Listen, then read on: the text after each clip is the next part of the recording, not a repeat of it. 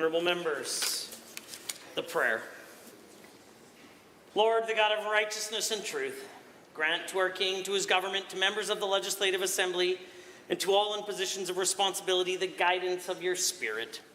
May they never lead the province wrongly through love of power, desire to please, or unworthy ideas, but laying aside all private interest and prejudice, keep in mind their responsibility to seek to improve the condition of all. Amen. Please be seated.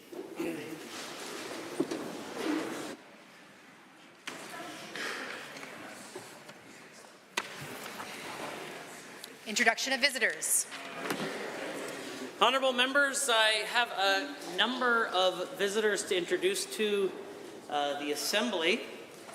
It's my great pleasure to introduce to you a number of special visitors from Romania who are seated in the Speakers Gallery there in Edmonton to attend the Canadian Hydrogen Convention. I enjoyed meeting them earlier, where we had the opportunity to discuss the long-standing energy relationship between Romania and Canada, as well as a renewed desire and commitment to expand that energy relationship with the province of Alberta.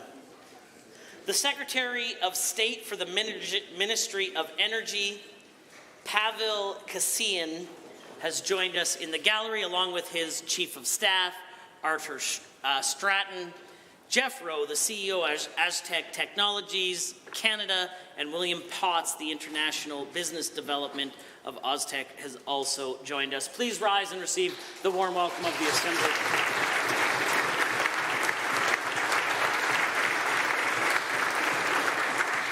It's my also great pleasure to introduce two members of the Legislative Assembly of Alberta, a member of the Legislative Council of Western Australia who's visiting the legislature today. The Honourable Shelley Payne is a member for the Agricultural Region, which covers a large part of southwestern Australia.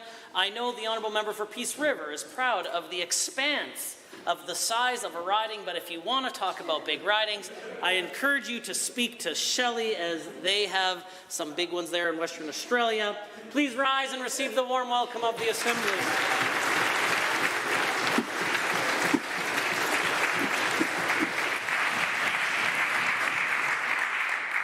Introduction of guests. The Honourable Member for Drayton Valley Devon has a school group to introduce. Thank you, Mr. Speaker. I rise today to introduce to you and through you 5 classes of grade 6 students from HW Pickup Junior High School in my home constituency of Drayton Valley Devon. I would ask them to please rise and receive traditional warm welcome of this Assembly. The Honourable Member for Camrose is next. Thank you, Mr. Speaker. I'm pleased to rise and introduce to you and through you a gentleman from the Camrose constituency, Tucker Jacobson. Please rise and receive the traditional warm welcome of the Chamber. The Honourable Member for Drayton Valley Devon. The Honourable Member for Drayton Valley Devon. Do you have another introduction? The Honourable Member for Bonnyville Cold Lake St. Paul. Thank you, Mr. Speaker. I rise today to introduce to you and through you 2 strong members of the Conservative community in Edmonton. Martin Kutkin and the President of the U of A Campus Conservatives, and James Nelson from the Provincial Coordinator. I ask them to rise and receive the warm welcome of the House, please. The Honourable Member for Edmonton South. You're okay? The Honourable Member for Lac St. Anne Parkland, the Chief Government Whip. Thank you, Mr. Speaker. It's my privilege to introduce to you and through you the hydrogen delegation led by Dr. Chen Wei-Yu, the Director of General Energy Administration in Taiwan's Ministry of Economic Affairs. It consists of 15 officials from various government sectors to research institutes across Taiwan. Its main mission here in Edmonton is to participate in the hydrogen conference and engage with dialogues of government officials, industrial counterparts in Alberta, to exchange views and see where Canada's experience. Can you please rise and receive the warm welcome of the Assembly? The Honourable Member for Livingston-Macleod. Mr. Speaker, it is my pleasure to introduce to you and through you a group of many of the presidents of our members' constituency association. In 20 seconds or less, I'm unable to name all of your names, but thank you for all of your hard work, your passion. You guys are truly the front lines and have spent numerous hours engaged with constituents when we must be in the legislature. Please rise and receive the traditional warm welcome of the House. Oh, yeah. The honourable member for Fort Saskatchewan-Vegreville. I rise to introduce to you and through you my guest, Andrew Roberts, Vice President of Rexall, Sylvie Jotika, Rexall's Pharmacy Practice Lead, along with Andrew Royce, Founder and President of Voice. Together, they have done important work to reduce language barriers for newcomers at pharmacies across Alberta. I ask them to please stand and receive the traditional warm welcome of the House. The honourable member for Cypress Medicine Hat. Thank you, Mr. Speaker, and to you and through you, I'd like to introduce my CA President, Della Burkett. She's a hard-working Conservative in our home riding of Cypress Medicine Hat. Please rise and receive the warm welcome of our House here. Are there others? Oh, the Minister of Technology and Innovation. Thank you, Mr. Speaker. I rise today to introduce to you David Billick, the Constituency President for the United Conservatives of Strathcona and Sherwood Park. He has been a great supporter of mine and a hard worker, and he cares deeply about our community. David, would you please rise and receive the traditional warm welcome of the Assembly? Are there others? The honourable member for Saskatchewan-Vegreville. Mr. Speaker, I rise today to introduce to you and through you my guest, my CA President, Ruvan Raju. Ruvan is a hard worker and he makes me look good all the time, and he's a very big supporter of our Conservative Party. So, Ruvan, could you please stand and receive the warm welcome of the Assembly? Are there others? Seeing none, the clerk. Ministerial statements. Member statements. The honourable member for Calgary Varsity has a statement to make. Place yourself in the shoes of parents of a newborn needing NICU care. You've likely just been through a challenging delivery. You're stressed. You're not even starting to recover from the delivery yourself. Your thoughts are only about your baby. Now you're told that your premature baby's best chance of survival and living a normal life is if they get the intensive treatment that we can offer in Alberta's highly specialized NICUs. If you live in rural Alberta, that often means an airlift to Edmonton or Calgary. This is already challenging, but at least our NICUs are used to supporting Albertans from all over our province. Now imagine that you're being told that you cannot provide the care, or we cannot provide the care of your baby's needs in Alberta. Your baby may be airlifted to another province or out of country. They may be there for weeks, even months. Which parent will accompany the baby? How will you care for your other children? How will you afford the additional cost of living in another province or another country? How will you get from Lethbridge to Winnipeg or from High Level to Vancouver? Are both parents now going to need to take leave from work? Maybe family members can help, but maybe only for a while. Think about when you really need to be together, not separated by the distance of a flight. Think about the loneliness. Think about the fact that this baby may not survive. So one parent may be alone in another place and the other unable to be with their child in their last moments. Sending vulnerable children out of province is not a solution to the NICU nightmare. Minister, adequate funding for healthcare is needed. Do better. The honourable member for Taber-Warner has a statement to make. Mr. Speaker, the world faces a dual challenge, meeting rapidly rising energy demands while also reducing emissions. Alberta, with our energy expertise, is the solution. Hydrogen can power countless sectors without sacrificing jobs or hurting the businesses that our communities rely on. Alberta is already Canada's hydrogen leader, and we produce and use more than anywhere else in this country. Mr. Speaker, the global hydrogen market is set to boom, and we have the resources, the knowledge, and the infrastructure to be a major player. Now is our moment to champion hydrogen. This requires big investments and big thinking from industry, from government, from all of us, Mr. Speaker. That's why we launched the Hydrogen Roadmap. It's why we made hydrogen a part of our emissions reduction plan. And it's why we created the Clean Hydrogen Centre of Excellence. Today, we invested $57 million into the future of hydrogen in this province. This funding will accelerate Alberta-led innovation to create the hydrogen solutions the world needs. We're helping industry transform, retrofitting pipelines for hydrogen and designing new low-emissions ways to heat homes and businesses. This is a big picture thinking that will change how the world is powered. All these projects are Alberta-based, exploring cutting edge. This isn't good for just the environment. It's about building a stronger, more prosperous Alberta.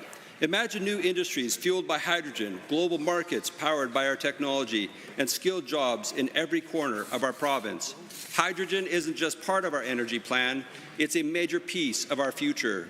We believe in technology, in our people, and in Alberta's continued role as an energy powerhouse.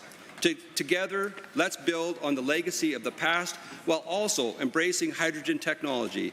It will be critical to creating a prosperous and sustainable Alberta for the generations to come. The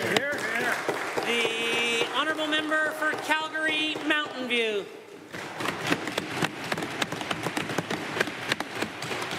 I want my daughter to have the same opportunities I did growing up here. I think that's what every parent wants. I don't know exactly who she'll be. I know she's curious, creative, the sweetest soul you'll ever meet, and she's stubborn. I don't know where she gets it. I want her to have the opportunities regardless of who she grows up to be. That means building a world where all kids, all people have a chance to succeed. Right now, under the UCP, that isn't the world we're building. Crisis in healthcare, cost of living skyrocketing, overcrowding in classrooms, so many of our neighbors are being left behind. Most young people don't think they'll ever own a home. For the first time in memory, a generation may live shorter lives and be less well off than their parents.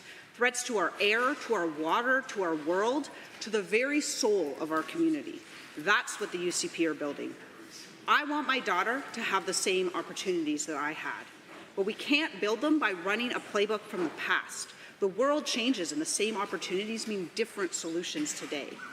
The UCP spin a good yarn. They tell people that by giving more to their bosses, it'll help them out, that they can seek the future in the past, that this is what a good economy looks like. But the UCP tale has a weakness. It isn't true. We can build a better world for our kids. We can fight back against that old narrative with a new and better one about how we can grow the economy by giving more to those who have less, about how every dollar invested in education saves 6. The economy is about people. We fight the UCP narrative with truth. We fight back with real, concrete ideas, and we fight back relentlessly. Our kids deserve nothing less. And there is nothing more tenacious than a mother fighting for her child. The honourable member for Fort Saskatchewan-Baggerville. Thank you, Mr. Speaker. Today I rise to highlight the value and tenacity of those who choose to call Alberta home and the services which are making it increasingly easy to do so. My ancestors were part of this tenacious group. After leaving Ukraine, they settled in Alberta and with nearly nothing to their names, carved their living from the dirt they settled on. In a new land with a new language, they built lives for themselves and their children. I'm one of many Albertans who have a story like this. Men and women from elsewhere in Canada and further afield have brought with them the determination to face the immense challenges created by an unfamiliar place. With many people deciding to call this great province home, nearly a quarter of Albertans' mother language tongue is neither English nor French. Our government's policies continue to make Alberta a destination people from across the world want to call home.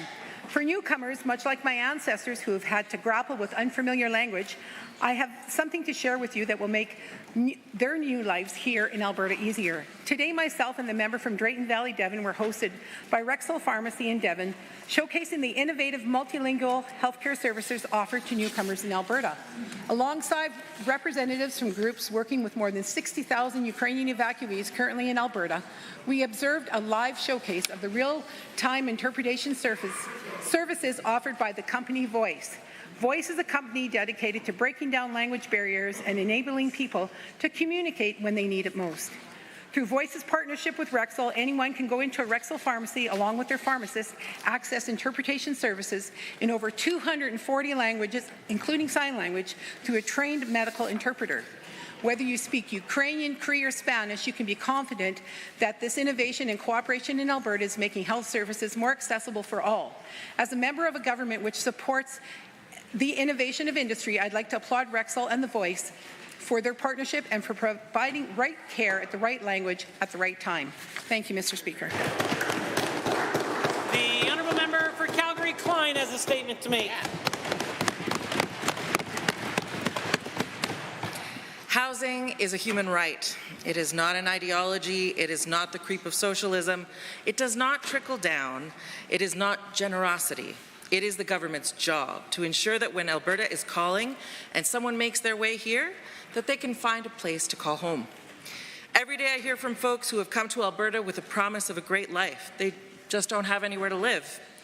Calgary rents are at an all-time high, and in the worst cases, people are sleeping in cars or trying shelters. Our government response? Housing is coming. Later, much later, so many homes, the most homes ever. You'll see. In the short term, folks need rent relief. Rents are skyrocketing and people are being priced out of their homes. Families are facing instability and seniors can no longer age in place. Bill 205 presented an opportunity to provide some immediate relief, and this government voted it down. And now the UCP brings us Bill 18. They tell us they're fighting for our fair share, but what we're seeing is an ideological fight with Ottawa for doing what this government refuses to do, which is build affordable housing. Over the UCP's time, municipalities have seen funding in social housing cut, with no money for maintenance of existing buildings until they are no longer safe. We are in a housing crisis. It's time for this government to act like the adults in the room, collaborate with all levels of government, and treat this situation like the emergency it is. Lives depend on it. Yeah. The honourable member for Calgary Northeast has a statement to make.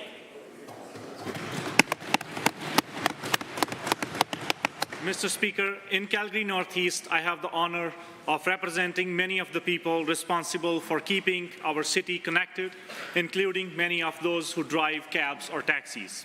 These people worked hard, especially during the pandemic, serving Albertans and Calgarians and working countless hours to deliver food, goods, services, took people to medical appointments, and so much more. We owe a huge debt of gratitude for those who serve in these critical, important roles. I have been reached out to by the Calgary United Cabs, who expressed their frustrations about the monopoly of service providers at airport. I request the Minister to meet with the Calgary United Cabs to address their concerns. And we owe it to them to ensure that we make their lives easier and more affordable. Sadly, these workers have been shown that they cannot trust the UCP, who will instead work to support their friends and donors and ignore the concerns of everyday Albertans. This work is not easy, especially during the affordability crisis this UCP government has created and made more difficult. This UCP changed insurance rules and then sat back and watched as premiums skyrocketed, increasing in some cases by $3,000. The UCP imposed a $430 million gas tax on Albertans. These workers deserve better, but they are ignored by the UCP, who simply don't support them. I will never stop advocating for them, like I will always stand up for Northeast Calgary. The UCP has broken promises and ignored the needs of Northeast Calgary, and outright abandoned them following one of the largest natural disasters in Calgary history. The message that I have for those in Northeast Calgary is a simple one. I will never stop advocating for you. Thank you. Presenting reports by standing and special committees. Presenting petitions, notices of motions, introduction of bills. Honourable members, the time is now 1:50, and that makes it oral question period. And the Leader of His Majesty's Loyal Opposition has question 1. Mr. Speaker, overnight and into this morning, fire crews fought a massive fire in Edmonton. And at the same time, and even as we speak, wildland firefighters are battling out-of-control blazes across the province. Both groups are fighting to protect property and human life. Both are inhaling ash, smoke, and chemicals. But for months, the minister has stonewalled fairness for wildland firefighters. So to the Premier, will she today commit to offering the same presumptive cancer coverage to wildland firefighters that their urban and municipal colleagues already have? The Honourable the Premier has risen. Thank you, Mr. Speaker. As we heard from the Minister of Jobs, Economy and Trade yesterday, who's also responsible for workers' compensation, there is always a process where we examine claims and then make a determination on whether it is work-related. The wildfire response and those who would be making such claims would go through that exact same process. We always analyze it on the basis of whether there is merit to the claim, and if there is, then we make the changes, which we've done in the past. So we're still analyzing the data on that, Mr. Speaker. Will the Leader of the Opposition? Mr. Speaker, perhaps the Premier would like to know the real facts. One group is fast-tracked because they get presumptive coverage. Another group has to fight to get their claim acknowledged and often does it. Despite an early and likely record-setting wildfire season when it comes to hiring wildland firefighters, this government is currently behind where we were this time last year. Part of recruitment for this dangerous job should be proper and fair compensation. So to the Premier, instead of ducking and dodging like her minister, will she commit to treating wildland firefighters the same as urban firefighters? The Honourable the Premier has the call. Thank you, Mr. Speaker. I think I answered the question, and that we always have a process that our workers' compensation experts go through in examining all claims that come in. And from time to time, they do make recommendations about how we should be expanding presumptive coverage. They will go through the same process for anyone making that claim, and will continue to receive their advice. The Leader of the Opposition. The Premier owes it to these firefighters to learn the file and stop saying things which are not accurate. That's right. Some firefighters get presumptive coverage and get their claim easily accepted. Wildland firefighters do not get that. They have to fight and fight and fight for their cancer to be covered. Will the Premier fix this unfairness and treat these heroes the way they deserve? And if not, why not? The Honourable the Premier. Well, Mr. Speaker, I know that the member opposite has been in this position before, so she knows there's a difference between structural firefighting and wildland firefighting. And part of the reason why it became so acute during the Fort McMurray fires is because the exposure level of the structural fires, plus all of the toxins that they were exposed to, exposed those firefighters to the level of toxins that would be equivalent, I believe, to 200 years worth of exposure. That's what we have to look at, is the level of intensity, Mr. Speaker, which is why we're leaving it to the experts to give us advice. Order. The Honourable the Leader of the Opposition for a second set of questions. Again, she doesn't get it, Mr. Speaker. Now, first, this government wasted $2 million on the ramblings of Preston Manning that betrayed common sense and promoted a call for, quote, non-scientific narratives. Now we've learned they've handed well over another $2 million to a discredited and failed UCP candidate to question the government's response to this pandemic. To the Premier, how can she justify, one, wasting more than $2 million on this flight of fantasy, and two, paying her failed candidate whose claims this very government described as false and dangerous? Yeah.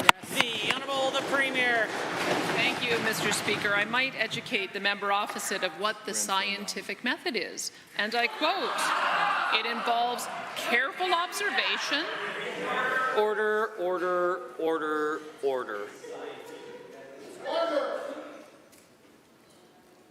The Honourable the Premier. The scientific method involves careful observation. Order. This is not how this works. Where I rise, bring the House to order, sit back down, and the House immediately proceeds to not be in order. The Premier has the call.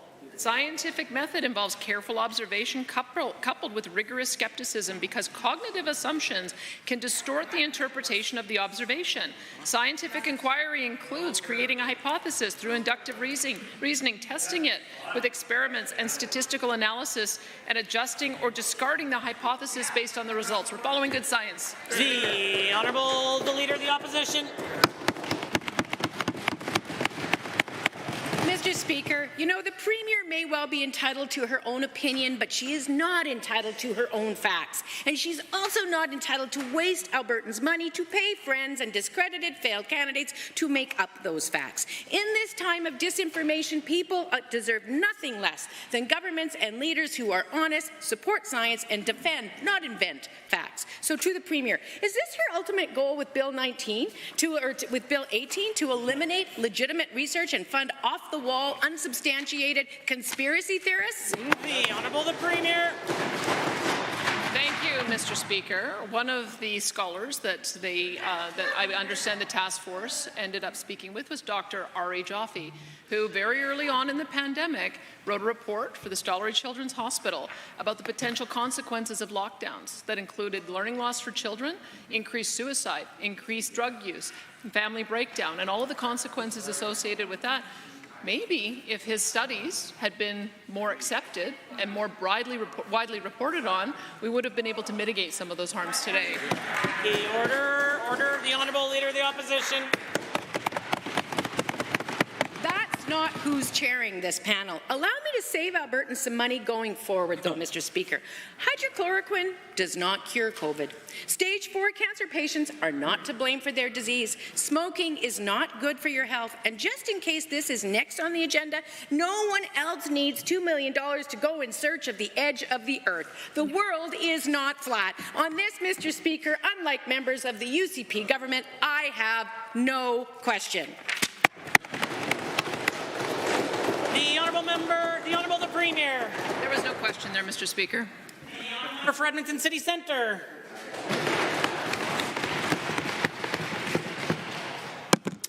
Mr. Speaker, this government spent years fighting doctors and driving them out of the province. The minister spins, but Albertans know they're continuing to lose their family doctors, and new ones are hard to find, especially in rural areas. So what did this government do to support hundreds of hard-working rural physicians in desperate need of help? Nothing.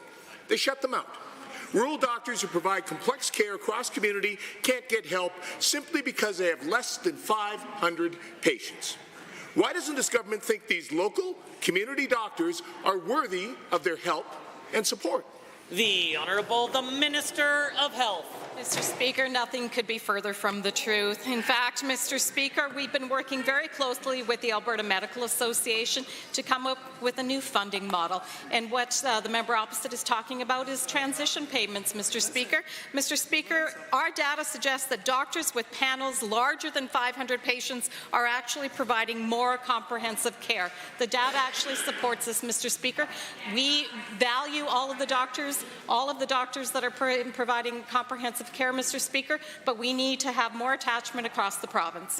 The Honourable Member for Edmonton City Centre.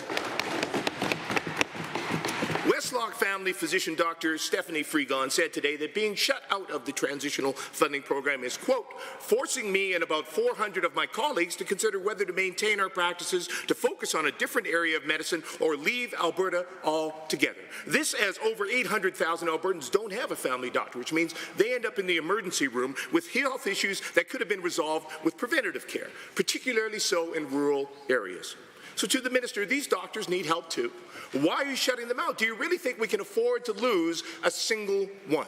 The Honourable the Minister of Health. Mr. Speaker, again, I'd like to tell the member opposite, I don't think he was listening last week. We've actually added over 500 doctors from last year to this year, Mr. Speaker, of which over 215 are family physicians, Mr. Speaker. In fact, we're pulling out all the stops to stabilize and, in fact, enhance primary care physicians, family physicians. We've added $200 million to stabilize primary care over the next 2 years, $57 million in panel management, $40 million over 2 years to support primary care networks, $12 million for community. The Honourable Member for Edmonton City Centre. 2 words, Mr. Speaker, tone deaf.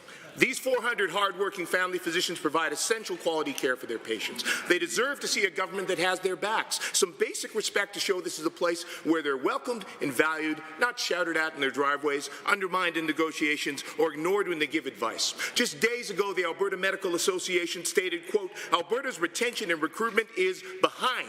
We compete daily to recruit physicians and keep current practices afloat. The urgency is still real. How does this government expect to stay competitive in recruiting and retaining rural doctors we need if they keep ignoring them and shutting them out? The Honourable Minister of Health.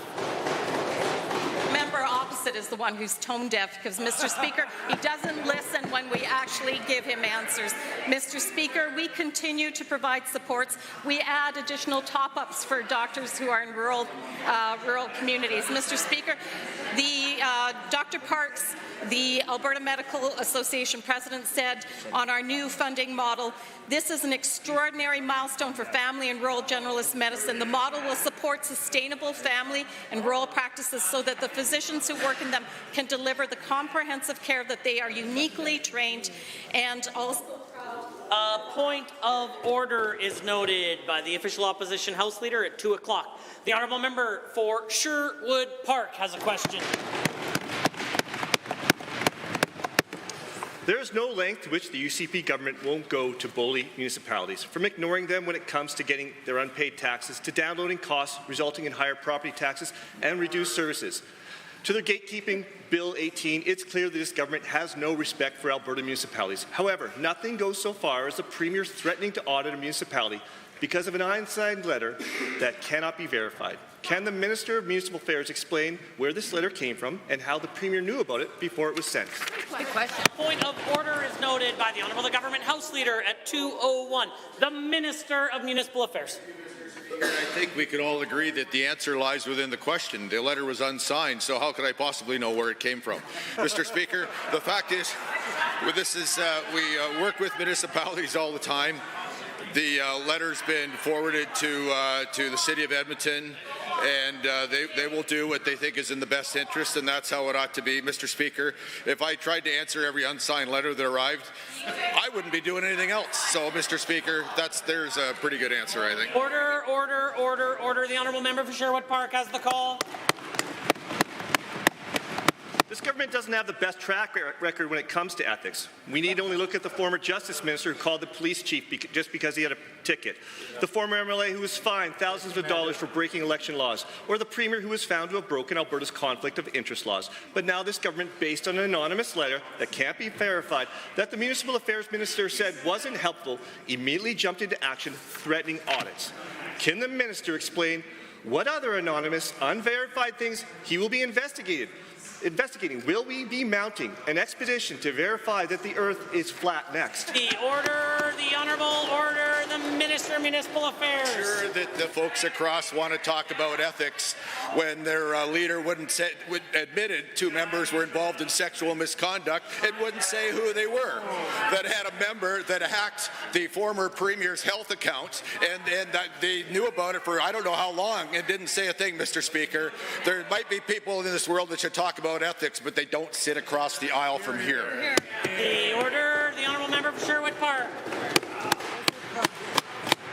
This government is failing municipalities, failing them on unpaid taxes, on abandoned well cleanup, gatekeeping them, and so much more. The Premier hadn't seen the letter. The Municipal Affairs Minister hadn't seen the letter. And now his department is blocking its release to the public. It's clear that this whole episode is just another UCP distraction from their failures in healthcare and education. Will the Municipal Affairs Minister table this letter that was cited by the Premier multiple times in the House today, and then get back to work addressing his government's failures to support Albertans? Honourable the Minister of Municipal Affairs. Well, Mr. Speaker, the member should try to take yes for an answer. In my earlier answer, I made it clear that the City of Edmonton has the letter. It's a city issue, and they will deal with it in, I'm sure, the most appropriate way that they can.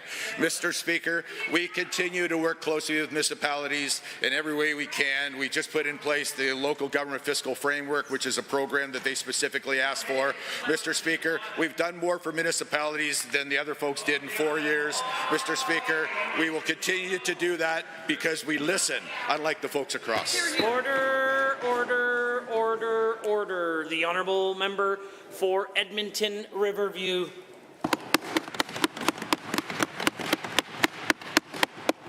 government did not follow up in a timely manner on inspections of assisted living facilities. Facilities where Albertans live had extensive issues like odor problems left unresolved for months, even after 12 inspections. Non-compliant facilities continuously failed to make sure these homes were clean.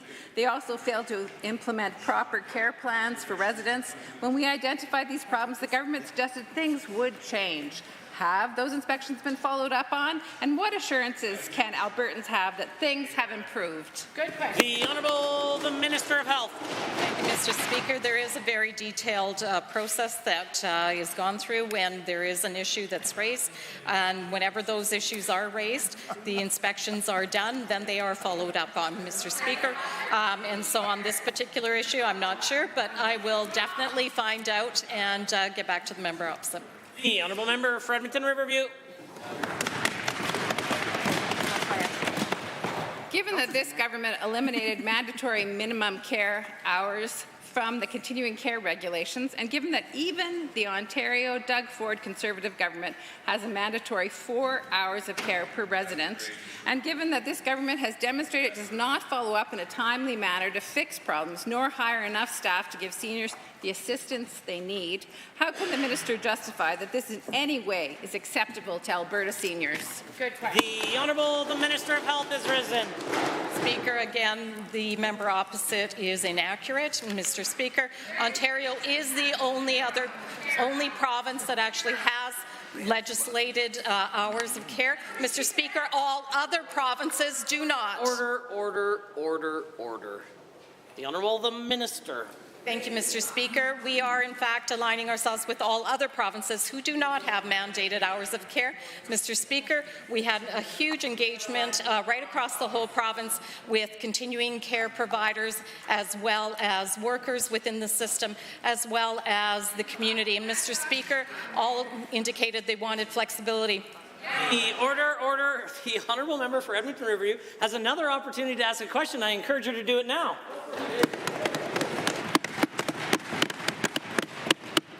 Given that this government has still not released public reporting on elder abuse that used to be in the annual report, and given it's been 4 months since a news report where at least 100 cases of abuse were identified, and given that we know the Premier's preferred policy for seniors is motel medicine, where our patients get shipped down the highway instead of guaranteed a safe, accessible place to age with dignity, why has this government been so hostile to doing the right thing to protect seniors from abuse and neglect? The Honourable the Minister of Health. Thank you, Mr. Speaker. Again, the member opposite is trying to create fear within the community. Mr. Speaker, this is not the case. In fact, we have community homes that are continuing care homes that are regulated, they're licensed. We're actually providing more hours of care than we ever have before, from 1.9 hours to over 3.2 hours. So, Mr. Speaker, we continue to make improvements on continuing care. Mr. Speaker, the members opposite want to continue to conflate various issues, but here we are focused on making sure seniors get the care they need. Honourable members, a point of order is noted by the official opposition Deputy House Leader and the Government House Leader at 2:07. The Honourable Member for Calgary-Lougheed has a question. Mr. Speaker, when the price of the default electricity rate spiked last year, the City of Calgary's taxes and fees rose along with it. These spikes in taxes and fees increased the city's revenue by hundreds of millions and made it far more difficult for families to plan their household budgets. To the Minister of Affordability and Utilities, how much did Calgarians have to pay in 2023, and why did they pay so much more than Edmontonians? The Honourable the Minister of Affordability and Utilities.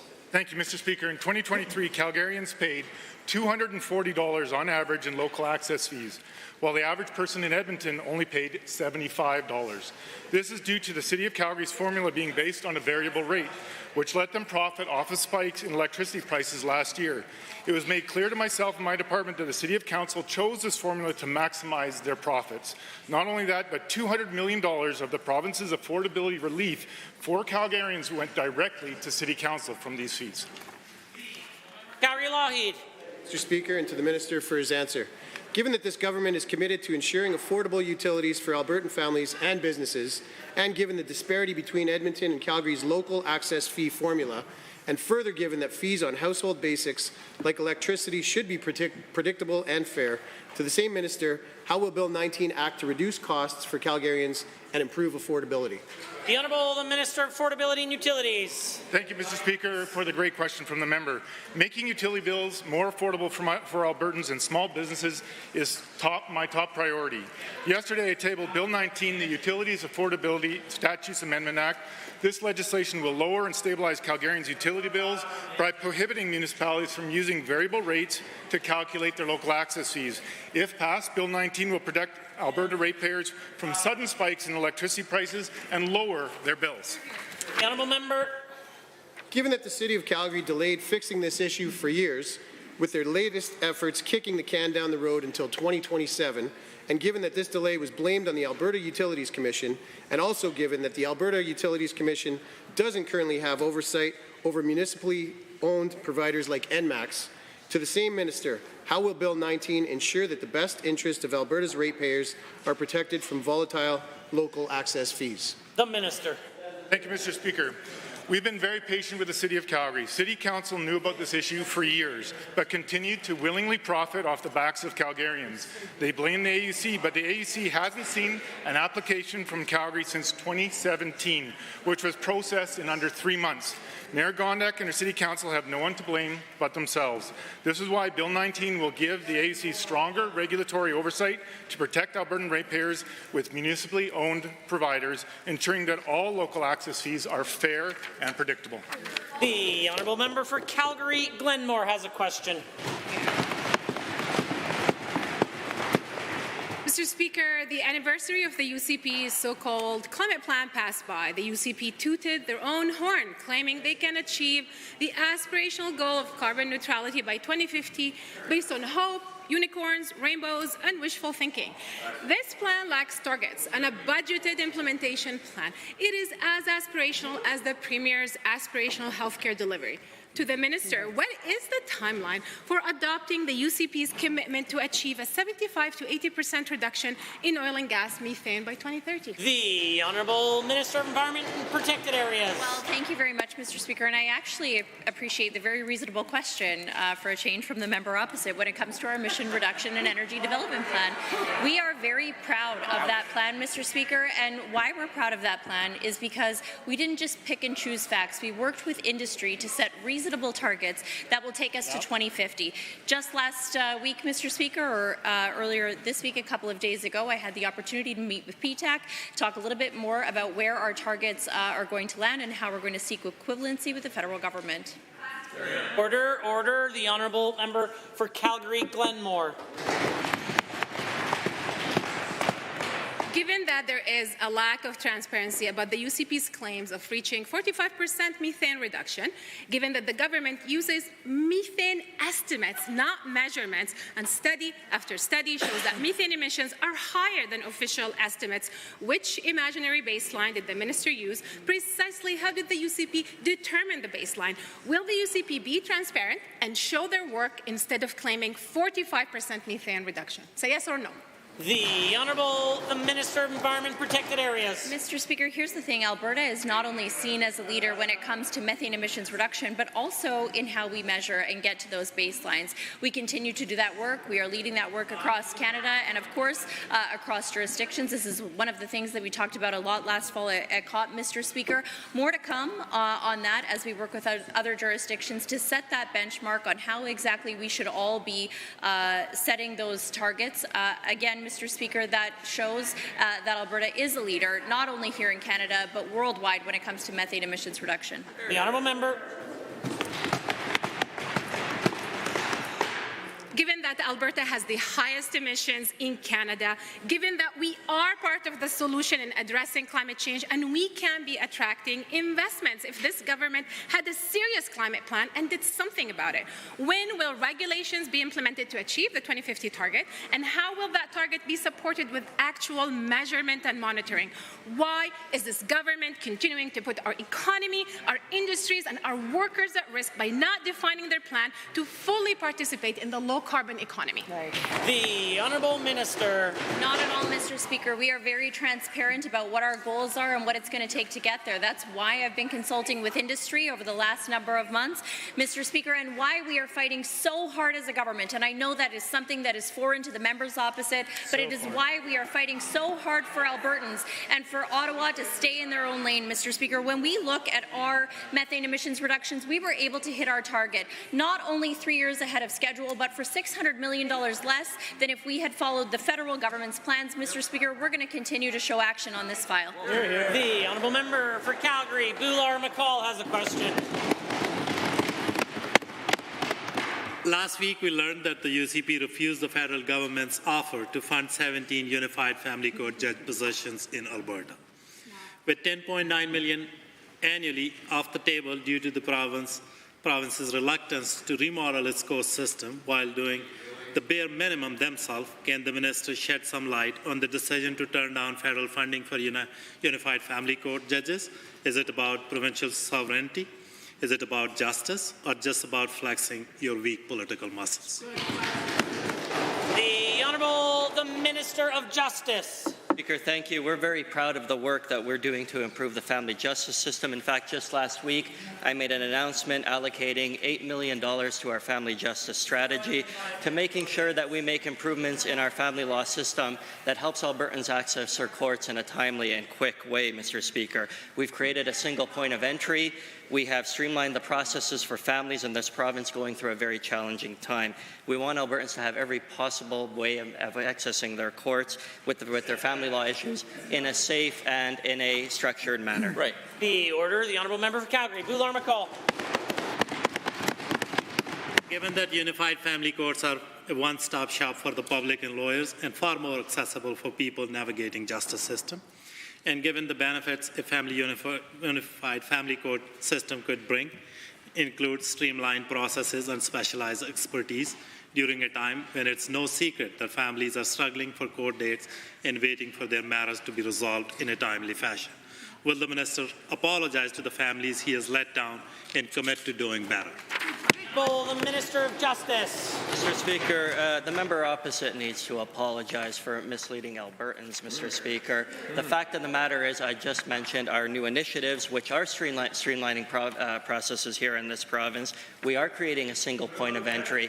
We are creating an opportunity for Albertans to access their courts using mediation services, family court counselors, and a number of other processes to help make family law easier for all Albertans. Well done. Of order is noted by the official opposition House Leader at 2:17. The Honourable Member. Given that the UCP has been talking about how Ottawa doesn't listen to Albertans, while Alberta's lawyers lament the missed opportunity for a unified family court system, and given that the Alberta Court of Justice is struggling with an increasingly overwhelmed caseload, not to mention underfunding and understaffing because of this government's poor decisions.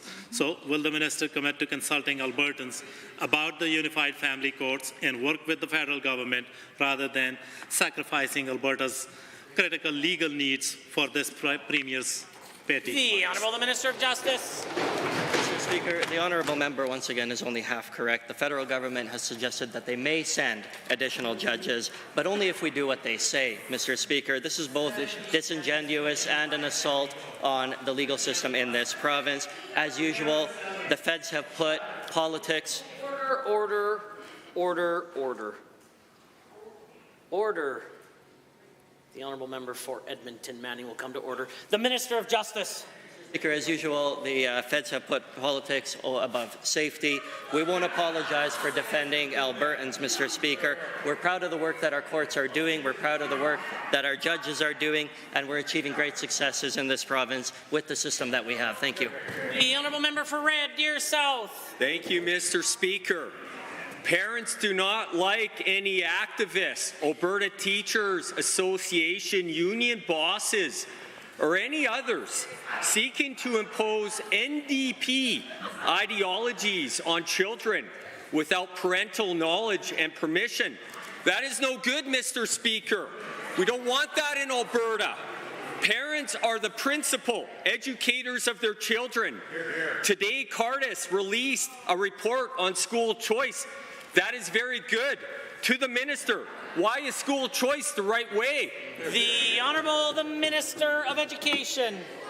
Mr. Speaker, I think as the member mentioned, supporting school choice is the right way because it puts parents, not politicians, in the driver's seat, Mr. Speaker. We firmly believe that parents must have the ultimate authority in deciding the best educational options for their children. That's part of the reason why in 2020 we passed the Choice in Education Act to enshrine that right in provincial legislation.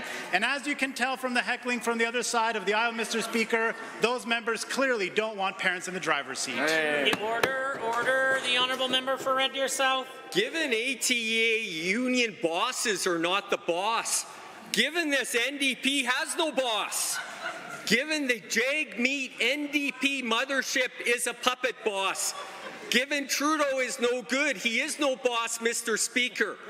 To the minister, if none of the nothing Trudeau boss of the NDP mothership puppet boss, of this NDP no boss, of the ATA union boss are not the bosses, then who is the boss of children's education? The Honourable Minister. Mr. Speaker, of course, parents are the bosses when it comes to deciding the educational choices of their kids. We firmly believe that parents, as always, have the best interests of their children at heart. And creating an environment where there are different options available for parents helps to ensure that parents can make those important choices. Mr. Speaker, be they public, be they separate, be they francophone, independent, or charter, it is important that we support the diversity of programming so that parents can make the final decision. The Honourable Member for Red Deer South.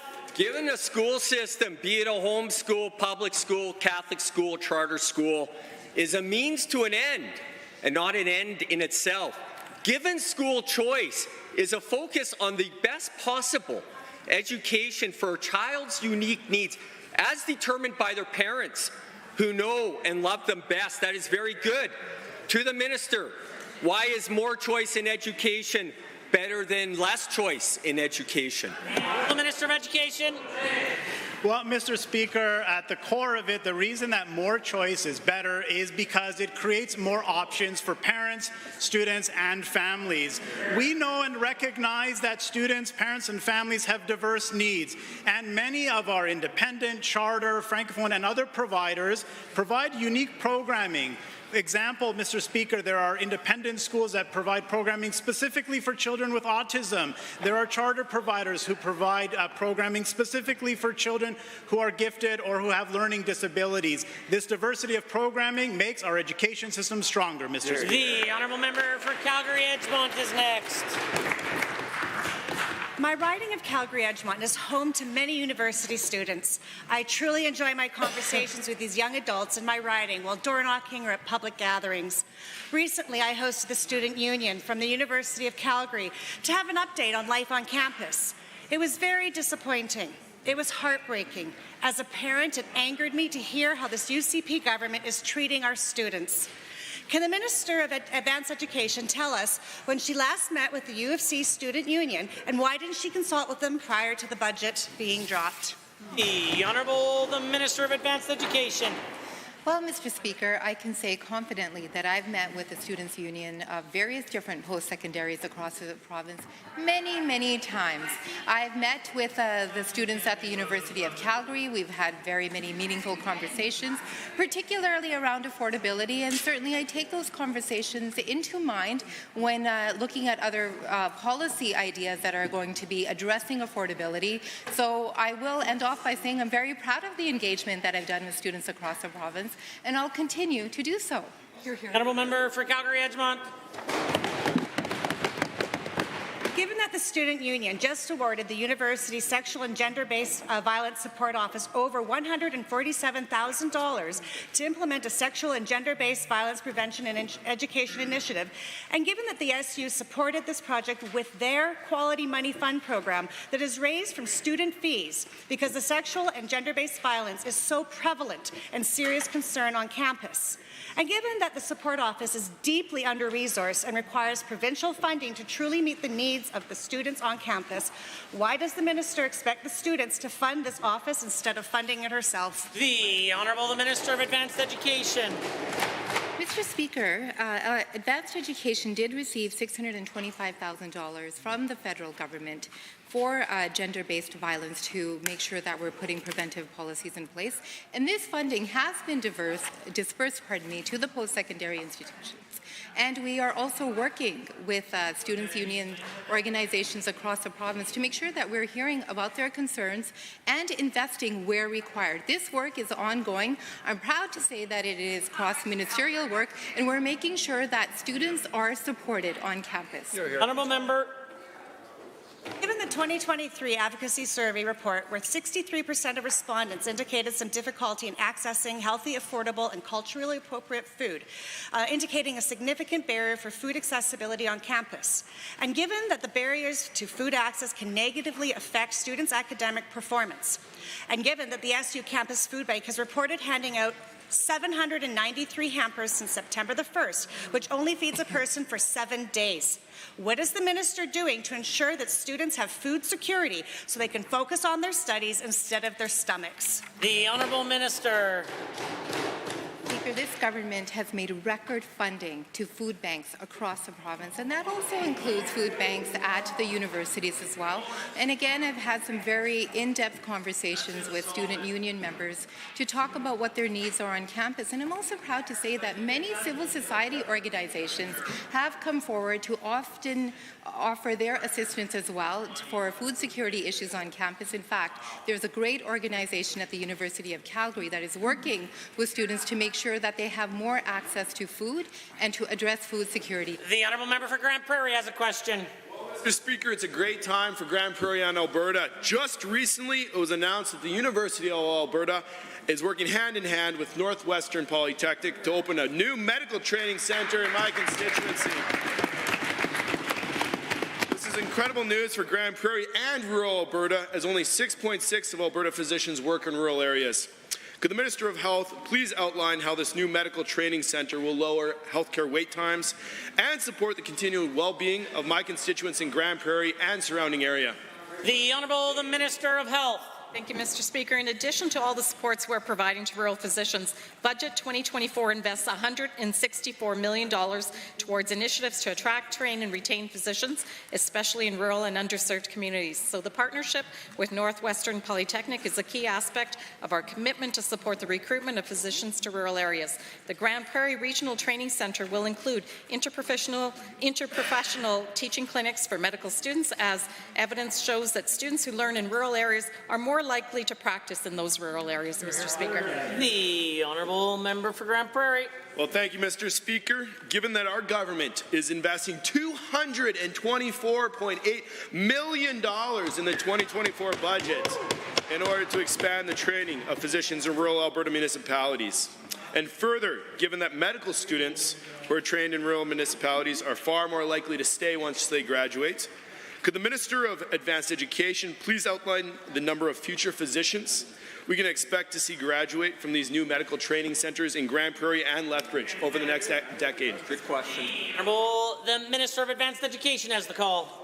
Thank you to the honourable member for that question. It is such a great investment. Mr. Speaker, the investment we made in rural medical training will increase the number of undergraduate medical training seats, increase residency positions for newly graduated doctors, and increase residency positions for international medical graduates. Once the seat expansion is complete, more than 100 additional Alberta-trained physicians will be ready to practice annually, supporting a stronger healthcare system across our province. For Grand Prairie. Well, thank you, Mr. Speaker. And given that Northwestern Polytechnic has acted as the premier destination for post-secondary students in my constituency and Grand Prairie's neighbouring communities, and further, given the University of Alberta has stepped up to partner with Northwestern Polytechnic in order to bring this medical training centre to fruition for the good of my constituents and the entirety of Northwestern Alberta and Alberta, could the Minister of Advanced Education please expand upon this incredible partnership and the benefits of the U of A and NWP to bring to this upcoming rural medical centre in Grand Prairie? Honourable Minister. For another great question. Mr. Speaker, University of Alberta programming will be available at Northwestern Polytech through the new Medical Training Centre in Grand Prairie. These partnerships will help address a rural physician shortage by bringing more students to train in rural areas.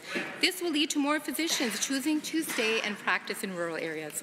Learners will have the opportunity to train alongside other health professionals to gain hands-on experience in rural settings. Mr. Speaker, this will help Albertans living in those areas receive equitable care close to home. The honourable member for Edmonton Decore.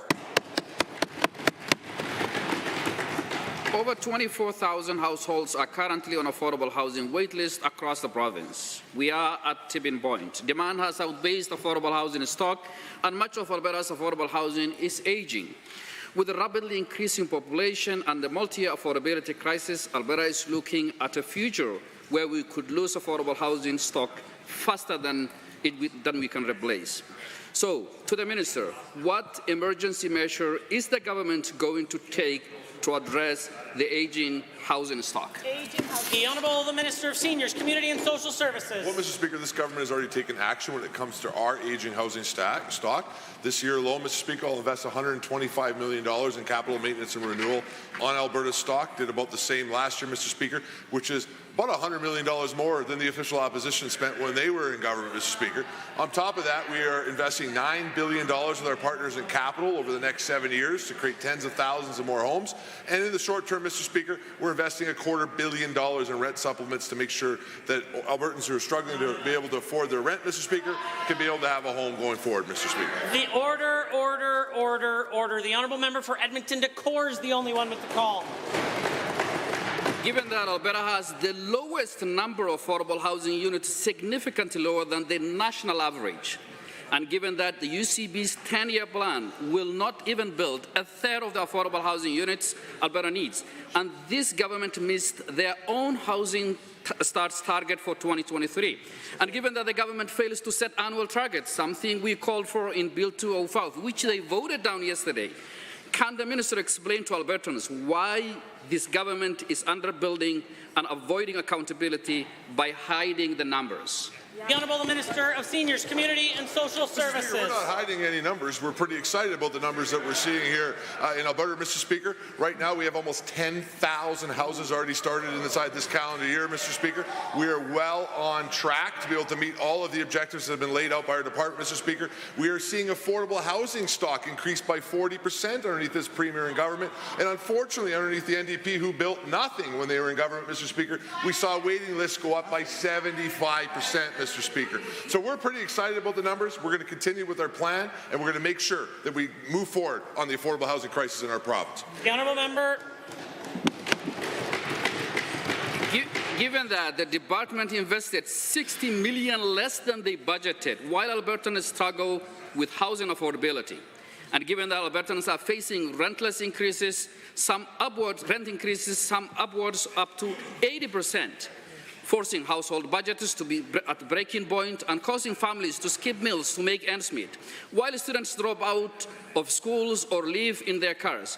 Will the Minister admit that when presented with the opportunity to provide stability and relief to those struggling with the housing crisis, this government said loud and clear, let them keep struggling? Yep. The Honourable Minister of Seniors, Community and Social Services. To be further from the truth, only the NDP would laugh at something like $250 million investment by the taxpayers of this province. Order. We've heard from a number of times during this exchange. Now it's the time for the Minister. Only the NDP would laugh at $250 million investment in rent supplements, Mr. Speaker, or say that is nothing. But this government is going to continue to move forward with our policies that see record-breaking construction and purpose-built rentals being built in our province. They're going to make sure that Alberta can continue to have that advantage of affordable housing. We are the only place left in this country where that is taking place, Mr. Speaker, and that's why we see 55% increase in construction while the rest of the country sees 16%. The Honourable Member for Calgary Foothills. Mr. Speaker, we've heard the rhetoric from the Minister of Advanced Education. The Bill 18 is simply that we want to know what research is being conducted in Alberta. The Minister states Bill 18 is nothing more than ensuring Albertans are aware of the funds being provided from Ottawa for research in Alberta. Mr. Speaker, this information is already in the public domain.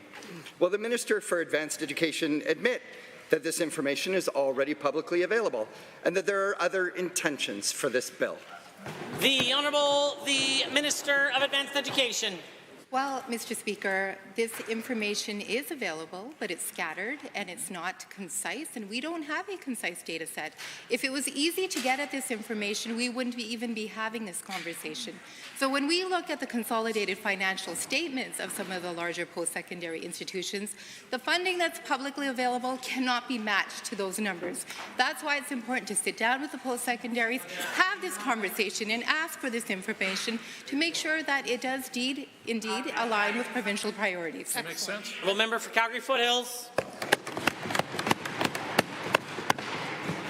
So we also heard yesterday from the Minister for Advanced Education, building on what we just heard, that we pivoted to the message now telling Albertans that we need this bill to ensure that Alberta is getting its fair share of research dollars. And that given that the University of Calgary and the University of Alberta are among the top 5 research institutions in this country, receiving more than $500 million in federal funding annually, what is this minister's measure for our fair share? And how does the government think that their gatekeeping and adding a political review to all of these grants will garner additional research funding for Alberta? The Minister.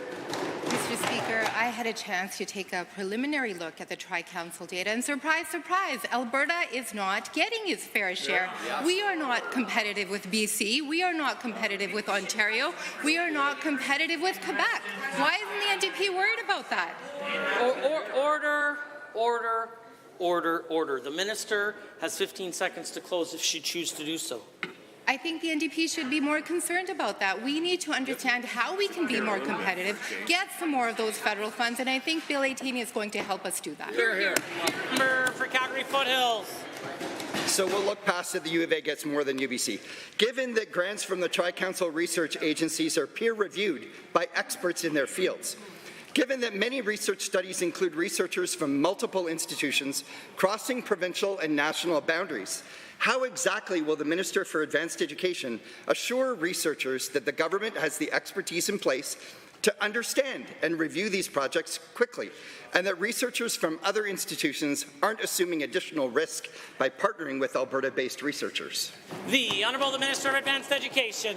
We are going to provide this assurance by working very closely with the post-secondary institutions, and we have a track record of doing really, really good work, particularly on the international student file, and anybody can ask the post-secondary sector about that work. So we're confident in our abilities, both within the department and within the ministry, and the idea is to make sure we get more dollars into Alberta, and we're going to make sure that we make that happen.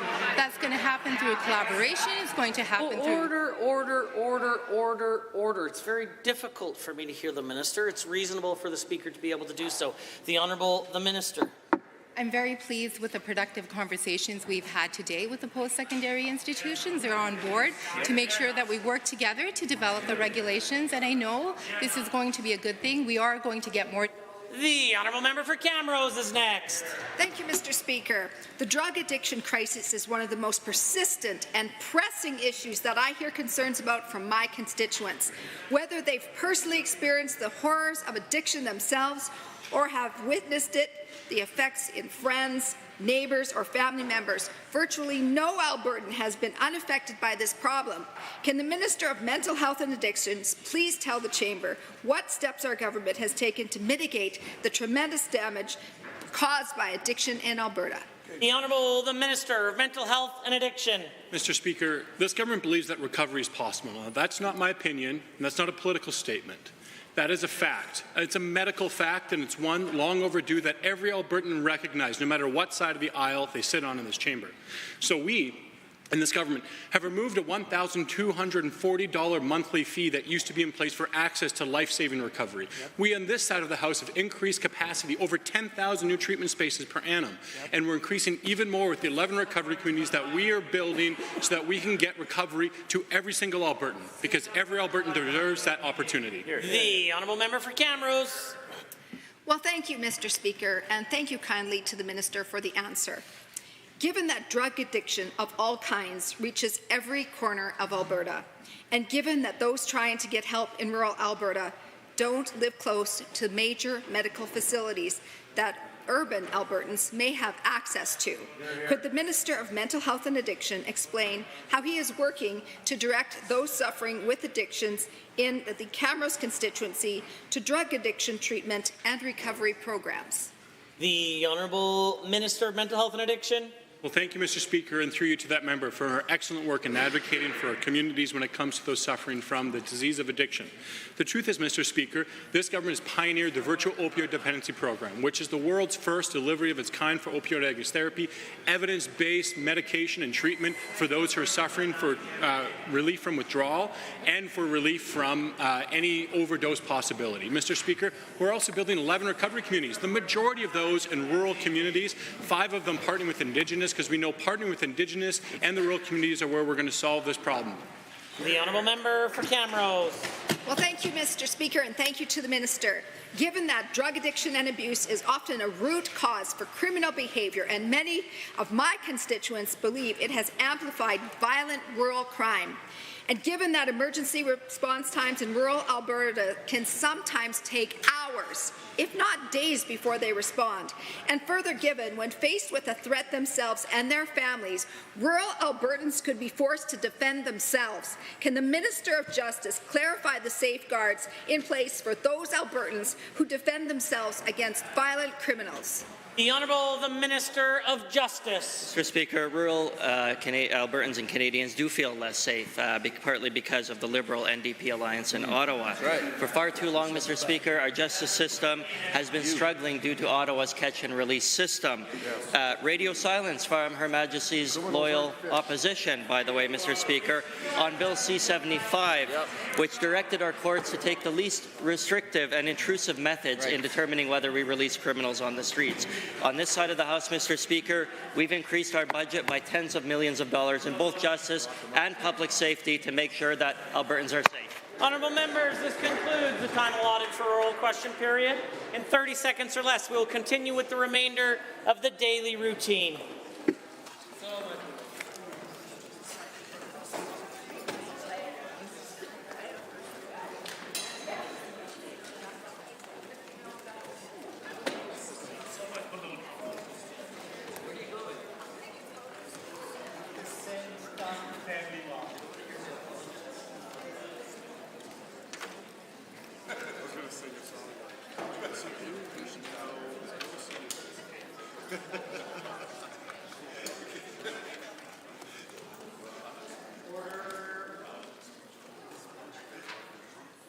Tabling returns and reports. The Honourable Member for Calgary Foothills has a tabling.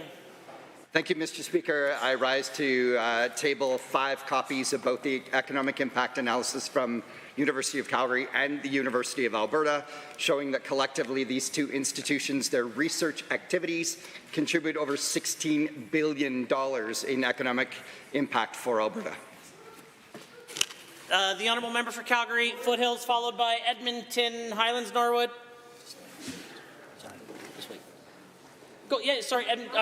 Calgary Glenmore, followed by Edmonton Highlands Norwood. Okay, the Honourable Member. Thank you, Mr. Speaker. I'm tabling a measurement-based upstream oil and gas methane inventory for Alberta, revealing that higher emissions and different sources than official estimates here in Alberta, with the requisite copies as well.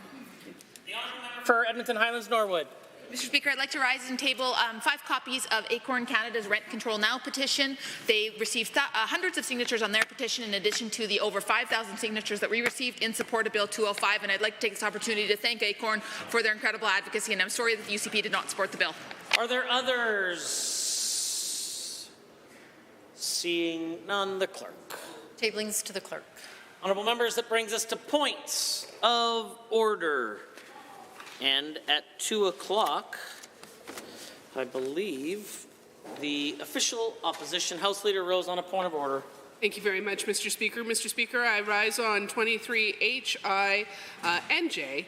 At the time, 2 o'clock, the Minister of Health said in response to a question from the member from Edmonton City Centre, the member opposite is the one who is tone deaf. Now, I believe she was repeating language that could be heard earlier in the debate, but what makes this a point of order is she's speaking specifically to an individual member and insulting and using abusive language of a nature likely to create disorder. I would also suggest that this is not a matter of debate because the member from Edmonton City Centre is known to be an excellent singer and has never been tone deaf. And that is a fact, Mr. Speaker. I will not debate these things. But I also think the language was unparliamentary and the Minister of Health should apologize and withdraw. The Deputy Government House Leader. Speaker, I find it unusual that the member would call a point of order when the member from Edmonton City Centre used the exact same wording just before that in relation to the Minister of Health. But regardless of that, it is a matter of debate, Mr. Speaker. The term tone deaf is not offensive, nor is it abusive language.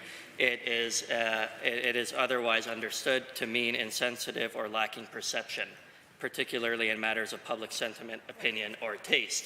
If the Minister of Health had said that the member was insensitive or lacking perception, there would be no issue about whether or not this is a point of order. This is a matter of debate, matter of opinion, and so should not be called a point of order.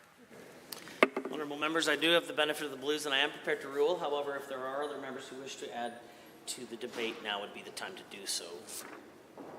Honourable members, at approximately 2 o'clock, the honourable member for Edmonton City Centre said the following words, 2 words, tone deaf.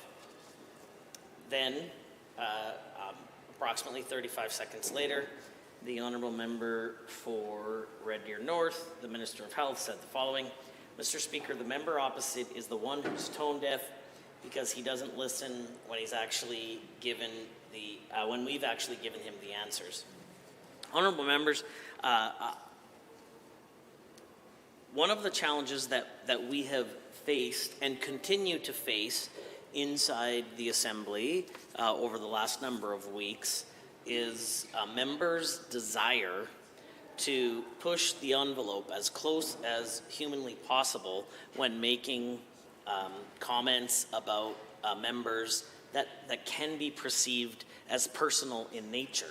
Certainly, the Honourable Minister of Health directed the comments specifically to the Honourable Member and made an accusation that he is tone deaf. I do agree that while the language is unhelpful, it probably doesn't rise to the level of a point of order, as the Deputy Government House Leader has eloquently explained for the Assembly. But again, I want to provide a caution to both members who largely did the same thing, although in significantly different language, that this type of race to tit for tat, if you will, rarely creates order, and I encourage members to heed such advice. This isn't a point of order at this time.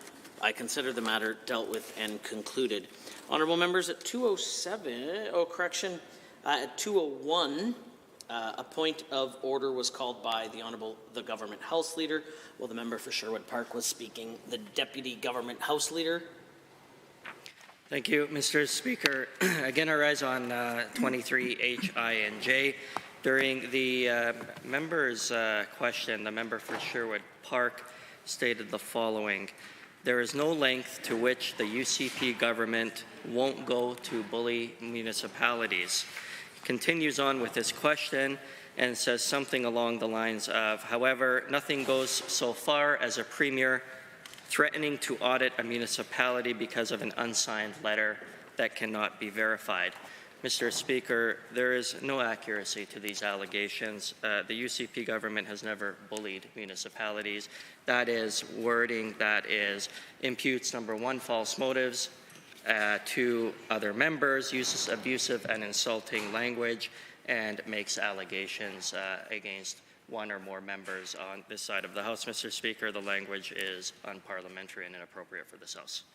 The Honourable Official Opposition House Leader. Thank you, Mr. Speaker. Mr. Speaker, this is absolutely a matter of debate, and I believe that the government House Leader would have even known that as he called the point of order, given that on Hansard, July 28th, 2020, now normally, Mr. Speaker, I quote your rulings. In this case, I am quoting the government House Leader. He said, I recognize that if he was suggesting, referring to a point of order at the time, that the government is bullying, I can see how that might be permissible in this chamber. Because we've had these discussions in this place, referring to government actions is a matter of debate, and in this case particularly with the number of concerns we are hearing from municipalities on Bill 18 and the language we have been hearing from stakeholders, I believe this language is appropriate as we are talking about these things.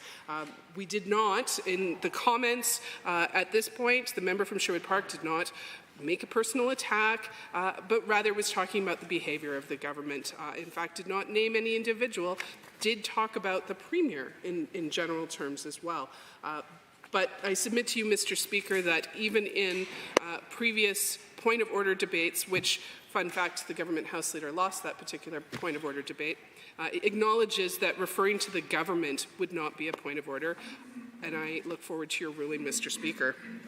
I am prepared to rule and do have the benefit of the blues. However, if anyone has additional comments to make, now would be the time to make them. Honourable members, as reported by the Deputy Government House Leader with respect to the comments of the member for Sherwood Park, there's no length to which the UCP government won't go to bully municipalities. As highlighted, we have spent some time in the past discussing this type of language, particularly when referring to a large group of individuals on either side of the Assembly. What I will say, as I said last week, is that just because the Speaker has ruled that this may be in order, doesn't mean that members of the Assembly should start tomorrow or continue this aggressive language about one side or the other engaging in the act of bullying. As we saw today, it was it led to some level of disorder in the Assembly. It probably isn't that helpful, although it's not a point of order because it wasn't directed to anyone personally. I consider the matter dealt with and concluded. I do encourage members to use the words they choose wisely. Honourable members, at 206, 207, the Honourable Government House Leader rose on a point of order, which was immediately followed by the Official Opposition Deputy House Leader rising on a point of order. The Honourable Deputy Government House Leader. Thank you once again, Mr. Speaker. I rise on 23HINJ in relation to comments made by the member for Edmonton Riverview. The member said something to the effect of, given that the Premier's preferred model is motel medicine, a great deal of debate has happened in this House, Mr. Speaker, in relation to this. This is, once again, language that undoubtedly will create disorder in this House. It is inaccurate. The Premier has never endorsed or spoken about motel medicine or any such terms, has never agreed with the assertions or allegations made by the NDP members in relation to the term that they've coined. It is inappropriate and unparliamentary language for this House, and this should be ruled a point of order. The Official Opposition House Leader. Thank you, Mr. Speaker. Mr. Speaker, this is not a point of order. I believe this is the Government House Leader attempting to continue debate on this issue. The language that's being used here, referring to the Premier, referring to government policy, and our interpretation of what was the motel medicine fiasco that went on for weeks, is a debate in this House. I think that this is very similar to yesterday's ruling in the language therein, as well as the ruling that happened again 5-6 days previous on the infamous day when we had 30 minutes of points of order. We are talking about the Premier, we are talking about policy. This is a matter of debate, and we will continue to raise issues like the lack of public reporting on elder abuse. Are there others? Seeing none, I am prepared to rule. The as reported by our largely haven't agreed to statement of facts on what the Honourable Member for Edmonton Riverview said. I do agree this seems to be a matter of debate. However, I want to provide again a caution to all members about when members potentially attach false motives to any particular situation or policy, it often creates disorder, and so I want to provide a caution on that. In this case, it is a matter of debate. I consider the matter dealt with and concluded. Shortly thereafter, the member for Edmund, Calgary, Boular-McCall rose on a point of order. In the same exchange, I'm not sure if the official opposition House Leader wants to rule that. Mr. Speaker, yes, the same exchange, but at a different point. Just a few minutes later, the Minister of Health said in response to the question, and I quote, I believe accurately, but you please correct me if I'm wrong, because I do not have the benefit of the blues. The member opposite is trying to create fear. Now, the Minister of Health is excellent at using parliamentary language that rides the line when it comes to points of order and the decorum in this place. But in this case, the Minister of Health clearly, I heard, said the member opposite is trying to create fear. Under 23 HI and J, this would be unparliamentary and unbecoming of the minister. I believe it should be withdrawn and apologized for. The Honourable Deputy Government House Leader. Thank you, Mr. Speaker. This is not a point of order, far from it. This is a matter of debate. Even if the words were as alleged, the member is creating fear is not a term that would be it's not a term that's unparliamentary, it's not a term that is inappropriate, it's a matter of debate. Certainly alleging that somebody is misinforming or misadvising or creating unnecessary fear among those that are viewing the debate that happens here is likely an appropriate term as a matter of debate. Mr. Speaker, in short order, we're going to be unable to say a whole lot in this House if things as simple as that are deemed to be a point of order. So I would ask you not to find this a point of order. I'm prepared to rule. I do have the benefit of the blues. I would just say to the Honourable Official Opposition, or the Deputy Government House Leader, that on a number of occasions, implying that a member has provided misinformation has in fact been ruled a point of order. So there are lots of examples of that on both sides of the Assembly that I'd be happy to provide. In this particular case, I do have the Honourable Minister said, thank you, Mr. Speaker. Again, the member opposite is trying, point of order, to create fear within the community. You know, members, this is challenging because it's directed specifically at a member, and it then imputes false motives of that member. And so I, again, want to provide this sort of overarching comments about, as we split hairs on did we say members, did we say member, this language is likely to cause disorder.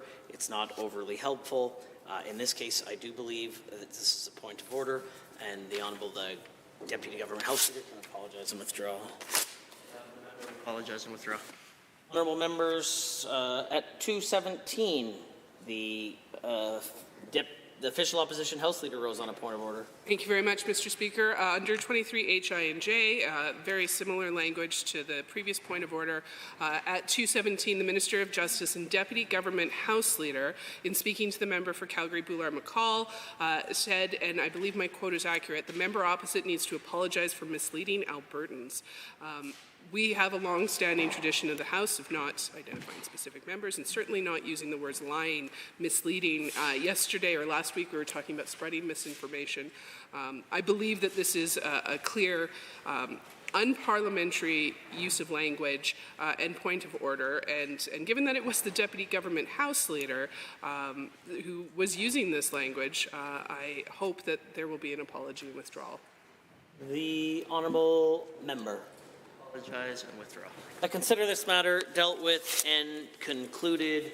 We are at orders of the day Orders du jour. Government bills and orders for second reading. Bill 18, Provincial Priorities Act. Adjourned debate. Honourable Ms. Smith.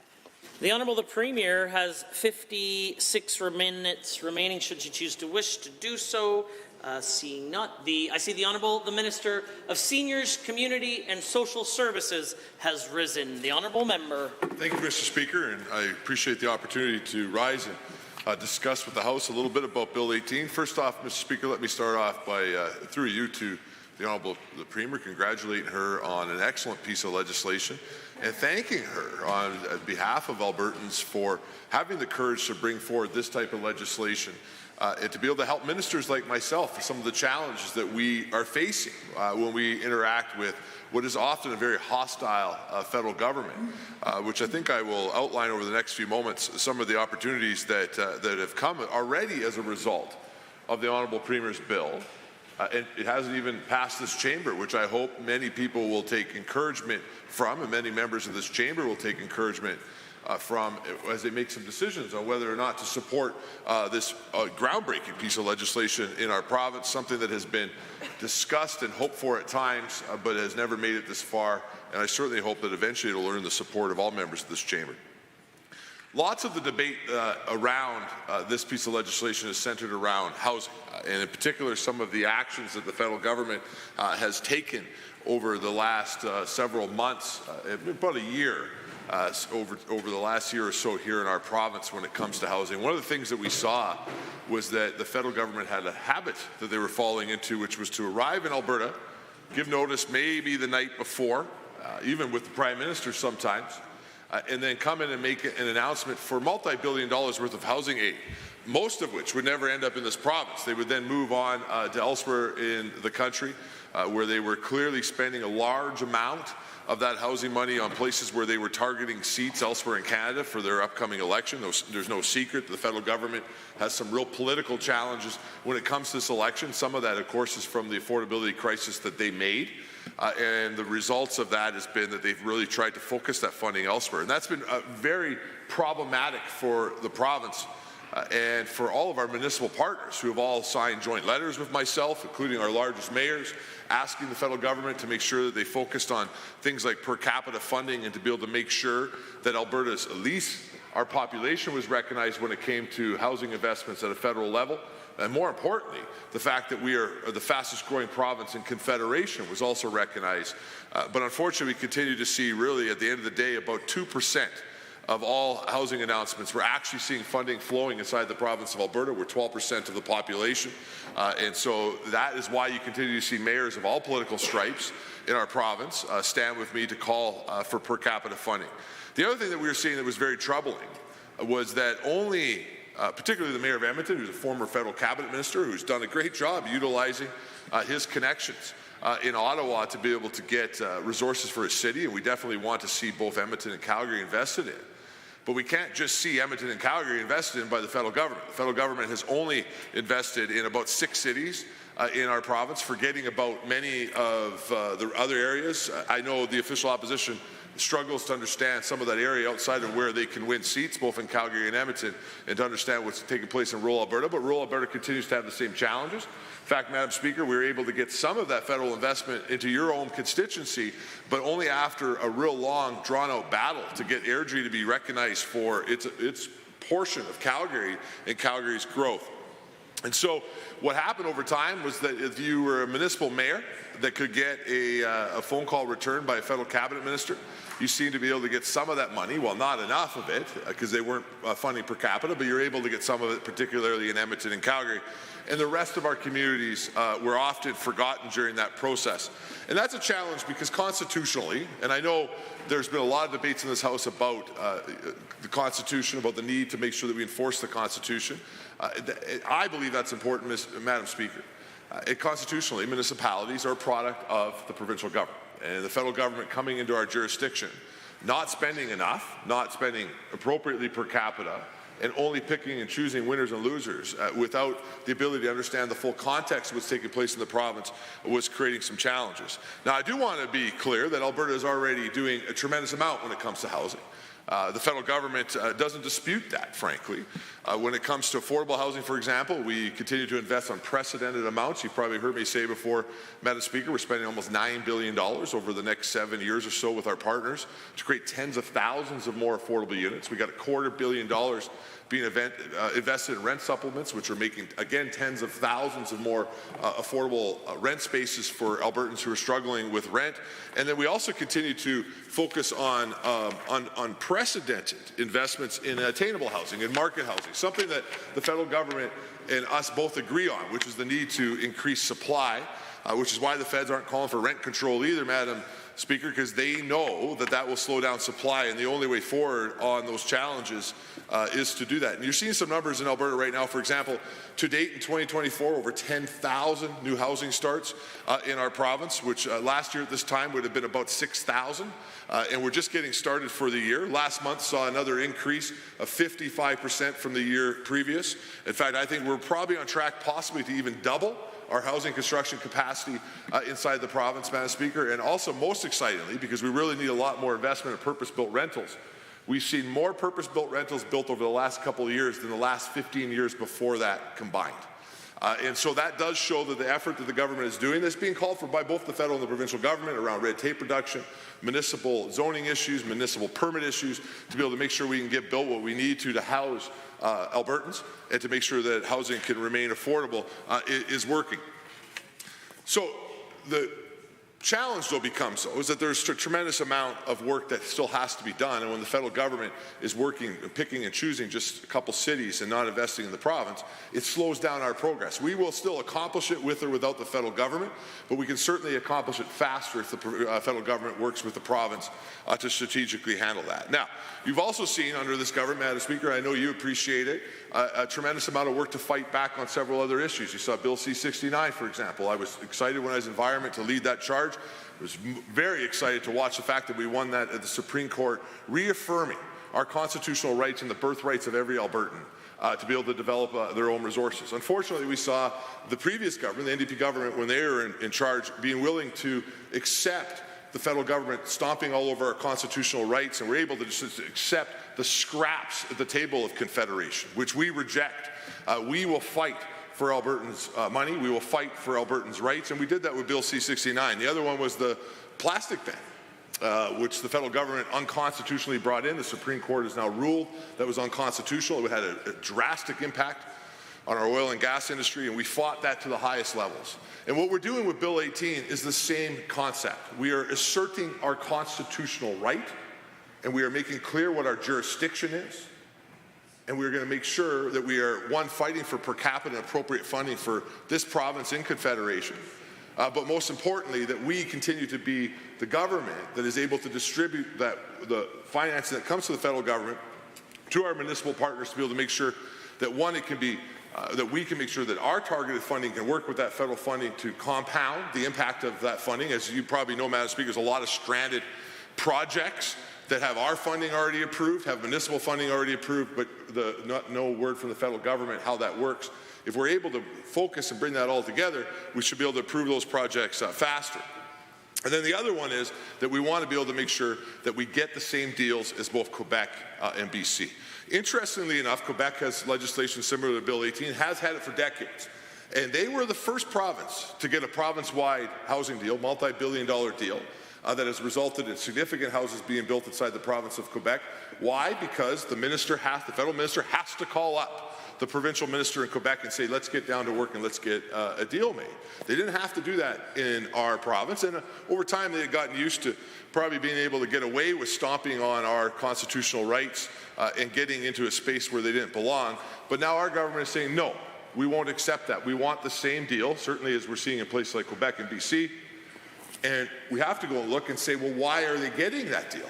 And when we talk to Quebec politicians to understand how it was working inside their jurisdiction, they refer to their legislation as the tool that they use to be able to make sure that their province is able to get a fair deal, which is the bill now that the Premier is going to bring forward. Now, what is most exciting, I think, about that, though, Madam Speaker, is the bill is, we're debating, I believe, second reading today, so the bill is not even through the legislature yet, and the federal government, through Minister Fraser, who's the current federal housing minister, has already had multiple bilateral meetings with me since this bill has been introduced and made very clear they hear us loud and clear. They accept the fact that we are going to assert our constitutional right with this legislation, and that they have come to the table, and they've come to the table in writing already, to be able to make a multi-billion-dollar housing deal with the province that is going to result in more people being housed. That's what happens when you assert your constitutional rights. Now, the opposition would make it sound like this is something horrible that is taking place. I would submit to you that standing up for Albertans' rights underneath our Constitution and Confederation is never horrible. It's a good thing that we would stand up for those rights and remind the federal government of what their role is. And as a result of the fact that we're now in a spot where you're going to see the federal government at the table being able to negotiate a housing deal very similar to what we see taking place both in BC and Quebec. I'm actually very confident that we're likely going to be able to get to a place where we're going to see that deal be done. I hope so. And there's a couple things around some of the strings that the federal government is still trying to attach to that legislation that we have to work to a deal that we're working our way through. But I'm confident that I think that we can get through it, which is another reason why this is important. Because we are in a better spot as a provincial government to fight through some of those issues with the federal government. So, for example, right now the federal government has been saying to municipalities that they must adopt certain green building codes that would ultimately raise the cost of construction inside those communities significantly and make it harder to build homes. But it's very tough for a municipality to fight back against the provincial government when it comes to something, or sorry, to the federal government when it comes to that. With that much money on the table, it puts them in a really tough spot. Whereas if we're negotiating on behalf of the entire province, we're able to accomplish so much more quicker, we have better resources to do it, and we're in a better spot, frankly, to be able to stand up to the federal government to get a better deal for those municipalities going forward. I have to tell you, I've spoken to lots of mayors, including the mayors of the two largest cities. The mayors of the two largest cities recognize the challenges that the federal government has created. In fact, they have come forward and both publicly spoken about the need for the federal government to stop flying into town and not working with the province, and then ultimately trying to make separate deals and pitting municipality against municipality, and instead get to work with the province on a long-term sustainable plan that could work for both governments and all the 300+ municipalities that are in our province. Well, good news, Madam Speaker, is the bill is doing just that.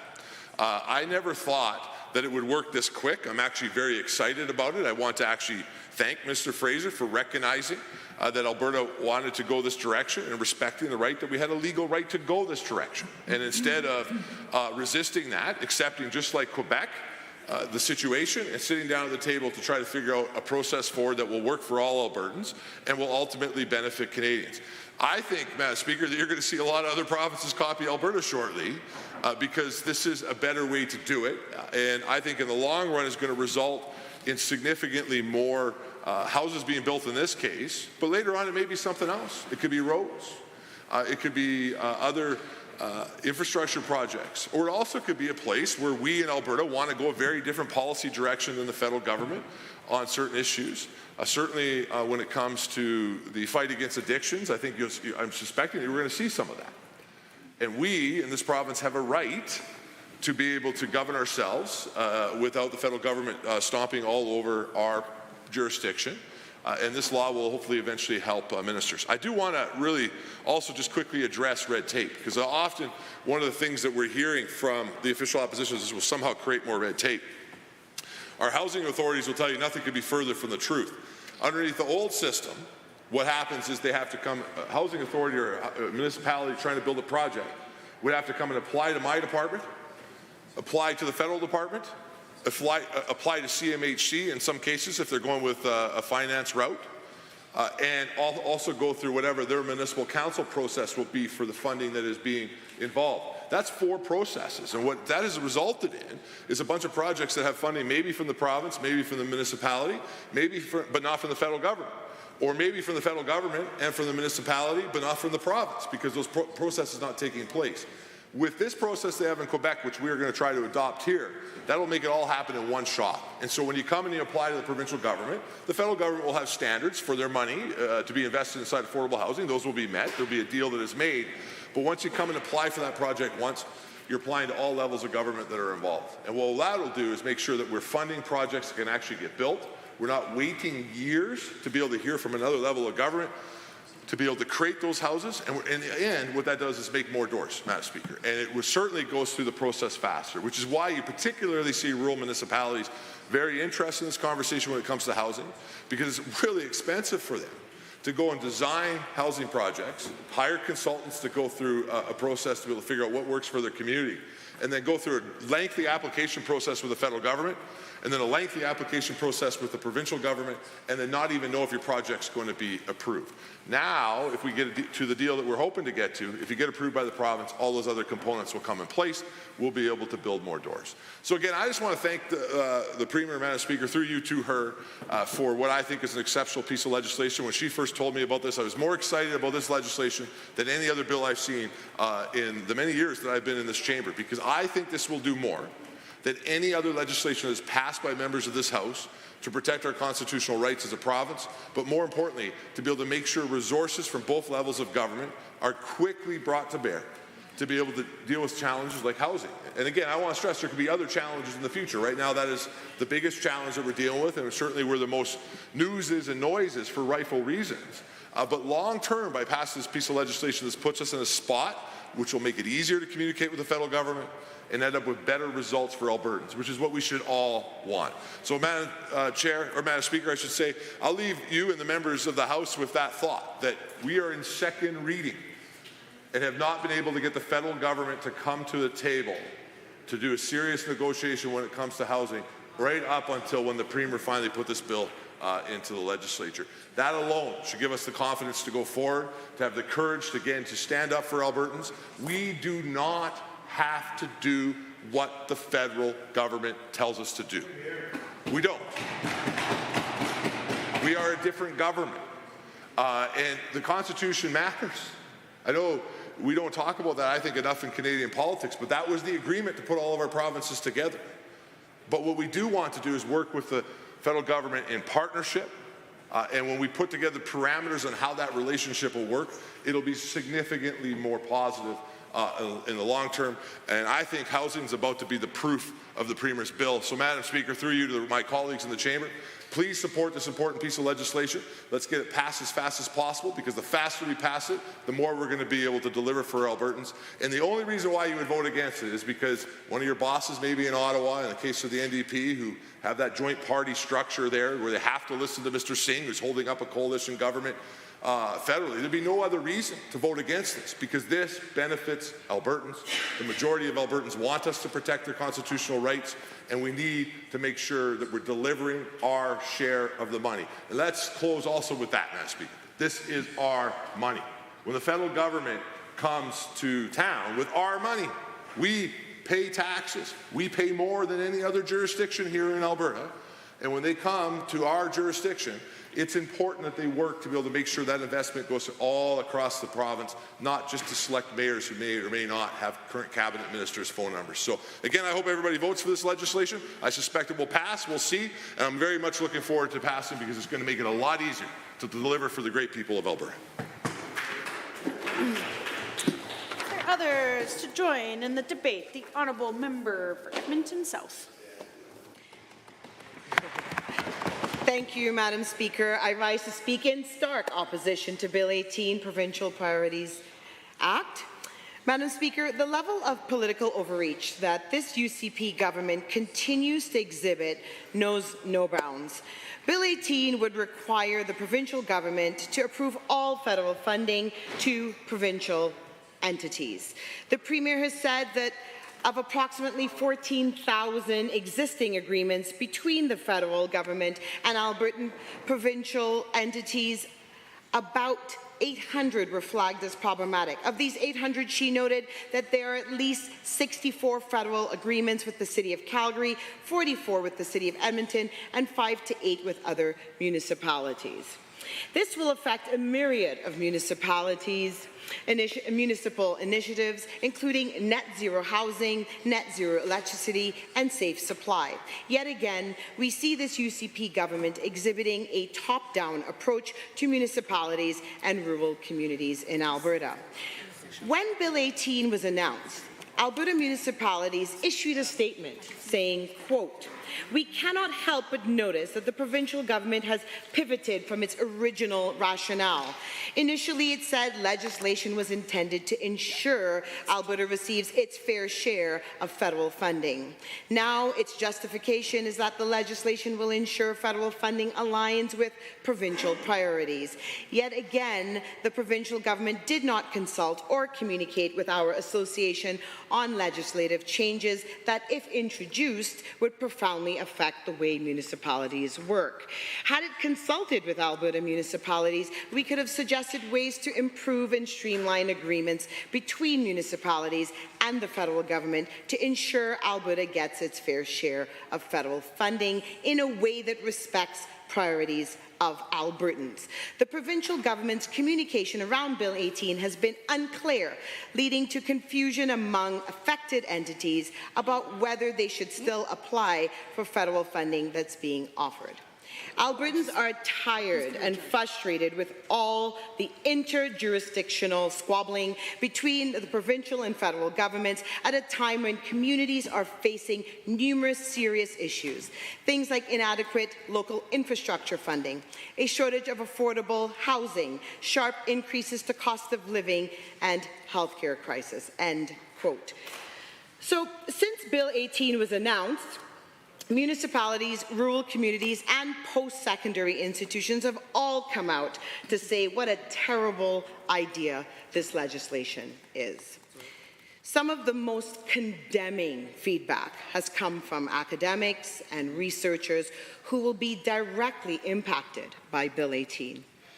Alberta's post-secondary institutions have renowned reputations, bringing innovative, world-changing ideas to life and creating new economic, environmental, and social benefits for the good of all Albertans and people around the world.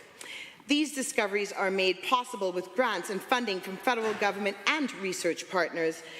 And here we have the Premier overstepping the authority and well-being of dozens of organizations and experts by pursuing this radical policy. There hasn't been a single new article or social media post from an expert stakeholder who would be impacted by this bill that has come out in support of Bill 18. That should be something that raises serious alarm bells with the Premier and the members opposite. Throughout my time today and in days to come, I'm going to allow the experts to speak through me because this government won't give them an opportunity to, and didn't consult with them prior to bringing this bill forward. If the Minister and Premier refuse to engage with post-secondary institutions, researchers, academics, and students before making such rash decisions, then I will make sure that they hear exactly why Bill 18 is so problematic.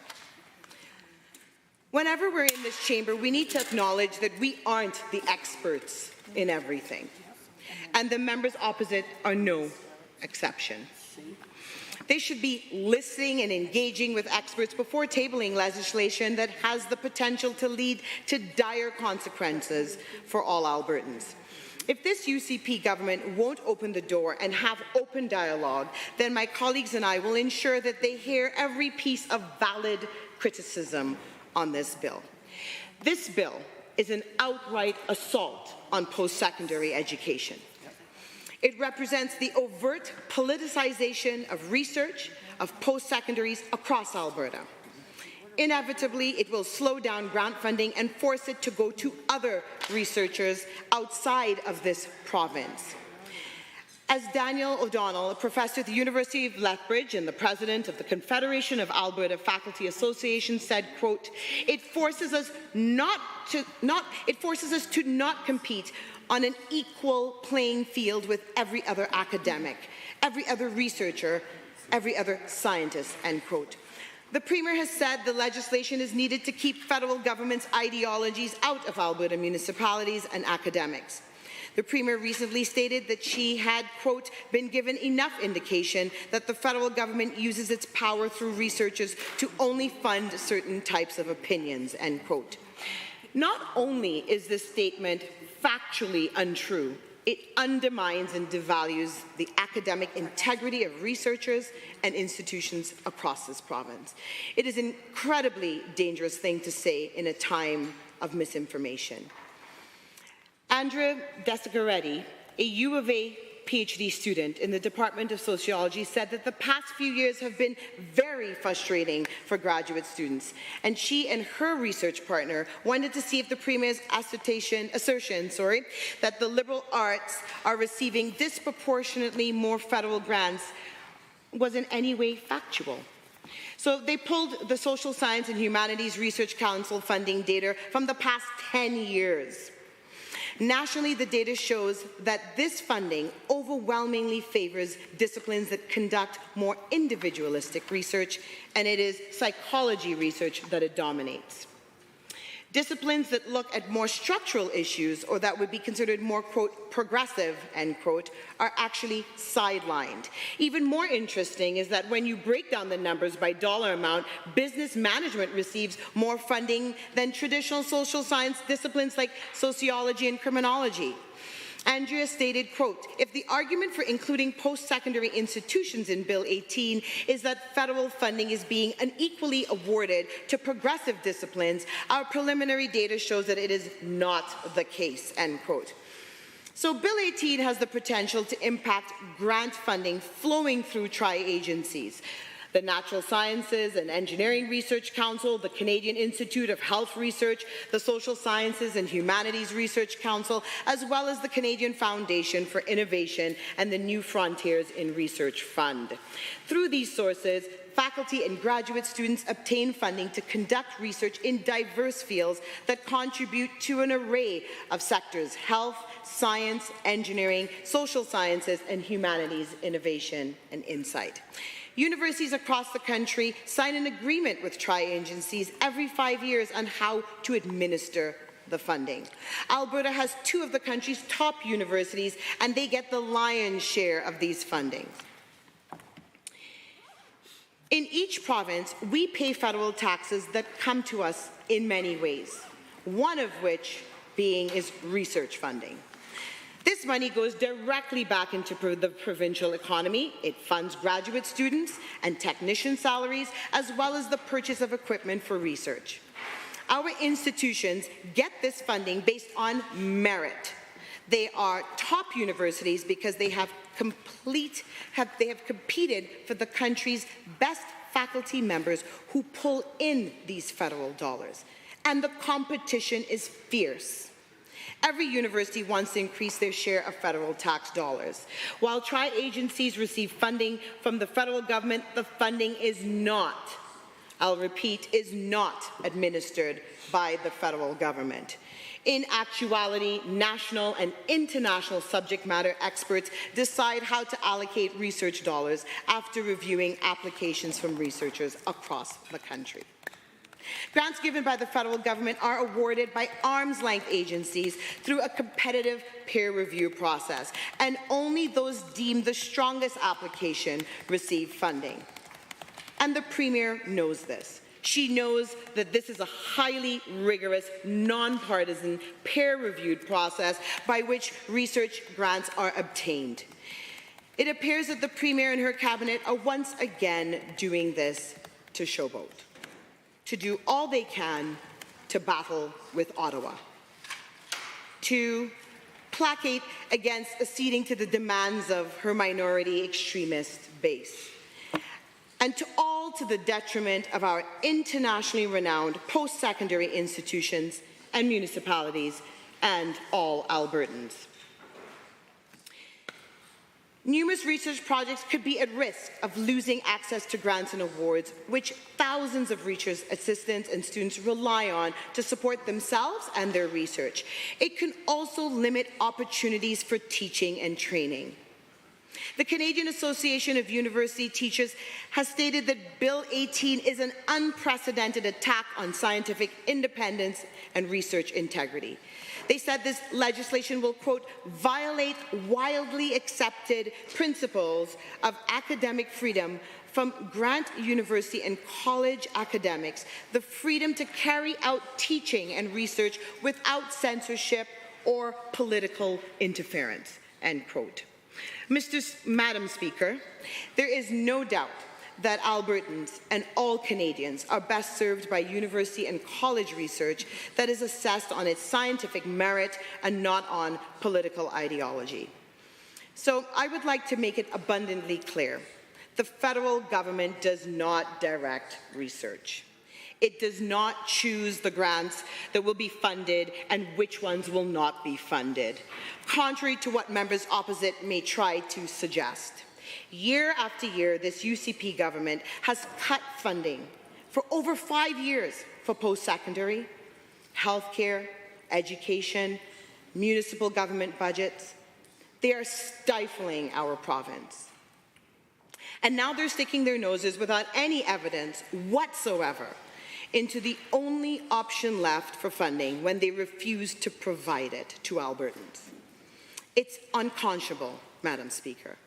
It's playing games with the people's livelihood and with the future of our province. Bill 18 opens the door to political censorship that has no place in a democratic society such as ours. Instead of focusing on efforts of any sort of policy discussion around the numerous systemic issues Albertans are facing, our provincial political discourse has instead been consumed by superficial infighting, performative policies, and an insidious apathy towards the lives and livelihoods of Albertans. At a time when housing, healthcare, and education crises continue to reach new peaks, we expect this government to act in the interest of the health of our communities instead of the interests of their egos.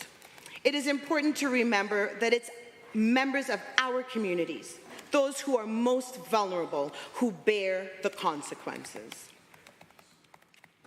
This bill will harm our municipalities, our post-secondary institutions, and so many other public agencies that rely on federal funding, because all this government continues to do is slash and burn budgets at the cost of Albertans. I cannot, in good conscience, support Bill 18 as it stands. And I would encourage the members opposite to actually sit down with those who are affected by this bill, to take the time to listen and consult with Albertans before bringing forth such devastating legislation, to listen to and hear what Albertans are saying when they come out with such adamant concerns over Bill 18 and how it will affect them and their ability to serve Albertans. Our job in here is to put Albertans first and to serve their needs and to listen to them and adapt and change when needed. And then maybe, just maybe, if our government decides to listen, to consult, to show that they're willing to pivot and care for the needs of Albertans, just maybe they'll realize that Bill 18 is a big mistake. And with all of that, Madam Speaker, I will not support Bill 18. Thank you. The Honourable Minister of Advanced Education. I rise today to address the House on a matter of great significance to the future of our province. Bill 18, the Provincial Priorities Act 2024. This legislation, tabled by the Premier, represents a crucial step in asserting Alberta's autonomy and ensuring that decisions regarding our province's priorities remain firmly within our jurisdiction. Bill 18 seeks to mandate that provincial entities obtain prior approval from Alberta's government before entering into, amending, extending, or renewing agreements with the federal government.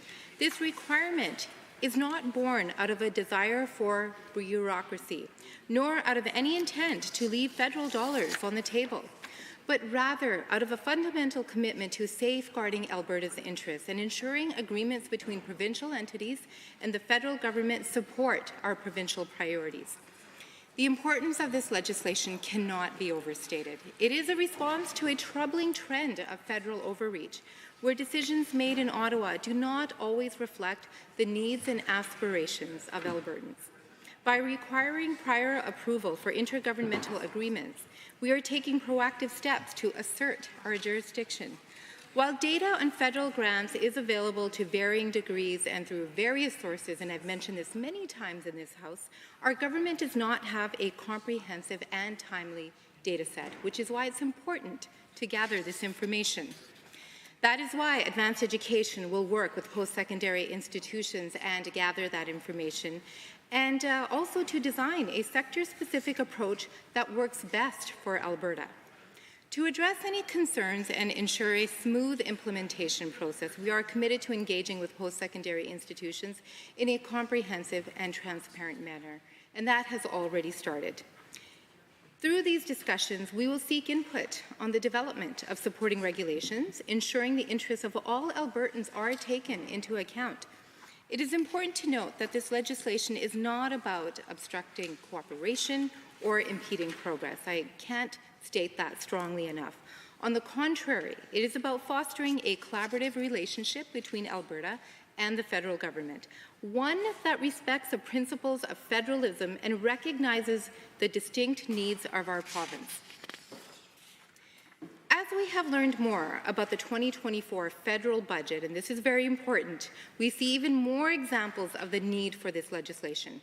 Preliminary assessment of the 2024 federal budget indicates that the federal government may reduce or change transfer funding in areas that support labour market development. This is an example of a federal decision that could negatively impact Alberta's priorities. While I am encouraged to see increased funding in the 2024 federal budget for Indigenous post-secondary education, I do want to ensure that First Nations colleges in Alberta receive their fair share of federal funding. My recent visits to Blue Quills and Masquatchee Cultural College demonstrated the incredible work these institutions do for their communities. It is in all of our interests to see the federal government commit a fair share of funding to First Nation colleges in Alberta. I understand that there may be questions and concerns about the impact of Bill 18, particularly within the post-secondary education sector. We are committed to addressing these concerns and ensuring that the interests of our universities and colleges are fully taken into account. Public post-secondary institutions play a vital role in driving innovation, research, and economic growth.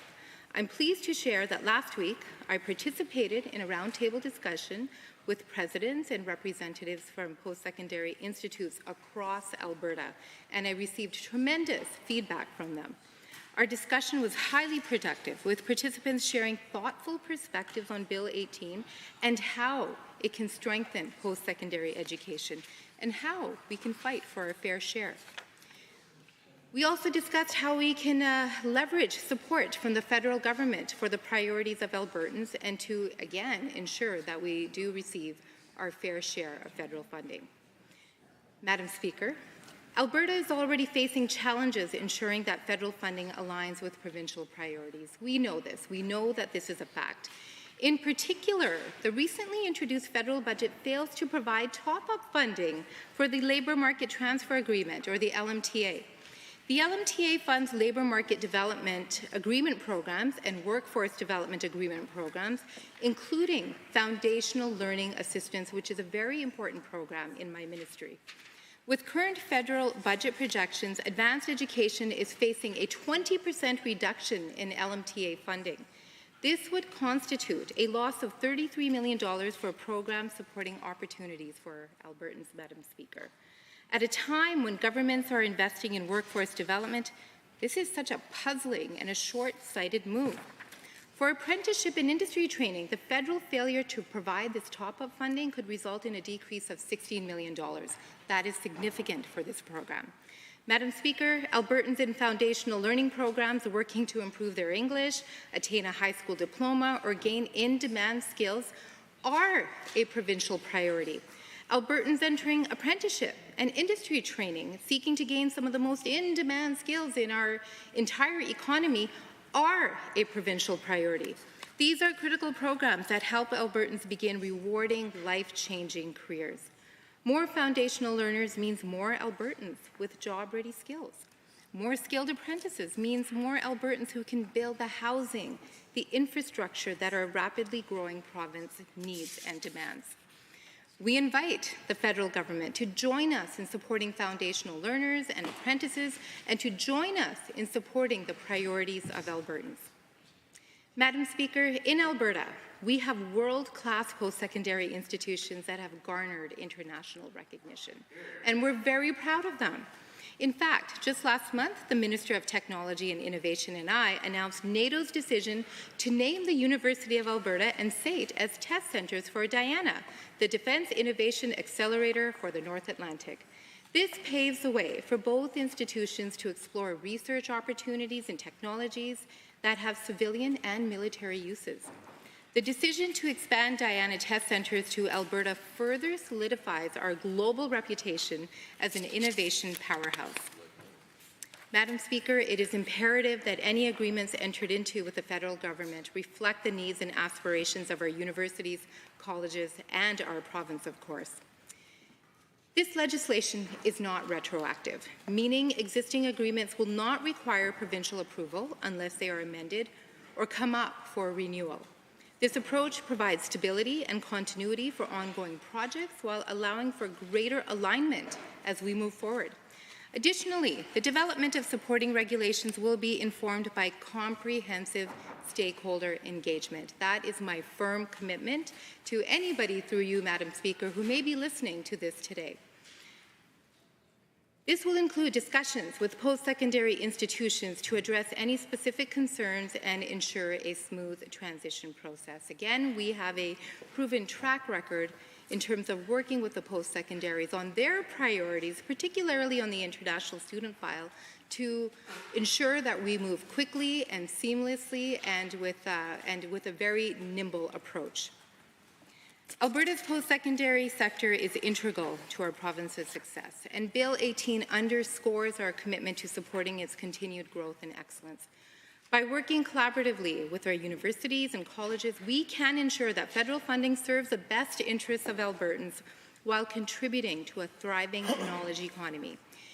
In conclusion, Madam Speaker, Bill 18 represents a crucial opportunity for Alberta to assert its autonomy and ensure that decisions regarding our province's future are made by those who know it best, the people of Alberta. I urge all members of this House to support this important piece of legislation as we work together to secure a bright and prosperous future for our province. Thank you, Madam Speaker. Honourable Member for Calgary Foothills. Thank you, Madam Speaker. I rise today to speak against Bill 18, Provincial Priorities Act. Madam Speaker, this bill has the potential to negatively impact all Albertans. The implications will be felt in advanced education, health, infrastructure, housing, jobs, economy and trade, technology and innovation, mental health and addiction, municipal affairs, transportation and economic corridors, agriculture and forestry, culture of status of women, seniors, energy, public safety, emergency preparedness. Madam Speaker, I'll begin with my comments on how this bill could potentially immediately impact our economy. On top of the Sovereign Alberta within a United Canada Act passed by our Premier when our Premier took office, this bill adds to what investors do not want: uncertainty.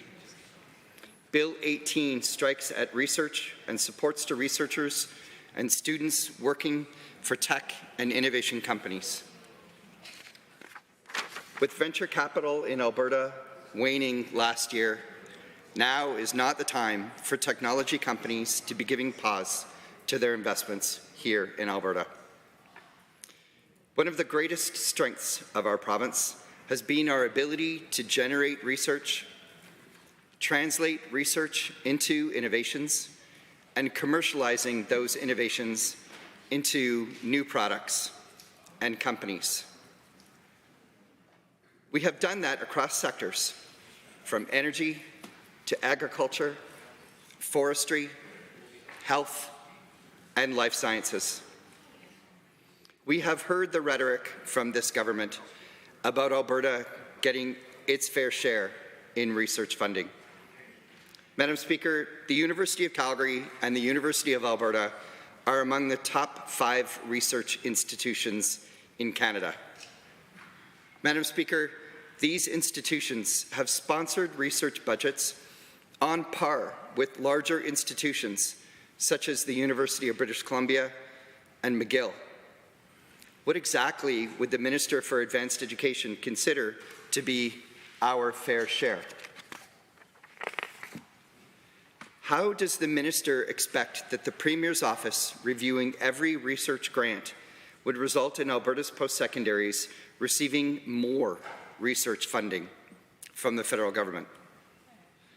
We've heard the rhetoric that the government feels this bill is necessary so Albertans know what research dollars are being received by our research institutions and the kind of research that is being done. Madam Speaker, as we know, this information is already in the public domain and is searchable. If the Minister for Advanced Education wanted to know this information, she could simply Google it.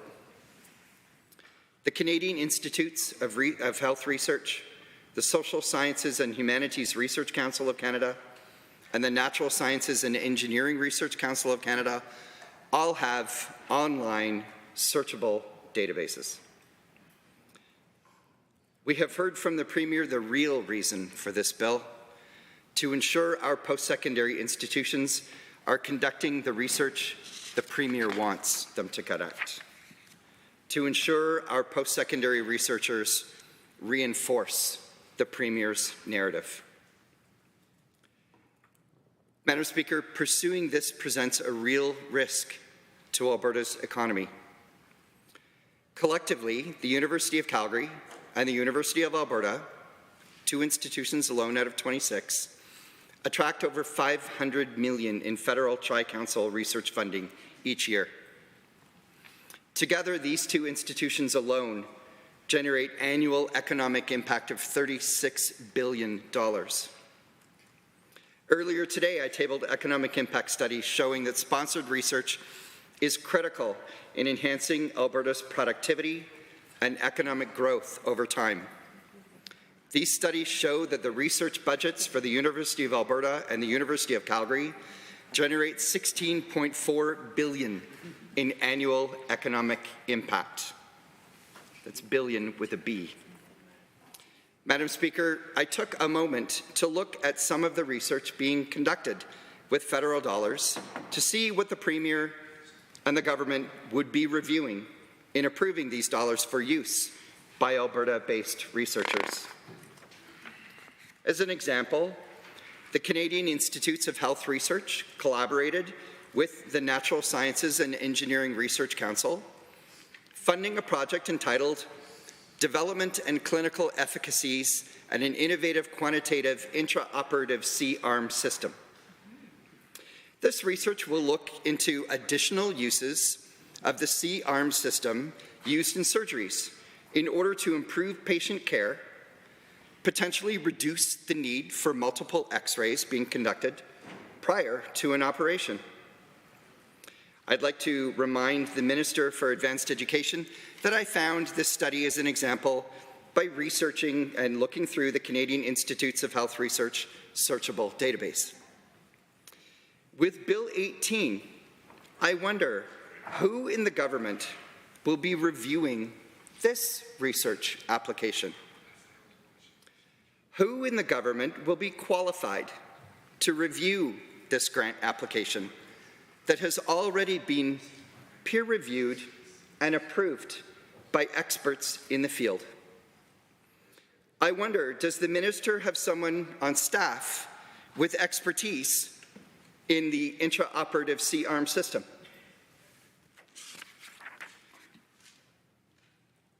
Member? Accepting an intervention? Yes. Thank you. Madam Speaker, I have the privilege of having been an NSERC summer research associate at the University of Alberta many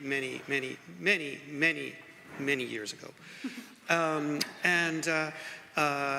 it was like an incredibly amazing and formative experience in my life. I was working with professors who'd worked on doing oil sands research that eventually led to the miracle that is steam-assisted gravity drainage and the amazing impact on the economy. And from a personal perspective, I also learned that I was most definitely not set up to work in a university for the rest of my life. You know, if I had been a better summer research associate, I would probably not be standing here in front of you today in this house as I would have become a PhD and probably not be very good at that. Yeah, sorry, my question is...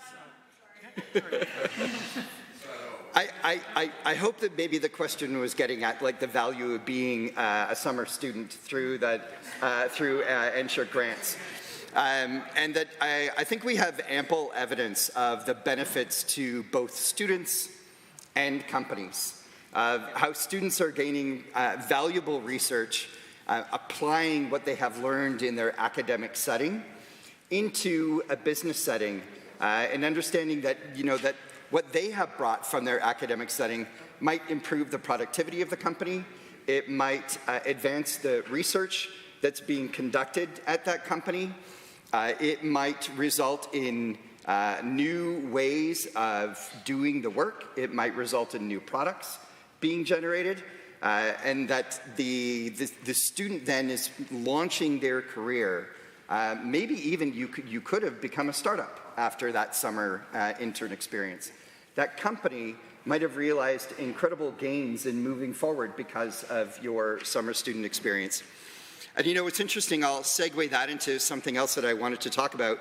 I'll try and remember to delete it later. But one of the federal programs that potentially would now be reviewed with Bill 18 is the MyTax program, where the federal government provides funding for companies to hire researchers for students who are in academic programs to be working then, to be funded to work within companies to advance the research and discoveries that are happening within those companies.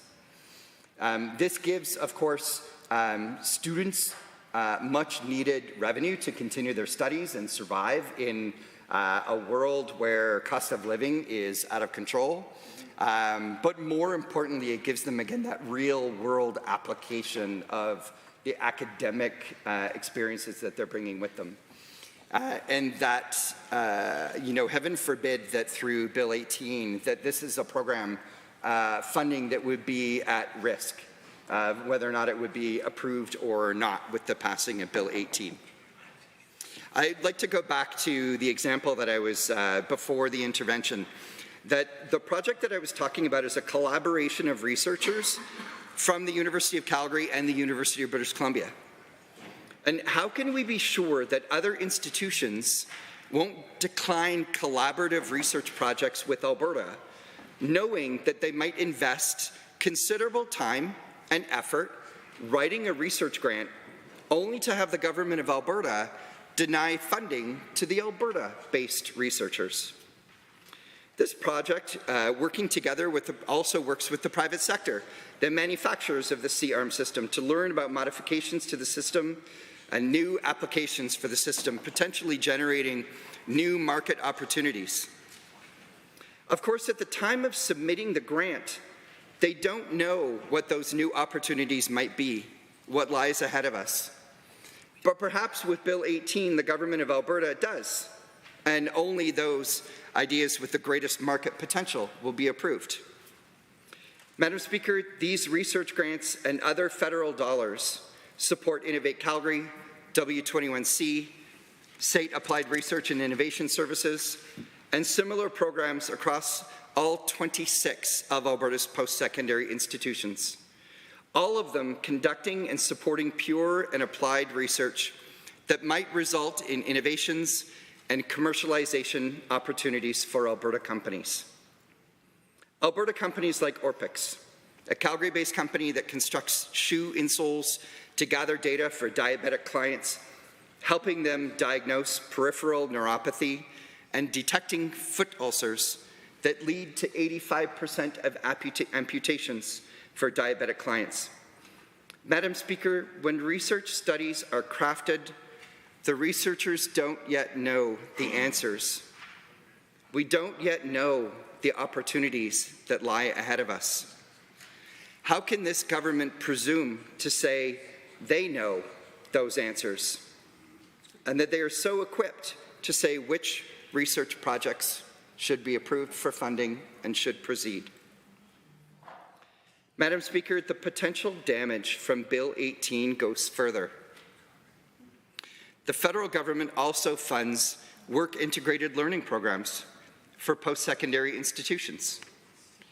I happen to know this one intimately because when I was working at Calgary Economic Development, we were successful in receiving a grant from the federal government to work with post-secondary institutions to advance work-integrated learning across the entire Calgary region, not just the city of Calgary. Work-integrated learning program funding supports placements that further the professional development of students. This funding supports businesses in hiring students, potentially enhancing the productivity of their workplace. When I was at Calgary Economic Development and we were talking about this work-integrated learning program, we talked a lot about where students are getting their work experience. We talked a lot about how large corporations do have institutional practices in place and partnerships with departments at universities and other post-secondaries to recruit summer students. They had an active recruiting process for students, seeking out the best and brightest for their companies. But when we look at small and medium enterprises, they didn't necessarily have the institutional mechanisms in place. And funding through this work-integrated learning project worked with small and medium enterprises to support them in creating those institutional infrastructures so that they too could participate in seeking out the best and brightest from the post-secondary students in our province. It also worked within the post-secondary institutions, understanding that it's not just students from engineering or business or perhaps health applications that have something to contribute to the business environment, but in fact students who are coming from the social sciences also have valuable insights to provide to businesses. And without that work-integrated learning program, with the additional supports for students to be hired by those companies, we're losing out on so many opportunities. The federal government is supporting apprenticeship placements for students at our polytechnics, at our colleges. And all of this, the government of Alberta is willing to put at risk to advance their fight with Ottawa. The University of Calgary proudly announces year after year they are home to more startups than any other university in Canada. Research leads to the innovation, the commercialization, and the creation of these startup companies. Intervening in that process, potentially putting up blockages to the University of Calgary receiving those research grants, could directly result in fewer startups from the University of Calgary and our other institutions, limiting the opportunities for technology and innovation here in Alberta. The Minister for Technology and Innovation proudly announces that Alberta is a leading clean tech hub in North America. It's true, we are a leading clean tech hub in North America. But again, because research at our institutions leads to the advancements in clean technologies for those startups to be created and for our ecosystem to grow. There are others to join the debate. The Honourable Member for Taber-Werner. Thank you, Madam Speaker. I appreciate the opportunity to speak in favor of Bill 18, the Provincial Priorities Act. I have had the opportunity for a few days now listening to the debate back and forth. It's interesting, Madam Speaker, that as the NDP opposition has shown their opposition to this bill, they've often talked about how this would cause concern and problems for post-secondary institutions. Quite extensively they've talked about that and other things as well. But I wanted to just maybe address that issue right now. And I want to start out, Madam Speaker, by talking about the preamble in this bill. And it says, whereas the Government of Canada has entered into agreements with provincial entities that relate to areas of provincial jurisdiction without the involvement of the Government of Alberta. Now, Madam Speaker, one of the questions that has to be asked is has that happened? And there is ample evidence to show that that has happened. Where my concern is that the people of Alberta have been saying for many years now that enough is enough. We have disproportionately funded the federal government to the tune of about $20 billion a year that leaves this province and goes to other jurisdictions through the federal government to buy votes in Eastern Canada. This is the reality of what's been going on. And Albertans have put up with it for long enough. Some estimates show that there's about $640 billion that have left this province. $640 billion, Madam Speaker. What could we have done with $640 billion? How many schools could we have built? How many hospitals could we have built? How many roads could we have built? What kind of infrastructure could we have developed out? How many new startup companies could have been benefited through Invest Alberta and Alberta Innovates, two great programs we have here in Alberta? But I believe that with this bill, Madam Speaker, Albertans are telling the federal government to allocate Alberta's per capita share of federal tax dollars for housings, road, and infrastructure. And if this continues to be denied, we will be launching a constitutional challenge on that matter in which the federal government is unconstitutionally abusing the federal spending power for purely political purposes. It's interesting, as I listened to the NDP speak, I was thinking of a saying that says, what cannot be done directly cannot be done indirectly. And I find it interesting that the NDP are the champions for our federal government. I was thinking, well, why aren't they champions for Albertans? Why are they not championing Albertans' cause here? And I guess the reason that is because the NDP federally, which is their boss, have come the closest they will ever come in this country to forming government as the partner to Justin Trudeau's Liberal government. Now, what are they partnering on, Madam Speaker? What they're partnering on is taking money from Alberta without giving us our due in terms of the per capita that we deserve. Now, how does that affect us? Well, first of all, Madam Speaker, as you know, I represent a riding in southern Alberta. In my riding in Tabor, there is a company by the name of Atlantic Sugar, or we probably know them as Rogers Sugar. Now, Rogers Sugar is the only factory in Canada that produces sugar through sugar beets. And every year on April Fool's Day, which they find ironic, they give me a call and they say, how much are we going to be charged today from the federal government? How much more are we going to be taxed on a product that we can't decide what the price is going to be because we are price takers, not price makers when it comes to sugar? It's an international product that is determined internationally, that price. And every year I get a call. What's the number going to be this year? And as you know, it went up to $85 a ton. It's going to go to $170 a ton. I have them saying to me, how can we compete against cane sugar that comes into this province? How can we keep this great Canadian institution going with this kind of punitive carbon tax that continues to hammer us? As you know, Madam Speaker, there's no carbon tax to the south. China does not have a carbon tax. India does not have a carbon tax. Brazil doesn't have a carbon tax. All of our competitors in the BRIC nations do not have a carbon tax. Madam Speaker, how does that help Alberta and Alberta jobs? It doesn't. Now, they say that there's another saying that I think is also pertinent to this debate, and that is the golden rule, which is he who has the gold makes the rules. I know that's not the golden rule that maybe you and I remember, but that is probably the most true situation here.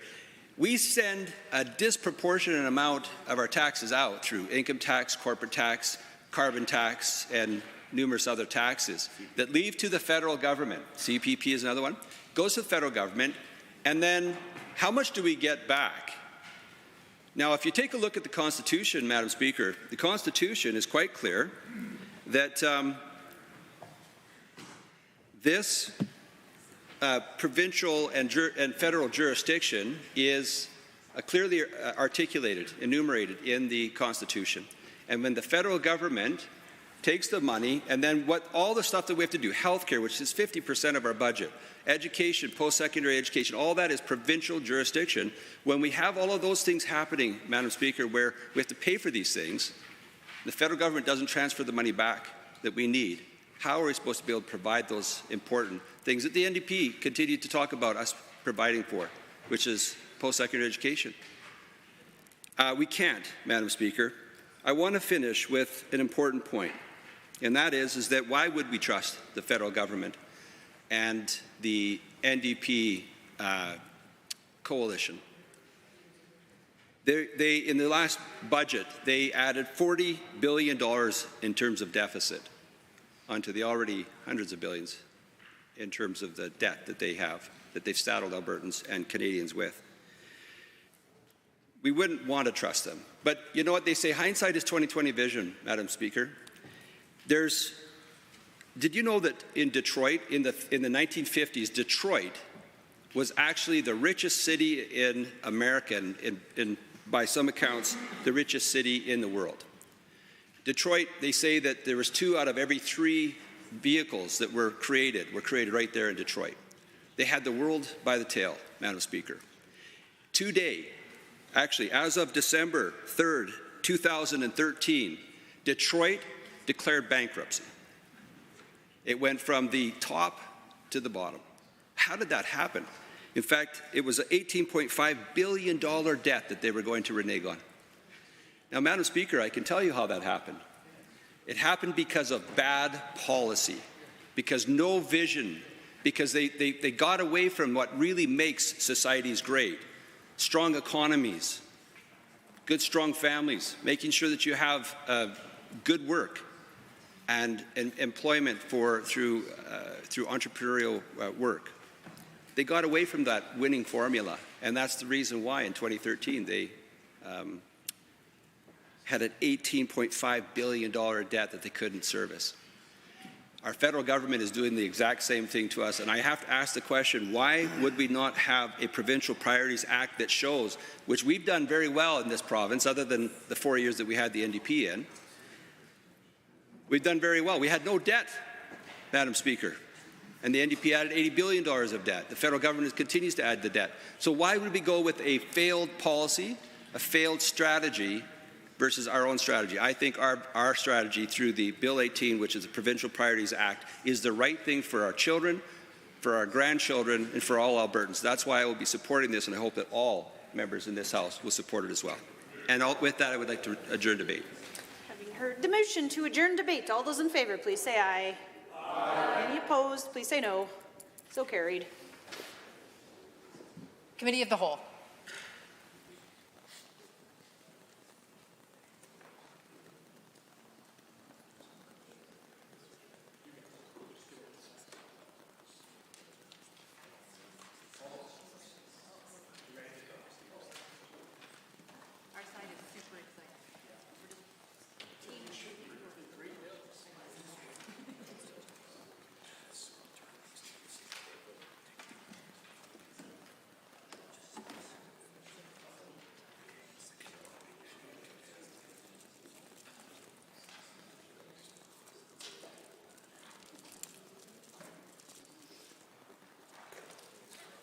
Well, members, I'd like to call Committee of the Whole to order. Committee of the Whole has under consideration Bill 11, the Public Safety Statutes Amendment Act 2024.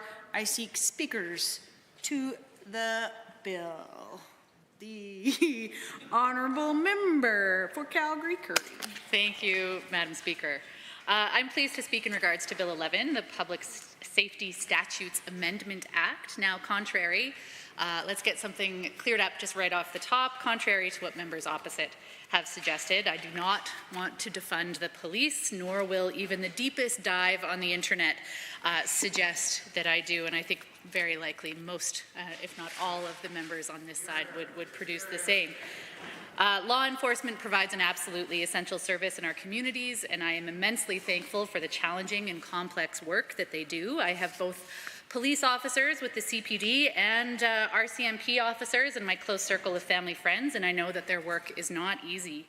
Like so many people on the front lines, they simply want to go to work every day with the adequate and appropriate resources they need to do a good day's work and then go home safely at the end of their shift. Even so, I will not be supporting Bill 11, and I'm pleased to provide the reasons here today. Let's start with the electronic monitoring element of the bill. As I've already mentioned, our top priority should be resourcing the hardworking men and women providing policing services in Alberta appropriately, and certainly electronic monitoring can help in that process. In that case, I'm all for it. Electronic monitoring has been something this government has been promising to do for some time. It was a commitment in the 2019 campaign platform, so 4.5 years later, we finally see this taking place. Better late than never, Mr. Speaker. But this delay really must have added a great level of stress and anxiety and real risk to victims who, I hope, can now breathe a little bit easier once it actually is put into place. We know that cases of domestic violence and assault have a significant component of intimidation and stalking behavior, where proximity or the threat of near proximity between a perpetrator and a victim can perpetuate the victimization and abuse. It's high time we take a much closer and more thorough analysis of the ways in which violence can continue in our communities, and that a more thorough response be provided in turn. I hope that electronic monitoring can be a part of the solution, and for that reason, it's not the component that I take umbrage with today. What I do take issue with, though, is the second and larger part of Bill 11, which ostensibly facilitates the creation of an Alberta police force. This is something the UCP explicitly said they would not pursue. Just like their obsession with an Alberta pension plan, this government insists on spending taxpayer dollars to pursue pet projects that nobody wants, Mr. Speaker. Goodness, not that long ago, it's not even clear that it's what the UCP wanted. Neither the mandate letter to Minister of Justice nor the Minister of Public Services, or Public Safety and Emergency Services gave direction to create a provincial police force. In Budget 24-25, there were no financial resources assigned for this endeavour, and yet here we are, staring down Bill 11, the Public Safety Statutes Amendment Act. The flip-flopping on this issue has been going on for years, creating uncertainty and disruption for those working in enforcement, and acting as a distraction while the real needs of various law enforcement entities in big cities and rural hamlets and everything in between remains under-resourced. That's what people have been asking for, Madam Speaker, appropriate resources to fund what already is in place, not to create something brand new. And it's been very clear, Madam Speaker, that a provincial police force is not what people are asking for. But don't take my word for it. In April 2022, the rural municipalities of Alberta issued a statement that the RMA formally opposes the creation of an Alberta Provincial Police Service. The statement points to the potential for the existing RCMP to work with local communities to expand local input on policing priorities. It points to the failure by the Government of Alberta to demonstrate why a provincial police force is necessary to achieve improved policing outcomes and how it will do so.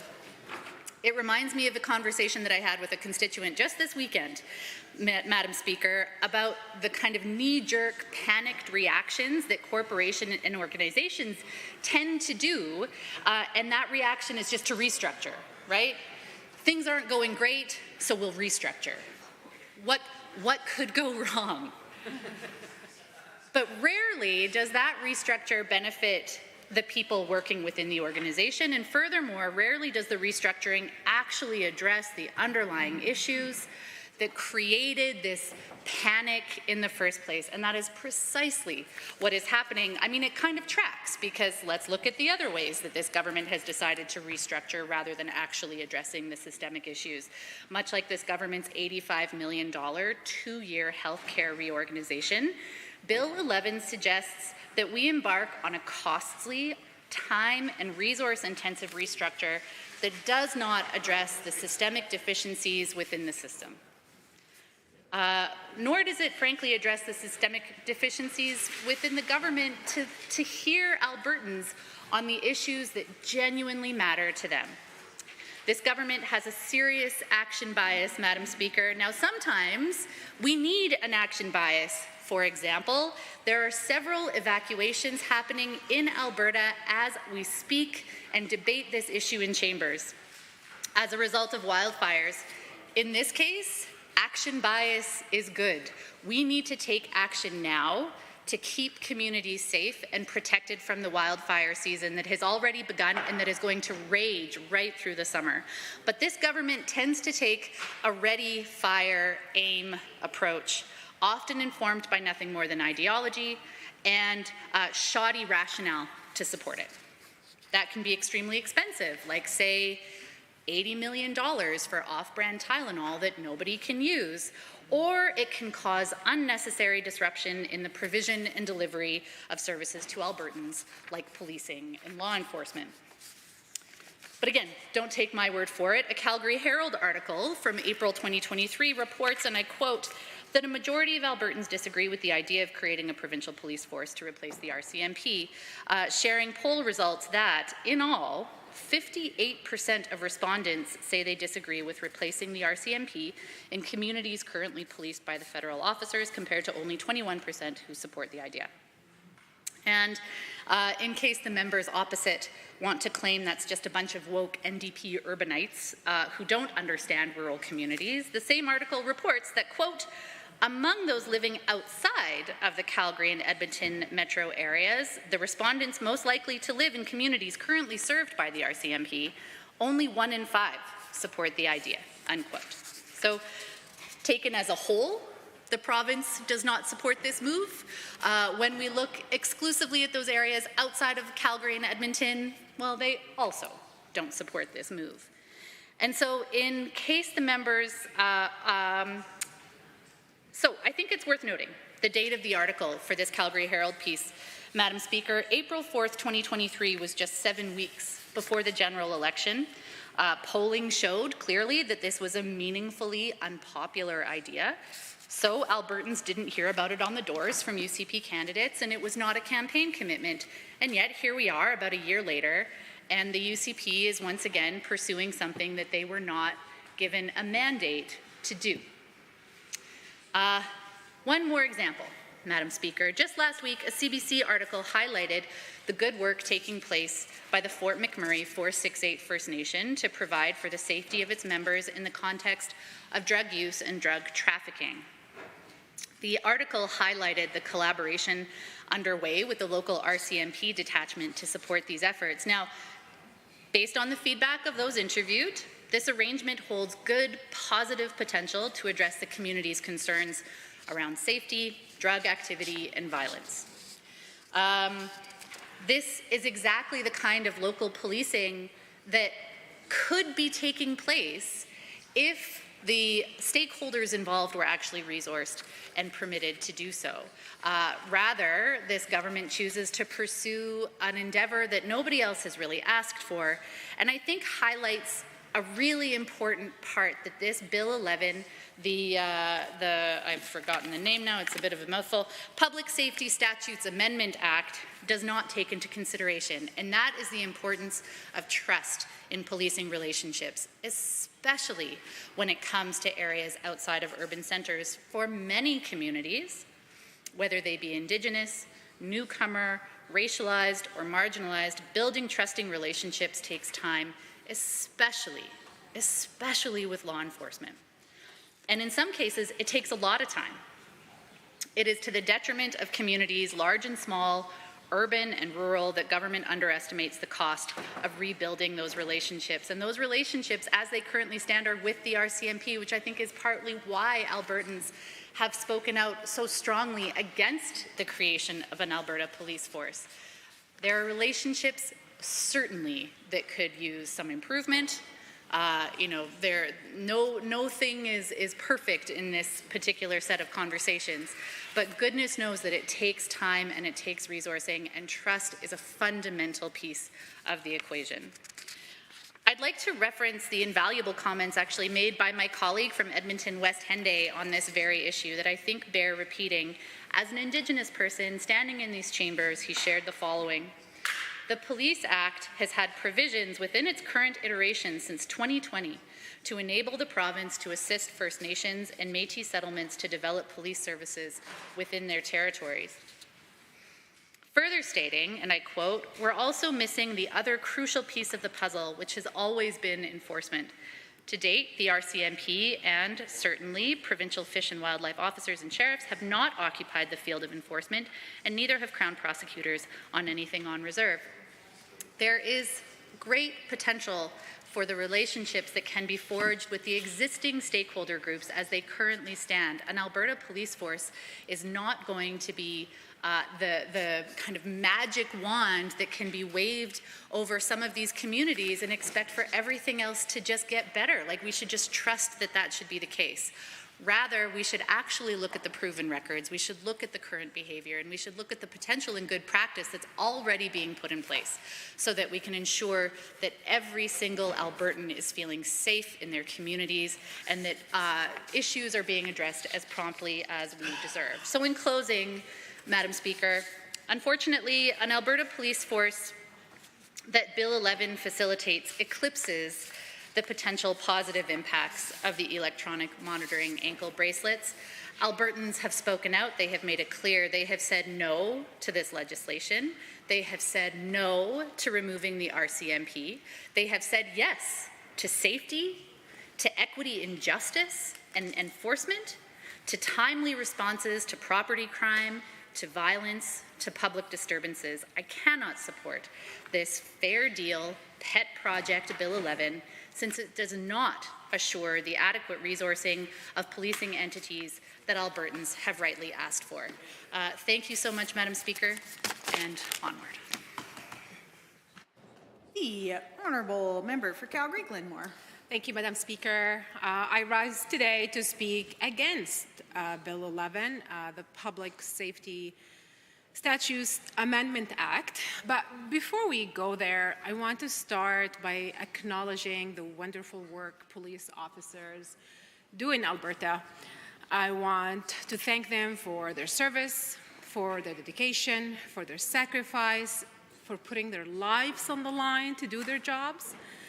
And while I do not have family members who work in the police service, my brother trained with the British Royal Navy in the United Kingdom. He was then sent to work in the Red Sea to combat terrorism, piracy, trafficking of all types, and to help combat the unrest along the waters of the Red Sea. He told us many stories, Madam Speaker. I listened to the hard stories, the bad stories, the ugly stories, and the beautiful stories. The work that goes into keeping us safe is very hard. Bill 11, however, is not about any of the above. Let's call it what it is. It's about creating an Alberta police force that the government wants to do. We are not sure why the UCP is doing this. Who did they talk to? In fact, why did the government not consult with the sheriffs and the National Police Federation? Did the UCP talk to municipalities? Because municipalities have made it loud and clear they do not want an Alberta police force. You see, Madam Speaker, the UCP cut funding for municipalities, which meant fewer resources for public safety and for social support. Rural Alberta needs to feel safe and included, and when the government cuts funding, we can see why folks in rural communities might feel less safe. Madam Speaker, this Alberta police force idea came from the Fair Deal panel. So I actually revisited this report.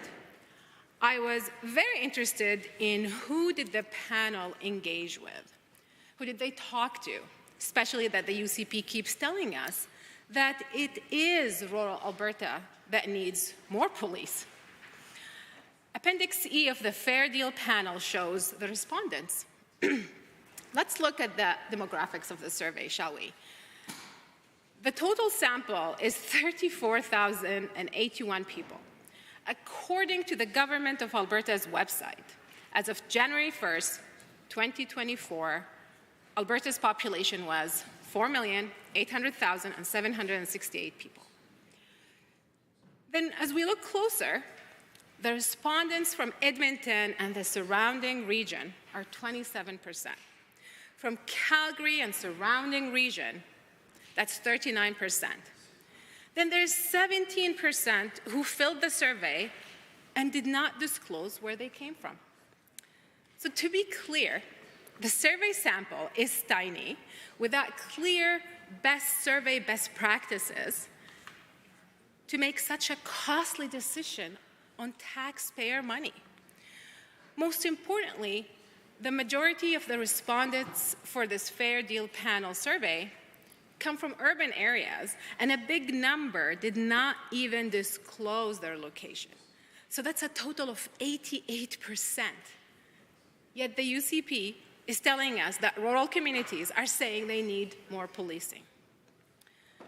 Madam Speaker, the Minister of Community Services rose in the House and talked about urban privilege in decision-making. This type of government decision-making based on questionable small data sets from urban areas to inform decisions for rural communities is the embodiment of urban privilege. The hypocrisy of this government continues, and it's not escaping anyone. All the UCP could have done is actually talk to people, ask and consult, and they will know what rural communities want. Why did the government not consult with the sheriffs and the National Police Federation? Why did the UCP not consult with rural communities? Rural Alberta does not want an Alberta police force. An online survey in February, sponsored by the University of Lethbridge, it's the Prentice Institute for Global Population and Economy, along with the rural municipalities of Alberta, that's RMA, shows a distinct lack of support for the creation of a provincial police force among rural Albertans.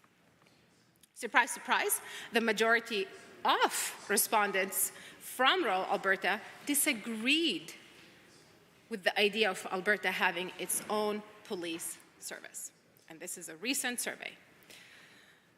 The majority of respondents reported having a high level of trust in the RCMP and felt police funding should be maintained. Most respondents agreed or strongly agreed that the police are doing a good or an excellent job. And I have a quote from the president of the Rural Municipalities Association, that's RMA, Paul McLaughlin, quote, "At the end of the day, our priority is safe rural communities.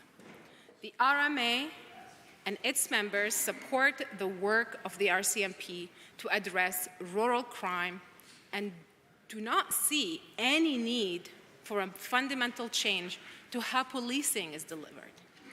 The results of this survey shows that the individual rural Albertans share a similar view. End quote. Madam Speaker, this poll confirms that what we've been hearing from Albertans across the province. They do not want an Alberta provincial police force. Yet this Premier and the UCP continue to ignore Albertans and push ahead with a new police force. So why is the UCP imposing their own urban privilege and wanting to form a police force for rural communities? Who is this for? Curious. Not only that, This is a very expensive adventure, Madam Speaker.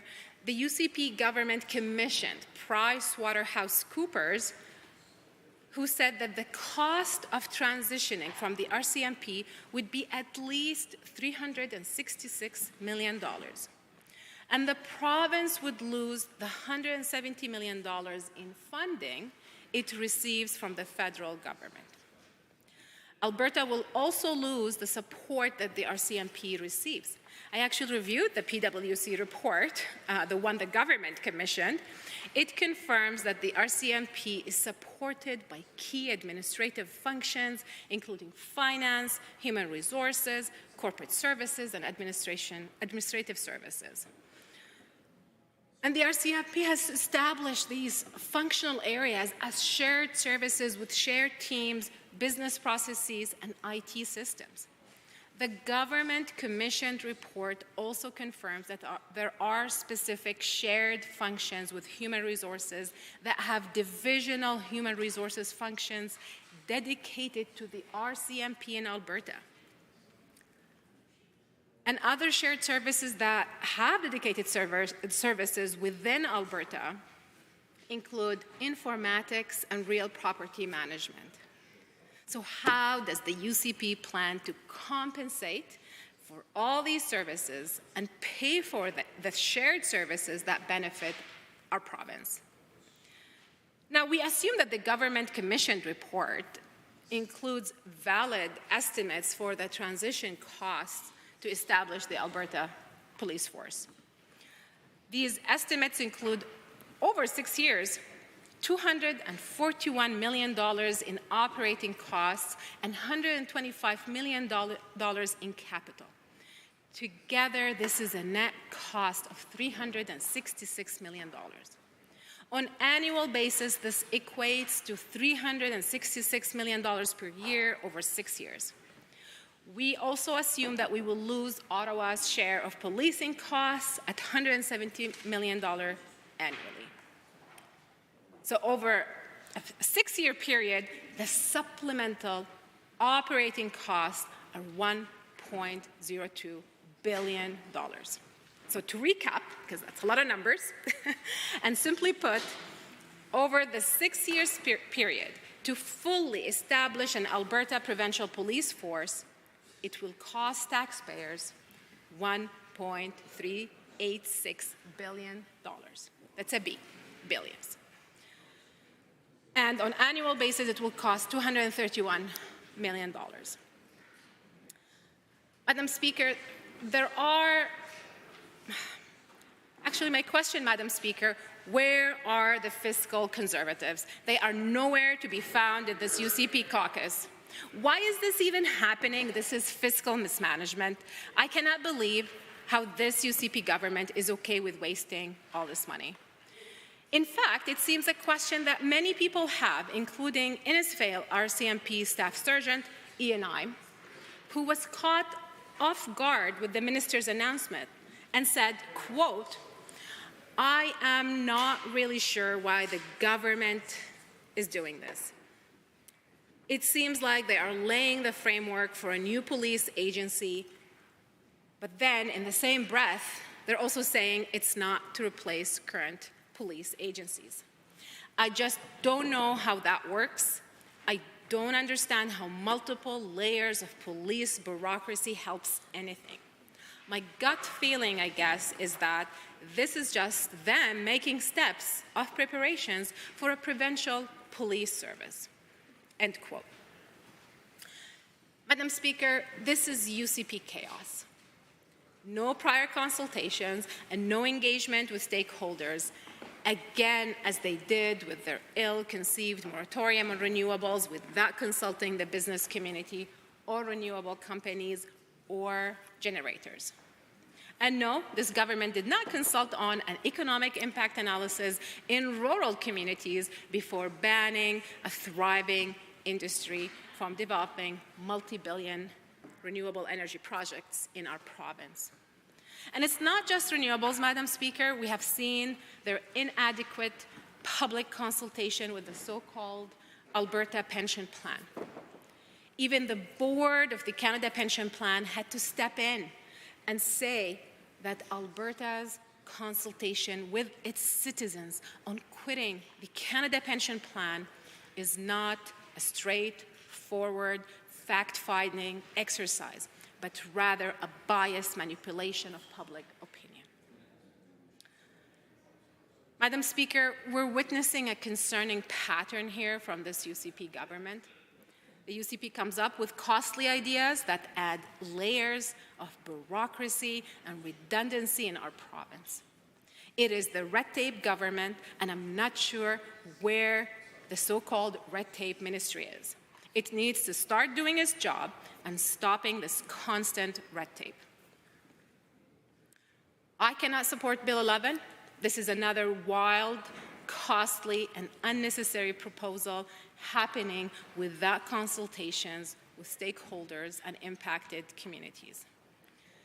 There are widespread calls for fundamental changes in the way we think about and implement community safety. We absolutely need policing in our community while also implementing a wide range of community safety solutions. It's certainly not creating another police force. I will not be voting for Bill 11. Are there others that wish to join the debate? The Honourable Minister of Mental Health and Addiction. Well, thank you, Madam Chair. I was hoping that we would be able to adjourn debate on Committee of the Whole on this bill. Let me ask the question. All those in favour of adjourning debate, please say aye. Any opposed, please say no. So carried.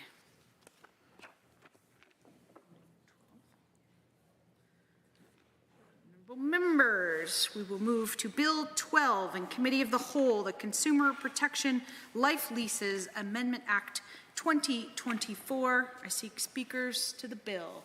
The Honourable Member for Leduc-Beaumont. Thank you, Madam Chair. I would like to move an amendment to Bill 12, the Consumer Protection Life Leases Amendment Act 2024. Just to wait till I have a copy. I will provide further instruction.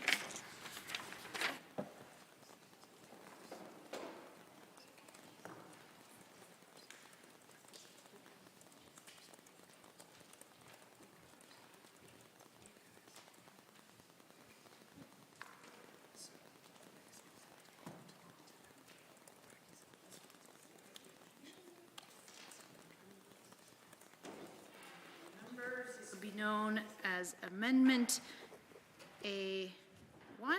Honourable Member, please proceed to read into the record. All right, thank you, Madam Chair. As you may know, last week, the Premier and Minister of Service Alberta and Red Tape Reduction sat down with the Alberta Life Lease Protection Society.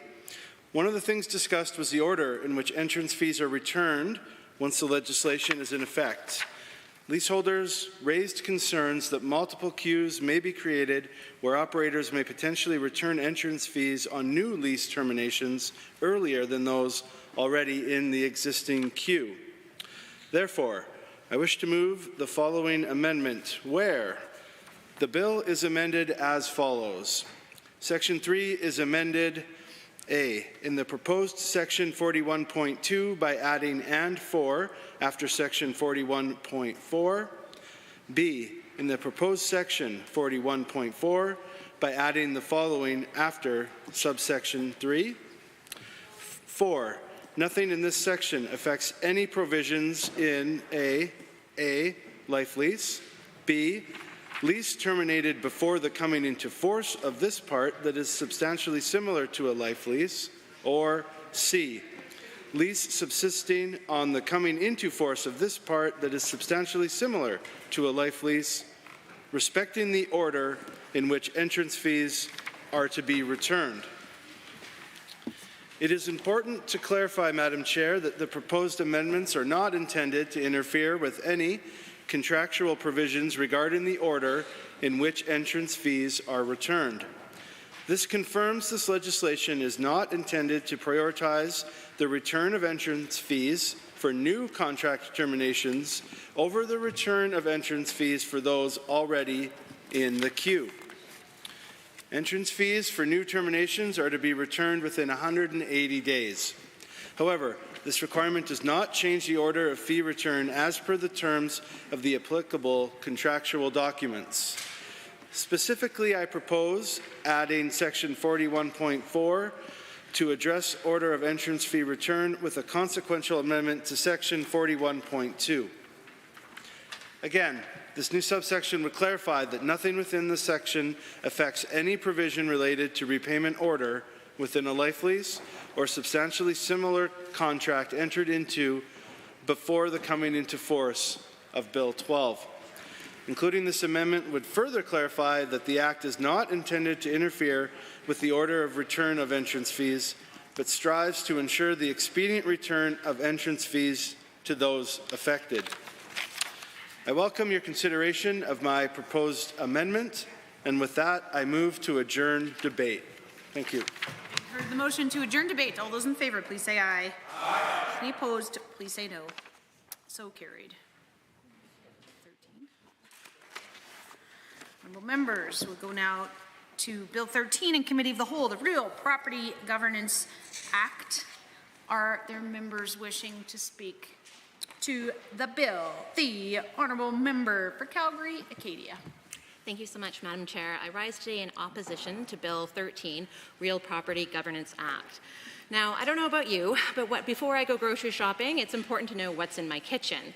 Do I need milk, bread? What's the status of our vegetables and fruit? You know, can those sad squash make it another week? These are questions I'm sure we all ask ourselves. And it makes sense because before we gather inventory, adding to it or removing it, it's really important to know what you have. So how does this relate to Bill 13? Well, on first look, this bill brings up some reasonable considerations. Just like grocery shopping, it makes sense that Albertans should have a list of public resources, allowing for inventory changes as appropriate. Now, this is where things get a little sneaky. Bill 13 goes further and then dictates that the Minister of Infrastructure would have the final say on whether Alberta buys, say, more squash or sells it to their friends. And that's a problem, Madam Chair.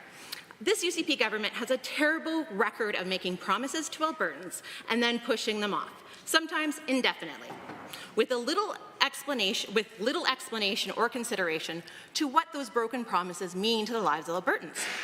Albertans simply don't trust the UCP government to put their priorities ahead of their own. So why should Albertans trust this government with critical, publicly owned items?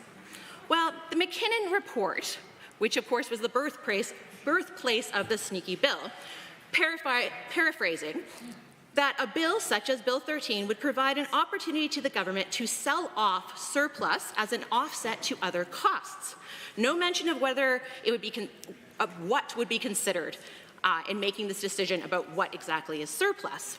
In other words, even if Albertans said they wanted to keep the squash, use its seeds and grow their own food, for instance, or say a school's nutrition program, which is also highly needed but for a debate another day, with this bill, the government could simply sell the squash off without any buy-in or real consideration of what Albertans, who had the squash to begin with, want.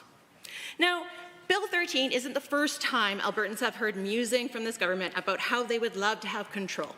Yes, control. They want to have control of what they deem surplus property, bypassing the current owners and doing as they please. An example, of course, and currently inside the school boards, the responsibility of whether properties are surplus or will be used is in their hands. In other words, the school board, with best insight into understanding the needs of their student population, anticipated growth and needs of the schools, are best equipped to make the immediate decisions and do long-term planning that is in the best interest of their organization and the people it serves. The school board is empowered to make these decisions as they are the experts for their school. They know what is needed, making them the perfect group to make these incredibly important decisions, especially given the situation inside our education system right now. Classrooms overcrowding, increasing complexity of needs, and so on. Again, something to be debated another day. But it gets better. Sticking to the school board example, this bill takes away power from the school boards over the very property required to perform their duties in supporting Albertan children. This bill allows the government, specifically the infrastructure minister, to decide whether or not the school board gets rid of or acquires something else. Now, of course, this would make a little bit more sense if it, say, went to the Minister of Education, who presumably has current understanding of the portfolios and therefore the needs of our school system. But alas, in Bill 13, it goes to the Infrastructure Minister. So is that not just adding in another group to inform, i.e. more red tape, more hoops to jump through, and certainly for school boards as they try to plan without actually knowing what property they will have at the end of the day, let alone the funds, should there be any, from selling off any of this surplus. If the Minister of Infrastructure sells off school property, will our education system get a cut of the funds acquired, or will this be yet another cut to our education system? Further, this bill goes even further, where the government will no longer transfer ownership to hospitals, schools, etc., i.e. the group operating them, meaning that the group who is using the property will have to jump through more hoops, more red tape for decision-making for the property, and at the end of the day, no real say in what happens to it. This bill follows a pattern we've seen in this 31st legislature. We have a UCP government who continues to put forward bills, such as this one, where the only winner is the government themselves and Albertans are shafted. The UCP government war with Ottawa appears to continue to prioritize their needs over the needs of Albertans, which is rich, given that this UCP government likes to yell and scream about federal government overreach, and here they are doing the same thing, interfering with municipal jurisdiction and school board autonomy. This bill puts away the freedom of Albertans and lands it right into the laps of the UCP government. Again, interesting given this UCP government's all about freedom and choice. Maybe that's only for some Albertans. So let's be real, Madam Chair. No one is an expert in all things. And this UCP government has certainly demonstrated holes in their understanding, which a rational person would then rectify by seeking out expert opinion. Unfortunately, there seems to be a debate on exactly who the experts are. Albertans are tired of this UCP government poking at everyone else's jobs. And maybe if they stopped punting the experienced experts, they could focus on their job of providing and supporting Albertans. Because, Madam Chair, the needs are large and Albertans need a government focused on making Albertan lives better, not shifting power to themselves. A story, Madam Chair, from Calgary, Acadia, where there was a school located in the beautiful community of Kingsland. This school was closed to students in 2007. It was used as an admin location until about 2020. This school was located on municipal school reserve land.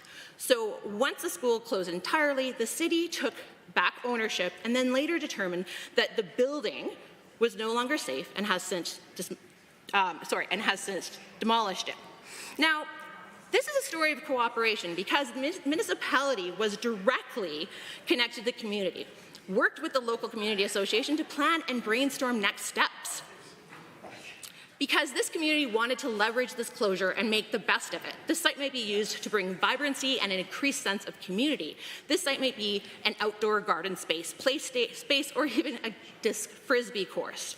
If Bill 13 should move forward, vibrant, engaged communities across the province will be stunted, blocked, and will have to jump through unnecessary hoops and struggle through additional red tape. This bill does not make sense for Albertans. I encourage all members to vote against it. Other members wishing to speak to the bill, the Honourable Member for Calgary Foothills. Madam Chair, thank you. I rise today to speak against Bill 13, the Real Property Governance Act. Madam Chair, it is important that publicly owned lands and buildings are managed in a transparent manner. However, Albertans have lost faith in this government and do not trust this government to appropriately manage land and buildings that are currently managed by school boards. Local school boards have the decision-making ability to manage lands and buildings in their jurisdiction. Local school boards spend a great deal of time and energy generating capital plans to understand and evaluate the life stages of all of their schools, student enrollment growth, demand for new programming, needs across the entire system of their school board. Local school boards utilize these capital plans in determining the future use of land and buildings, promoting an infrastructure list to the province for schools that need refurbishment, repurposing, or new schools that need to be constructed in those areas. Bill 13 will require school boards to categorize land and building as underutilized or surplus. This is particularly concerning for the residents of Calgary Foothills. The lands that are allocated for future school construction are of grave concern for the residents of Calgary Foothills. In the communities of Sherwood, Kincora, Nolan Hill, and Sage Hill, there's currently one Catholic school in Sherwood. Madam Chair, there are lands allocated in each of these communities designated for school construction. Lands allocated to both the Calgary Catholic School District and the Calgary Board of Education. Lands that the residents of Calgary Foothills expect to be for schools. Madam Chair, when they purchased their homes, they were told that these lands would be used for schools and that they could expect a school to be built in their neighbourhood. The residents of Calgary Foothills are frustrated that those lands remain empty and are not being used for school construction. In fact, I have had many conversations with constituents, conversations on their doorstep where they literally pointed down the street to an empty field and expressed their exasperation that there was no school on that land. Parents who had children standing beside them when they were saying this, saying, when I bought this home, this child was not yet born, and I thought that there would be a school on that land. That child is now 8 years old. They are frustrated that their children are being bused, along with 8,000 other children from Calgary Foothills, to schools all across the northern half of Calgary. Kids in primary and elementary school who are being bused from the very northern edge of Calgary to Montgomery and Bowness. The story will be repeating itself in the new community of Glacier Ridge, the newest community in Calgary Foothills. When I became a candidate prior to the election, there were no doors to knock in Glacier Ridge. Today, there are hundreds of homes in this community. And I expect that all of the parents who are living there were shown land in the community that was designated for a school and reassured their children would have a local neighborhood school. Madam Chair, returning to Bill 13, will these lands be strong-armed into being listed as surplus? The most recent capital 2025 to 2028 capital plan from the Calgary Board of Education lists 4 new schools for the Simons Valley communities. But the most recent budget from the Government of Alberta doesn't include a single school in construction, design, or planning for any of these communities in Calgary Foothills. Not one school. There is ample evidence that a school receiving funding for planning could take several more years to move through the system of then being designated design funding, and then construction funding, and then finally seeing a shovel in the ground and a school actually appear in their neighborhood. There was in last year's budget a new school construction allocation for a Catholic school in Nolan Hill. Now here we are, 14 months later, there's still no shovel in the ground in Nolan Hill. We know that it takes some time to move through the process, get a shovel in the ground, build and open a school. And the most recent budget includes only one school for new construction in Calgary. Knowing that there's considerable land allocated to the Calgary Board of Education for schools in Sherwood, Kincora, Nolan Hill, Sage Hill, and now Glacier Ridge, knowing that there is not a single school even in the planning phase for these areas, How can we trust that the Calgary Board of Education won't be asked to list these lands as surplus? How can the residents of Calgary Foothills know that those lands will remain in the jurisdiction of the Calgary Board of Education and one day hope to see a school in their neighbourhood? There are multiple pressures for alternative uses for these lands. What is to stop those currently under the jurisdiction of school boards being handed over to the Minister of Infrastructure to be allocated for other uses? In the language of this bill, we have no guarantee that this won't happen. The government will talk about how future regulations will come to provide more clarification. But how can the people of Alberta trust any engagements that this government will undertake when the government has so clearly ignored the call from their citizens for more schools in their neighbourhood? There is equally ample evidence that suggests we cannot trust this government to ensure these lands will in future be used for schools. In 2014, Conservative insiders mused about using P3s to develop on school surplus property. Before winning the UCP leadership, Jason Kenney mused about selling Crown land for debt repayment. And as my colleague just suggested earlier, if these lands are put in place in the hands of the Minister of Infrastructure and sold, will any of that revenue be transferred back to the school boards for their use in enhancing what they are designed to do and provide education to children? We've heard suggestions that the land would no longer be settled by agencies currently in place to make those decisions. Rather, the government will retain ownership and make long-term use and lease or sale decisions for these lands. Albertans have very valid questions about the transparency and processes of this government.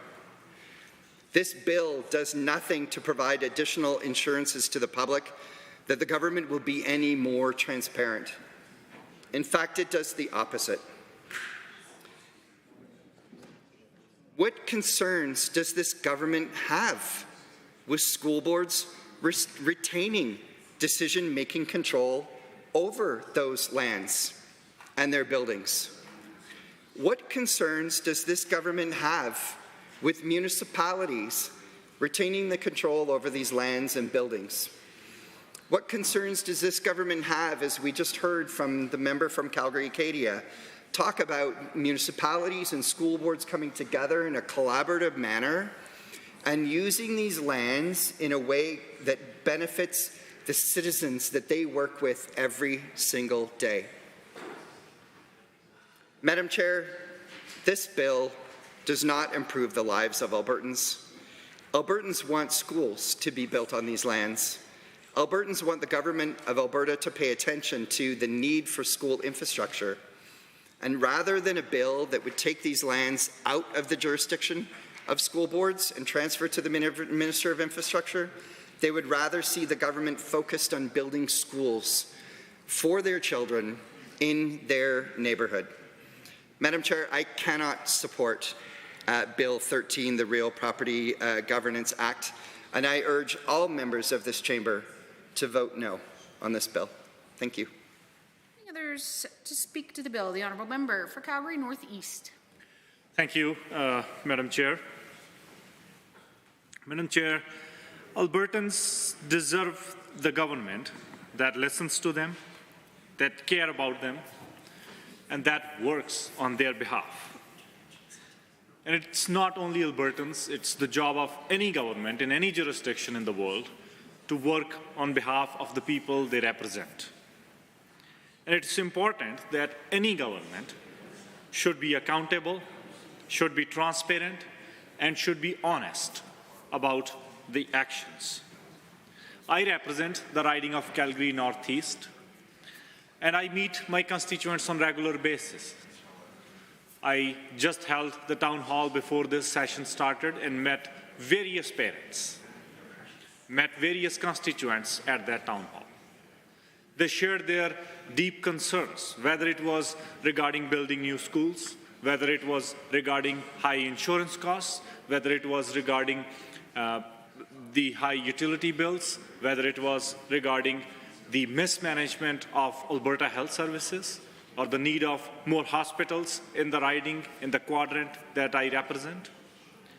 Unfortunately, none of these were reflected in the budget, and none of these were the priorities for this government, and they continue to not be the priorities for this government, Madam Chair. And they have not done anything to address these concerns, to address these issues.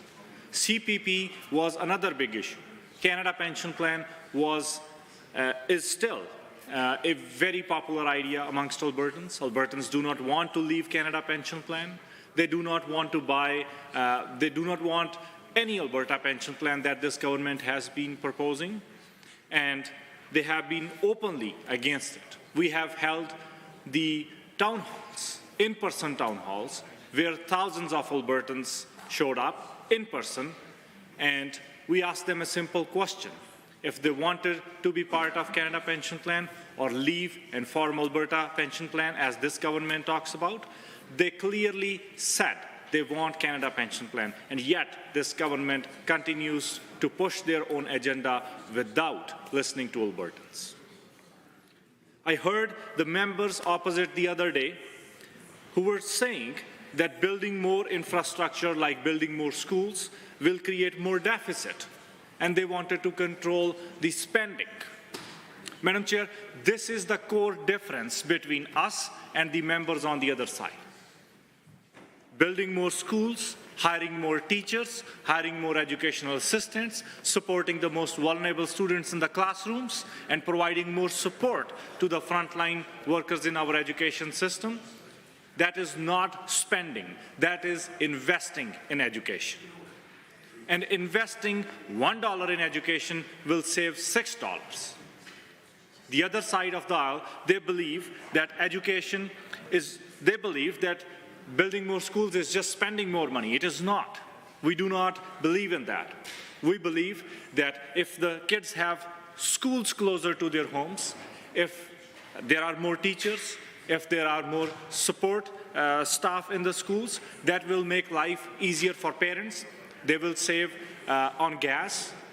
And on top of that, they will save the money of the gas tax that this government has imposed on them. They will study closer to their homes, they will make friends, and that will be helpful for them.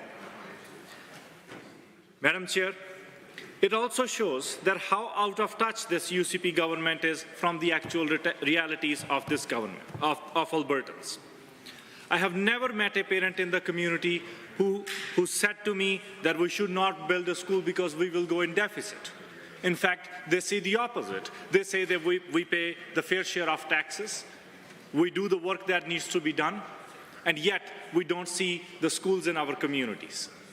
And I 100% agree with what my friend and member from Calgary Foothills has just mentioned before me, that there are school sites in our communities which have got signs saying future school site. And those signs have been sitting on those grounds since years.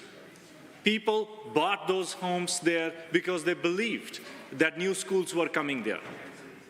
And before this UCP government, there were only two stages of building a school. One was design funding, and then the next was the construction funding.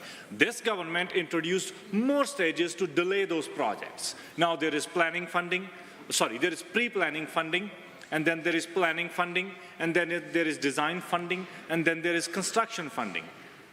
Like even UCP cannot define what planning, pre-planning, and all these stages are. So it is very important for any government to listen to what people need and then act on those needs. And it's also funny when the UCP talks about fiscal management. They gave $4.5 billion to wealthy corporations in 2019 and lost 55,000 jobs. They gave $1.5 billion to a pipeline company to build a pipeline that leads to nowhere, and $20 billion in R-Star program. This government can't even buy Tylenol for kids in Alberta. How can Albertans trust about managing the properties that local municipalities and school boards own? It is important that publicly owned buildings and lands are managed in a transparent manner. Mr. Speaker, Mr. Chair, the Premier and the UCP have proven that Albertans cannot trust them with public resources, whether it is public education system, whether it is public health care system. We have seen this government giving favors to their wealthy insiders and friends. I was elected in this May election, and since then, this is my second session, and all I have seen from this government is bringing forward the bills that benefits their insiders. The first bill they brought in was about removing the cap on the benefits that their wealthy insiders get on boards, on public boards. This government is not good at managing the public purse. Bill 13 is not something that Albertans asked this UCP government to do. They did not run on this bill. They did not tell school boards that they are going to put forward this bill. They have not consulted with those local boards and other local municipalities that they are going to come forward with this bill. And if they have not discussed, if they have not had any kind of consultations with people, with other stakeholders, how can Albertans trust about what their intentions are with this bill? This bill may lead to the UCP selling school properties to their friends and insiders. And that is not acceptable, Mr. Speaker. The funds will not go back into the school district to improve K-12 education. The UCP has proven that we cannot trust them with our public buildings and lands. And not only public buildings and lands, we can't even trust them with our public parks. We have seen what they were planning to do with the public parks. And when Albertans pushed back, when Albertans didn't like their idea, they had to change their mind. And every single time this happens, Mr. Speaker, they come up with the idea without talking to Albertans, without discussing with the stakeholders, without doing any kind of research, and then they have to take a step back, and then they have to cancel their ideas. Like, why do they waste money? Why do they waste time? Why do they waste their own time and everybody else's time just to discuss, just to talk about the ideas that don't even make sense? This is not the kind of government that Albertans want, or this is not the kind of government that Albertans voted for. And Bill 13 also centralized the system for collecting and reporting real property owned or leased by departments or consolidated entities, including school boards and post-secondary institutions. This government is very interested in consolidating power and hiding things. But they accuse the federal government of doing the same thing. How is it fair to Albertans? They want more power, and they accuse the federal government of doing the exact same thing. And again, I'm not defending any federal government here. I'm not defending other level of government here. What I'm trying to say is that if somebody is accusing someone of doing something, the person should not be doing that same thing. And Mr. Speaker, this is not the first time. Even in 2012, conservative insiders Rob Glenn and Tom Olson, the current Energy War Room Director, which is another waste of money, mused about using P3s to develop surplus school property. And this idea is also mentioned in McKinnon Panel Report Recommendation number 16. Mr. Speaker, it is time that this UCP government should start talking to people. It is time that this government should start discussing with people, with Albertans, before coming up with any kind of laws or any kind of bills in this House. That will save time, that will save resources, and that will help the government as well. Unfortunately, this is not what we are seeing. I'm hearing from many constituents that they are worried about insurance costs. They are worried about their utility bills. They are worried about how to put food on the table. Housing crisis is another big issue that Albertans are facing today. And what we are focused on is Bill 13, taking more powers from school boards and giving powers to the infrastructure minister so that he can sell the properties and he can sell the schools to public schools to his wealthy insider friends. How is this helpful, Mr. Speaker? This is not what Albertans deserve, and this is not what Albertans want. So it is my humble request to all the members of this chamber to listen to the voice of their constituents, to meet with them, and to show them this bill, and then vote against it, because it does not help any constituent of mine, and similarly, it doesn't help any constituent of any of the elected MLAs sitting in this assembly.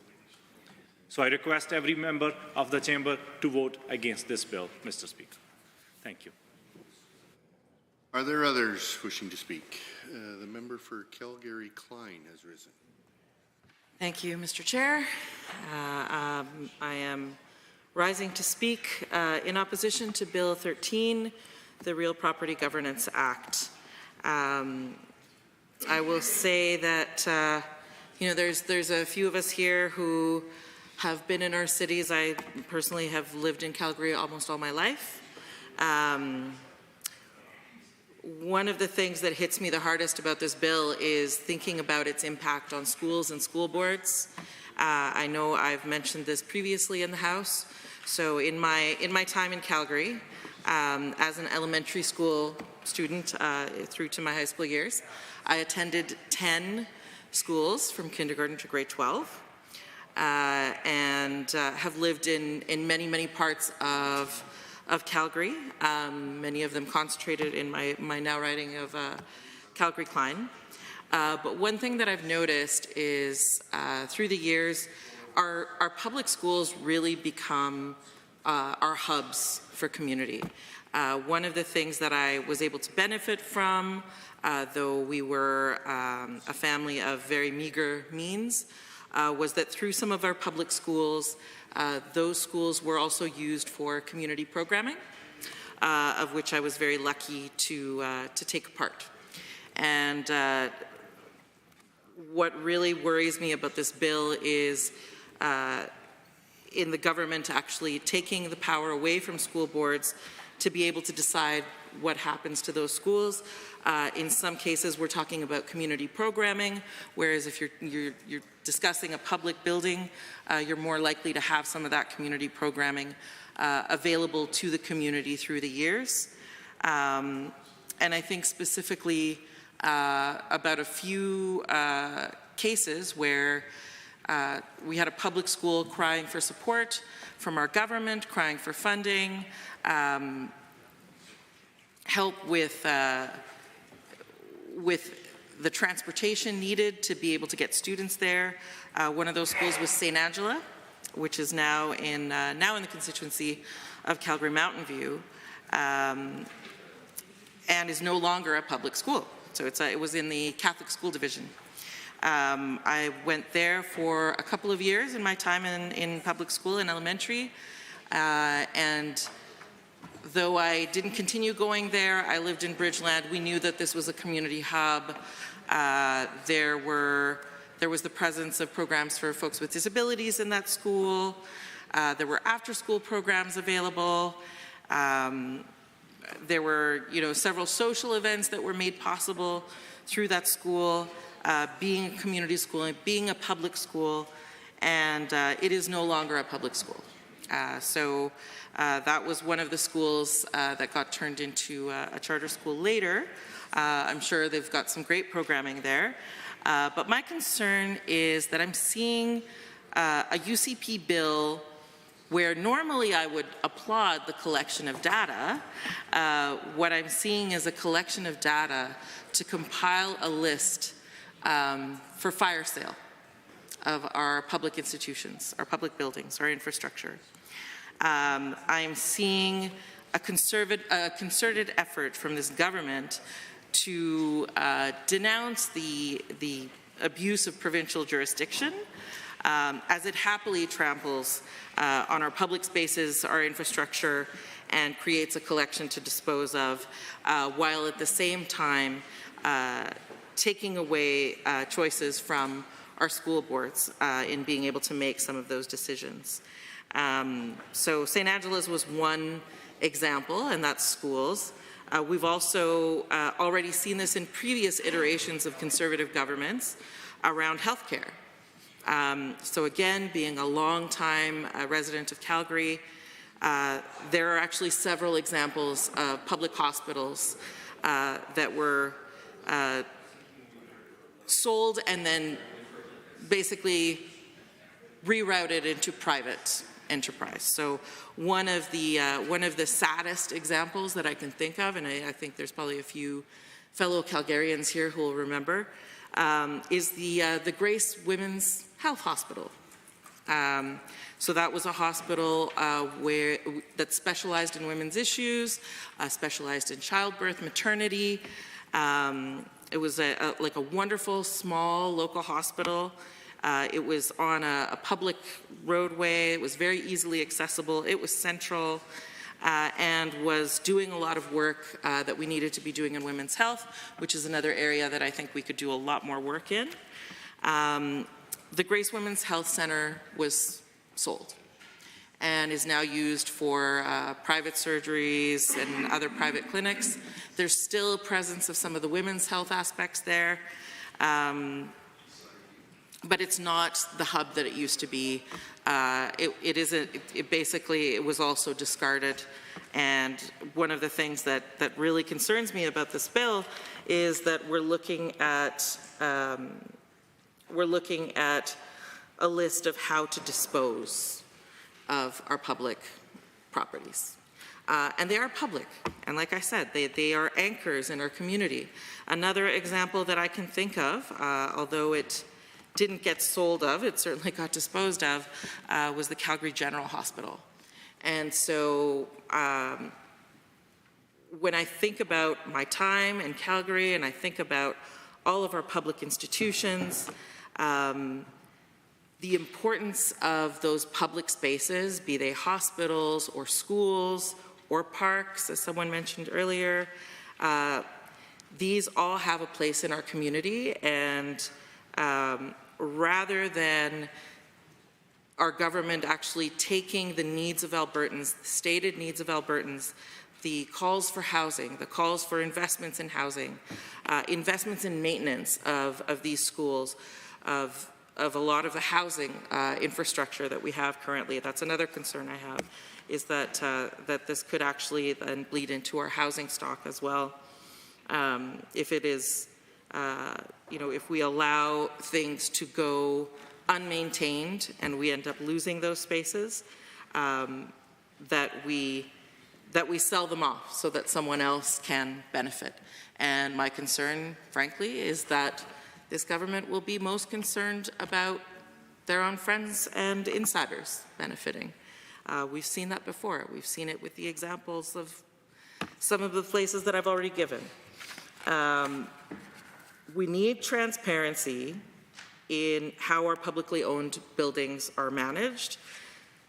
We also need a government that's forward-thinking and doing actual planning for how to use these buildings, and not just swooping in and listing them off for fire sale later. We've actually already had proof that Albertans can't trust this government with their public resources. We see it every day. We see it in our healthcare system. We see it with our healthcare system. We see it with some of the situations we've seen where patients are then transferred outside of the healthcare system to motel medicine. We're seeing a lot of places where public institutions, public services cross over into the private domain, and I fear that this government has no respect for those public services or the public institutions.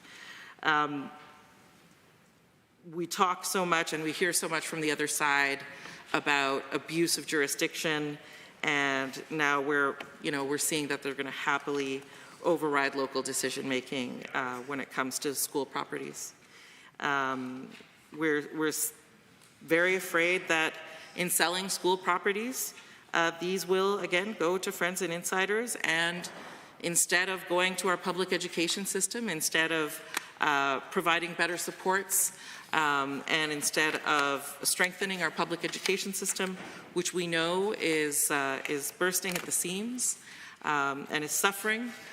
We know that our education professionals are under an incredible weight to provide great services, a great public education to our students with a government that's just not supporting their education system.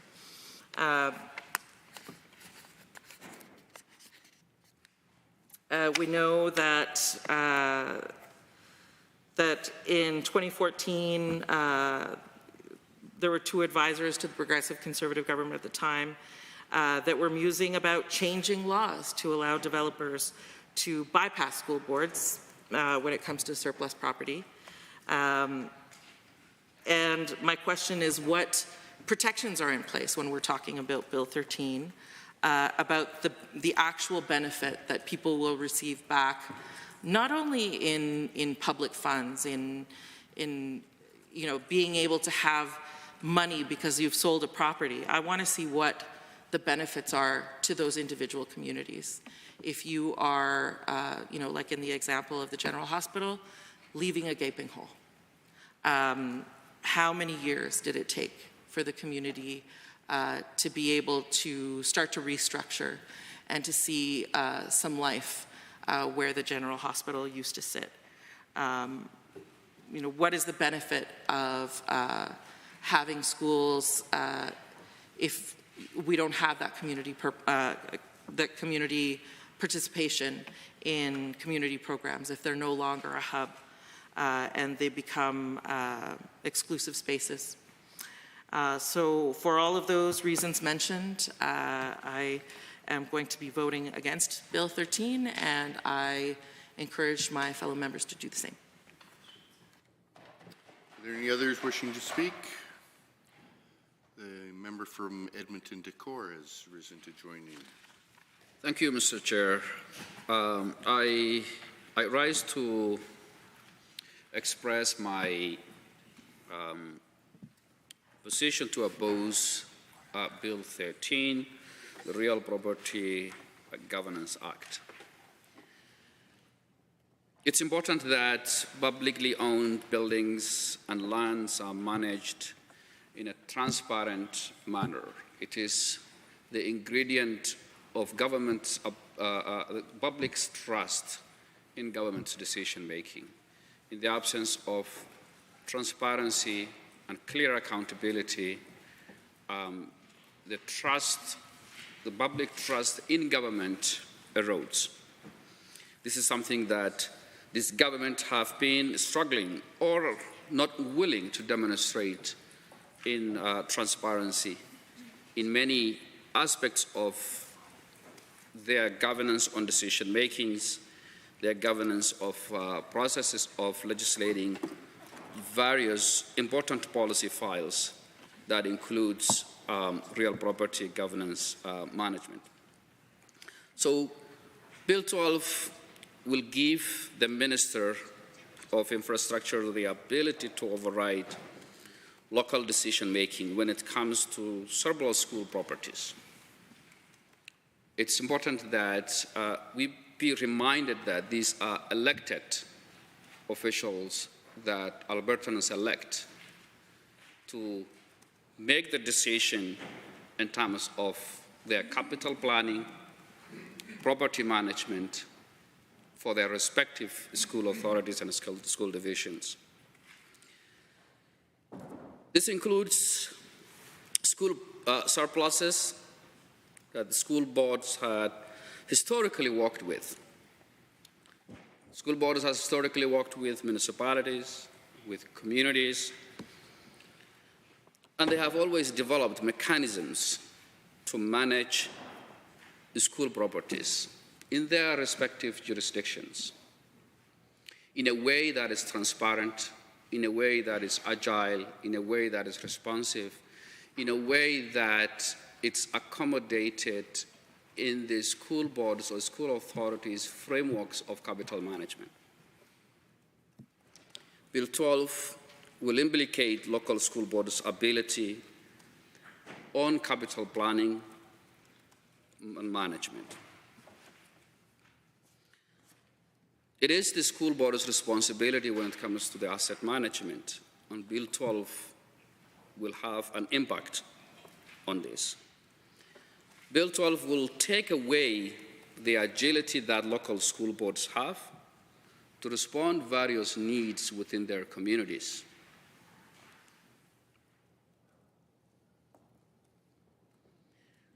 Mr. Chair, Bill 12 may lead to the UCB selling school properties in a way that may not be transparent. It will risk the ability that the government sells to their respective friends and insiders. What is more important, Mr. Chair, is that the funding generated from the sales are not guaranteed to go back to improving our schools, to improving the education system, to building more schools, to building infrastructures that will help the respective communities where those properties were located. In my previous role in the charitable sector, where I worked with local school boards and neighborhoods to plan in terms of repurposing school properties, I want to use one example. Today in Edmonton Macaulay neighborhood, Edmonton Intercultural Center came to existence. This was in December 2014. Was heavily involved in the planning, in the engagement in the Edmonton Macaulay neighborhood, as the school was a surplus school. Located in the heart of Macaulay community,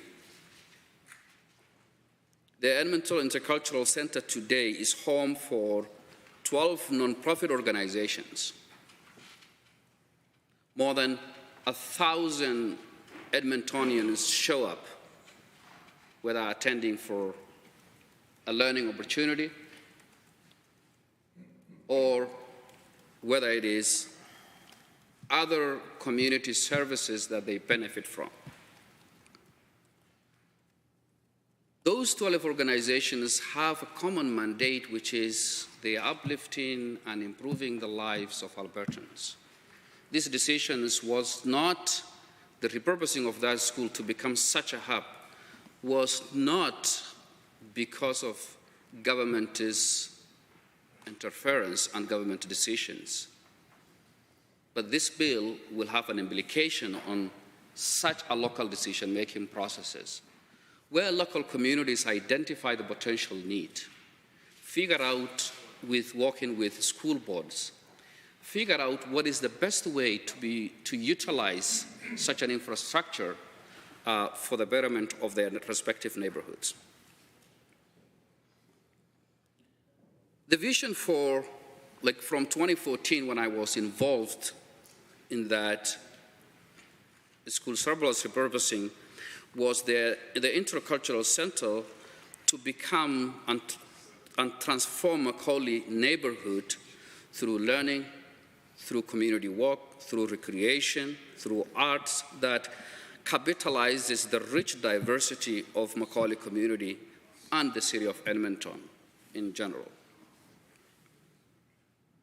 As I said before, about 1,000 clients show up on a monthly basis today. A significant number of employees go there to work today with 12 different organizations. Bill 12 gives the Minister of Infrastructure the authority to implicate that so that local communities do not have that ability to provide such an innovative approach. Interestingly, Mr. Speaker, this bill is a demonstration of one of many government priorities that were not in election commitment. Let's use some examples: the Canada Pension Plan, Alberta Police Force, political parties in municipal government, restructuring of the healthcare system by creating more senior management in the department. The list goes on and on.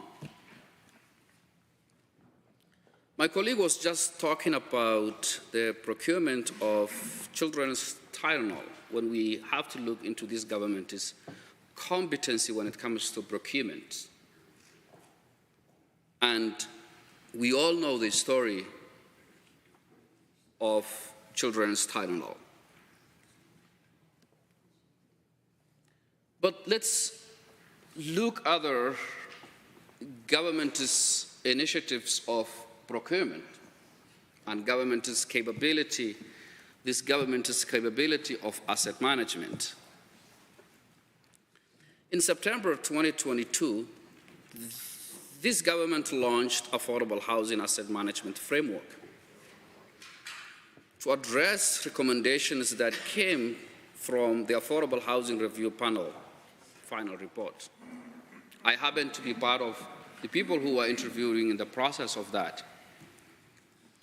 The framework outlined the process and decision-making criteria for a 10-year review of all government-owned affordable housing real estate assets. It was explained that the intent was optimizing the value of affordable housing assets owned by the Alberta Social Housing Corporation. It was explained that there will be transparency and clarity on how assets will be managed to achieve goals set by the government's plan.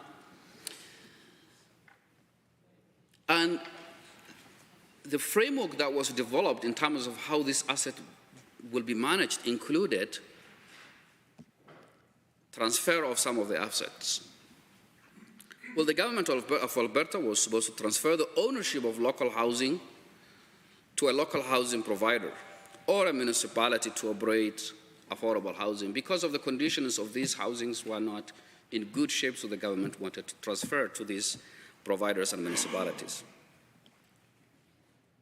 Commitment was the current tenants to not lose tenure. If you want to know, Mr. Chair, the results, this government was not able to transfer any. Well, they're coming now to surplus schools. Okay, what was the second pillar of that? The second pillar was, Mr. Chair, the government was to sell properties. According to the government records, this government was not able to sell except 2 properties.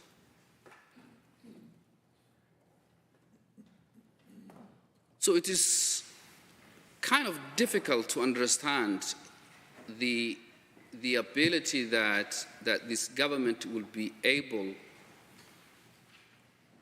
to take on properties and lands that include schools, surplus schools, and how they will be able to manage such an asset. According to this government, going back to the affordable housing, the government-owned assets, the UCP government was focused on selling these vacant properties, but they were not able to.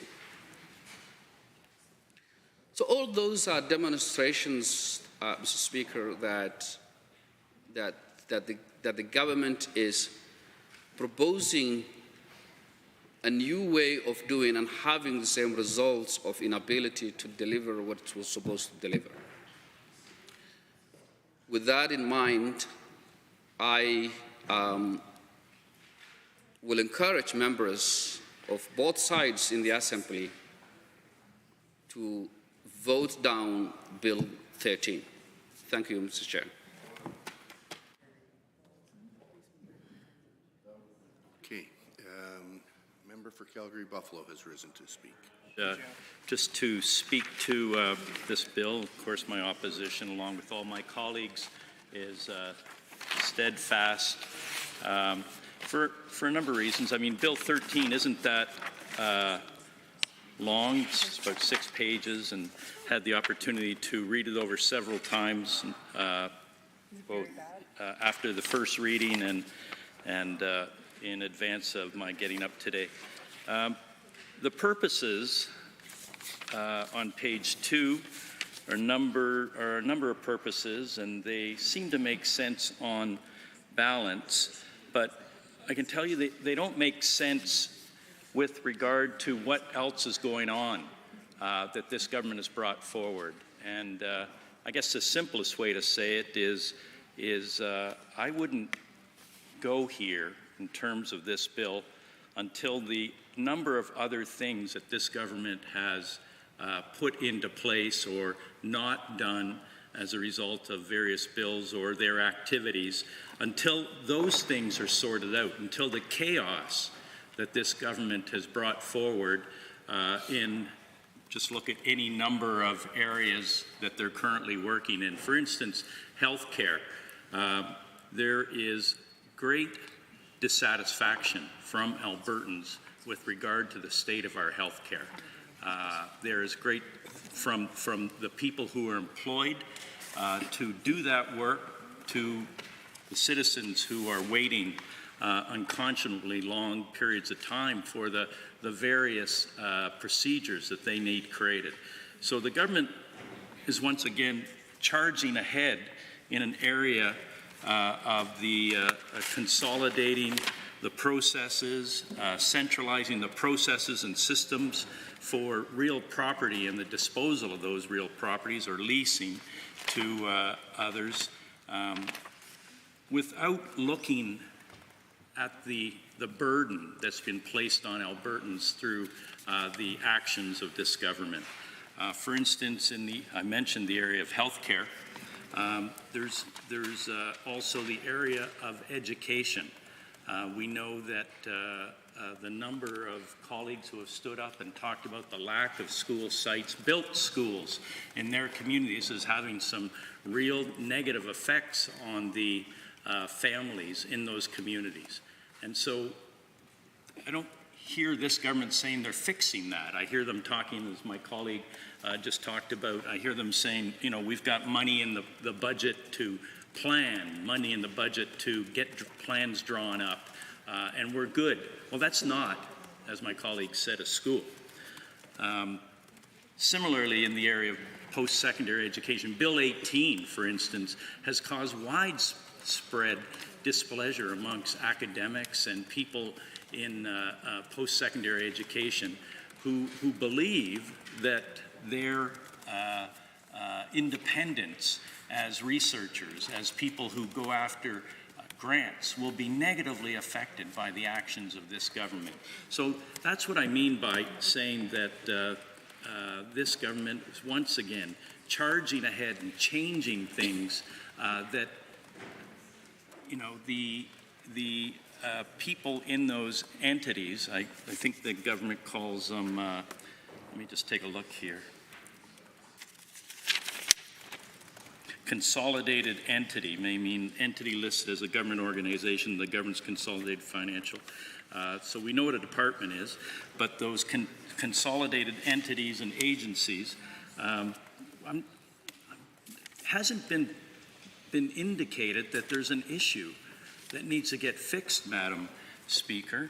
I know the government says, you know, it came out of the McKinnon panel report, recommendation 16, but I just did a search earlier today of the McKinnon panel report and the criticisms that different entities, different groups, like the RMA, for instance, has with regard to, I think it's recommendation number 13, that they believe that the McKinnon panel doesn't accurately reflect the way things are in their municipalities around the province. And so they refute the recommendations of the McKinnon panel report on their recommendation area affecting them.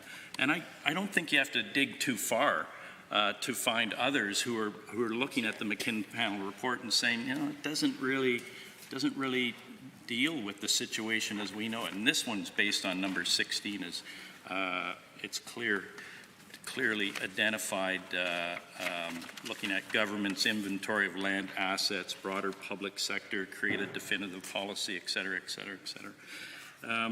But my primary belief is that this government has created too many problems across too many sectors of this province, and that they should focus on fixing and cleaning those up before they go further into creating another kind of mass upheaval with regard to a centralized system.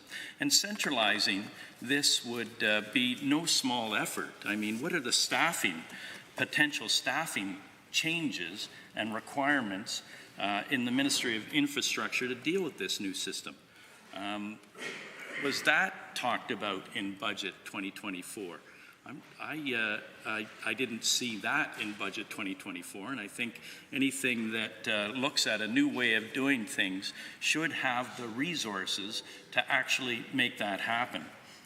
And will the minister's staff, who are receiving this information from all corners of our province, not only from school boards and post-secondary institutions, but other areas that there is real property that is in the currently in the current responsibility of a different entity, and if that comes back to the province, you know, do they have the local knowledge and expertise to be able to say this would be a good use for that property or that would be a good use for that property? And how are they going to gain it if they're centralized?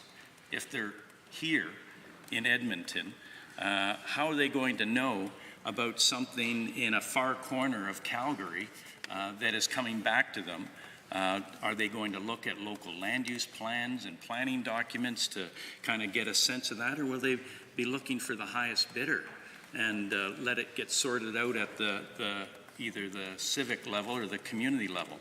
Those are some questions that I kind of had as a result of going through some of the changes, or the massive changes that are proposed in Bill 13. And then if you go on in Bill 13, with regard to 7.6, it talks about the property it applies to and property it doesn't apply to, and I'll just look at those quickly. It doesn't apply to land use for grazing leases or access to grazing leases under the Public Lands Act. And from my knowledge of that area, I mean, there is a lot of land under public lease for grazing in this province, and it's been that way for a long time, and it's been undervalued from a revenue perspective, is my understanding. These are long-standing agreements, and they're really good for the person who holds a grazing lease, and the person who holds a grazing lease also holds the ability to allow access onto that property for oil and gas uses, and the government of Alberta is not privy to any of those monies at this time. So the real property in this case is eliminating that land used for those purposes, and I know that this government and previous governments have looked at those issues in the past. Land donated to government is entities, government entities under the Post-Secondary Learning Act, and it excludes that, and that seems like a really good idea, or else why would anybody look at donating lands to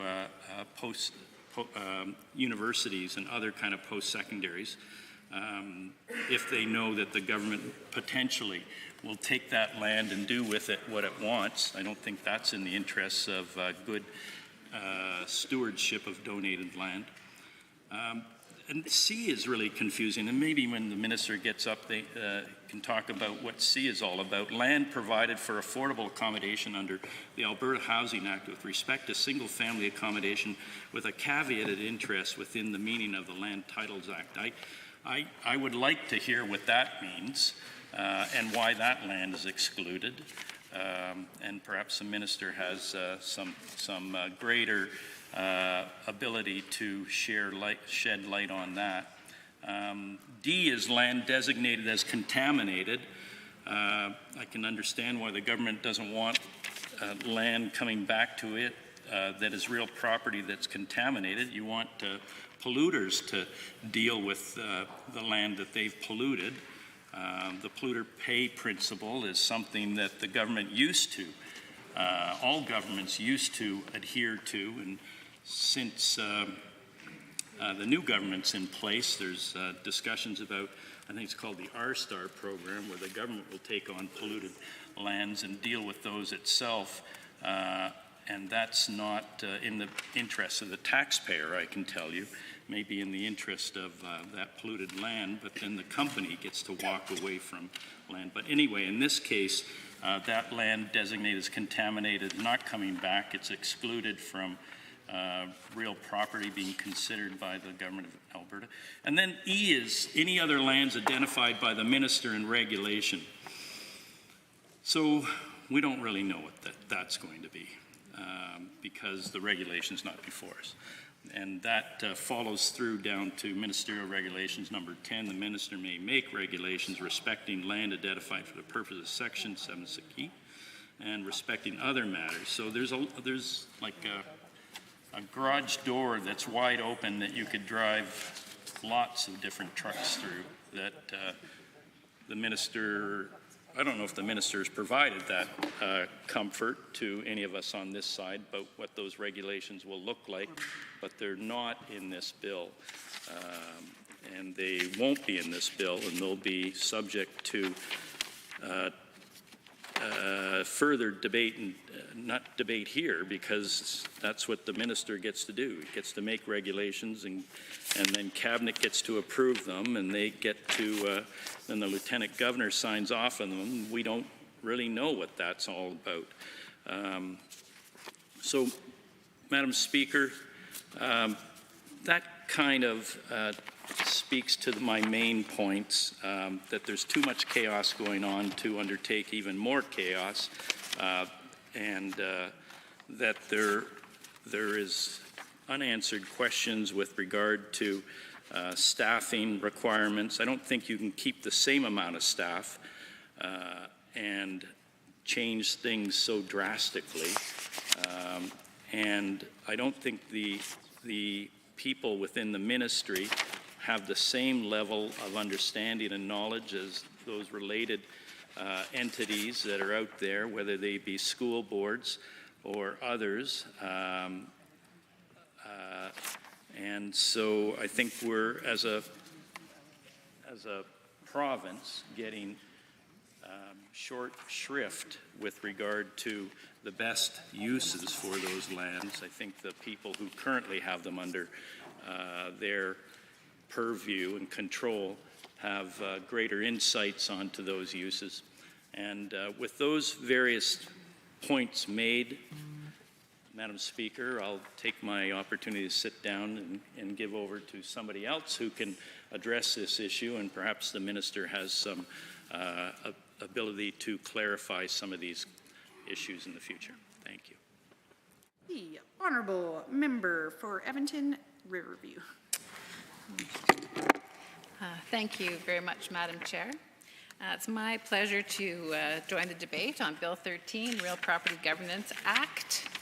And I just want to also echo what my colleagues on this side of the House have said, that I certainly stand in opposition to this bill. There are some significant concerns regarding it. I'm just looking at some of the government's literature that they've put out regarding the bill, and they say this Property Governance Act ensures that property sales across government are handled in a uniform manner and that government is given the option to hold on to property that is strategic value.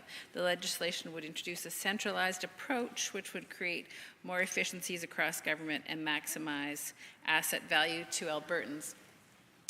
So, I guess what those words really say is that the government is going to take control over all of a very extensive list of different consolidated agencies, for example, or entities, I think is the proper word, consolidated entities, which we have across the province. And in the annual report, it lists on all those consolidated entities. And one example, a significant example of that is the University of Alberta.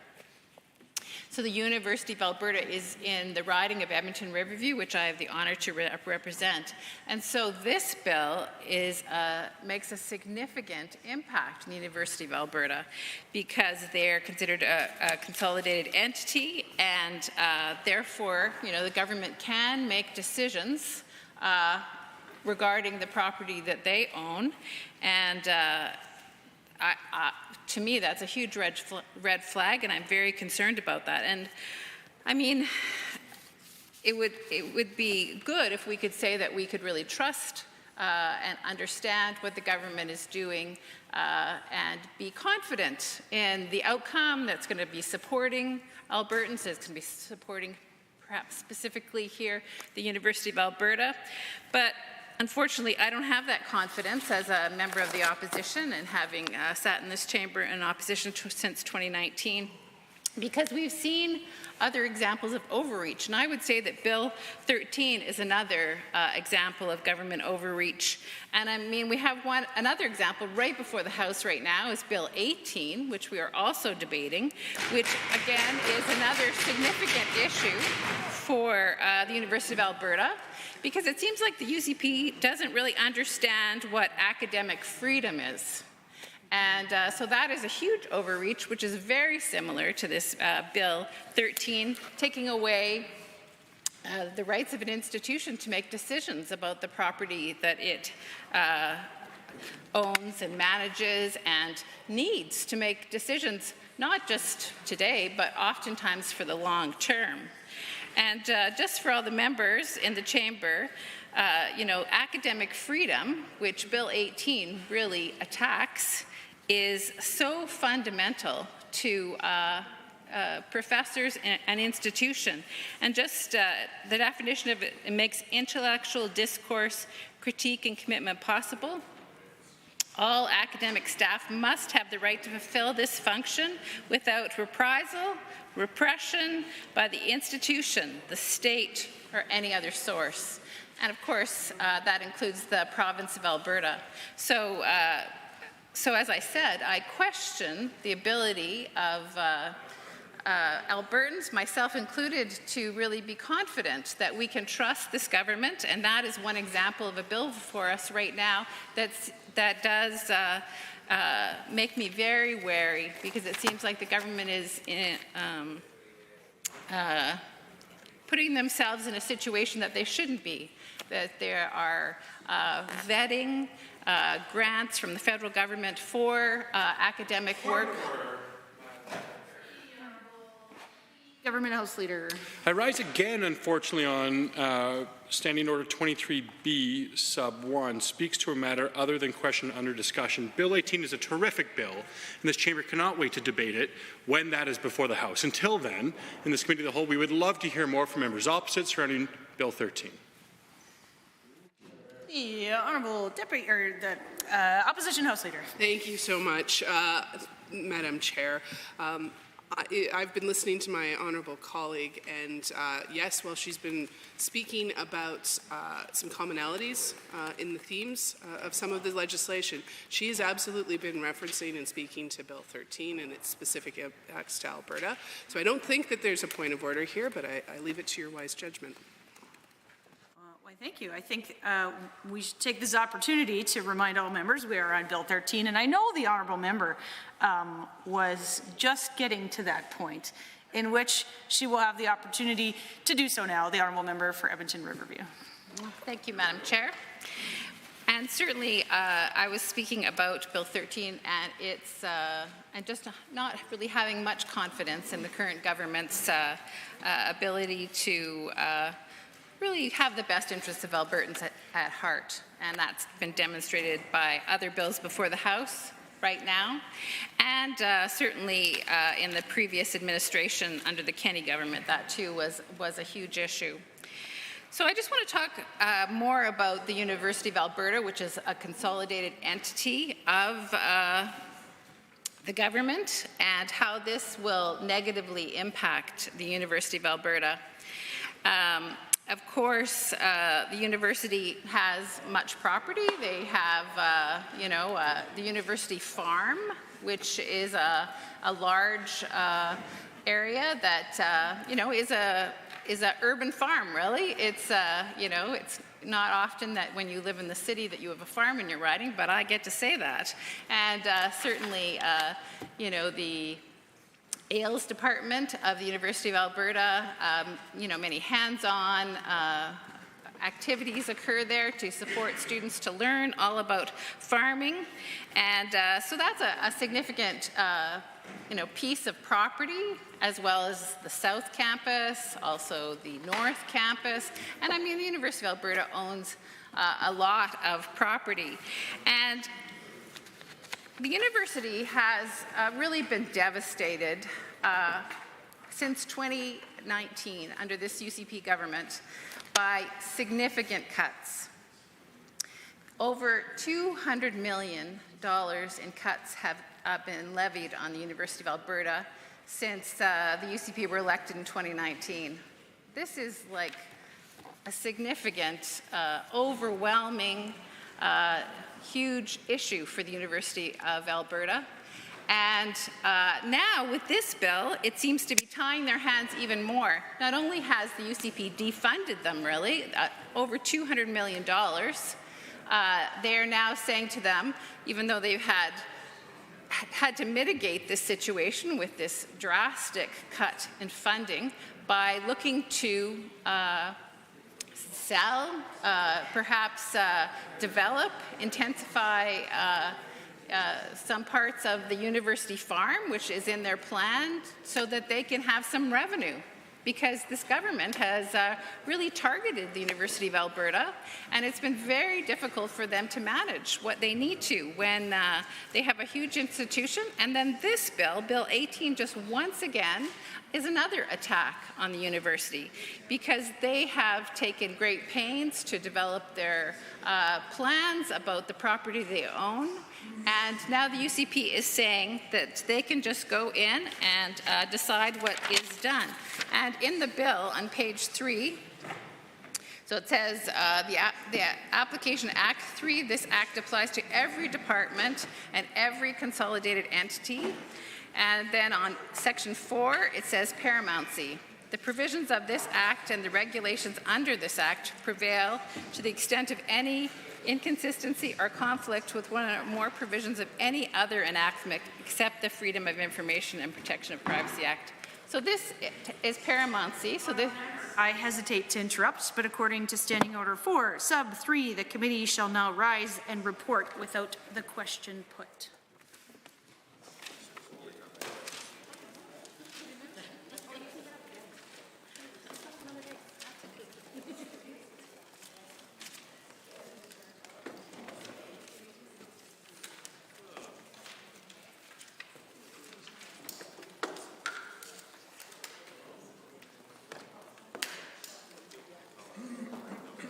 The honourable member for Grand Prairie, Wapiti.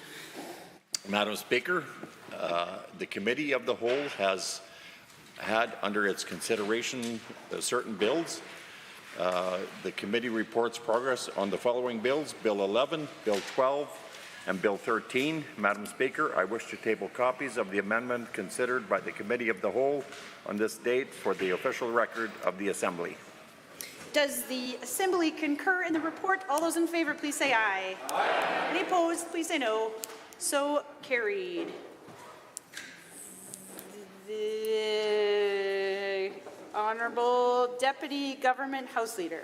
Yes, Madam Speaker. I move that we adjourn debate until tomorrow, 1:30. Adjourn the House, pardon me, 1:30 tomorrow. Heard that motion. All those in favor, please say aye. Aye. Any opposed, please say no. So carried. The House stands adjourned until 1:30 tomorrow.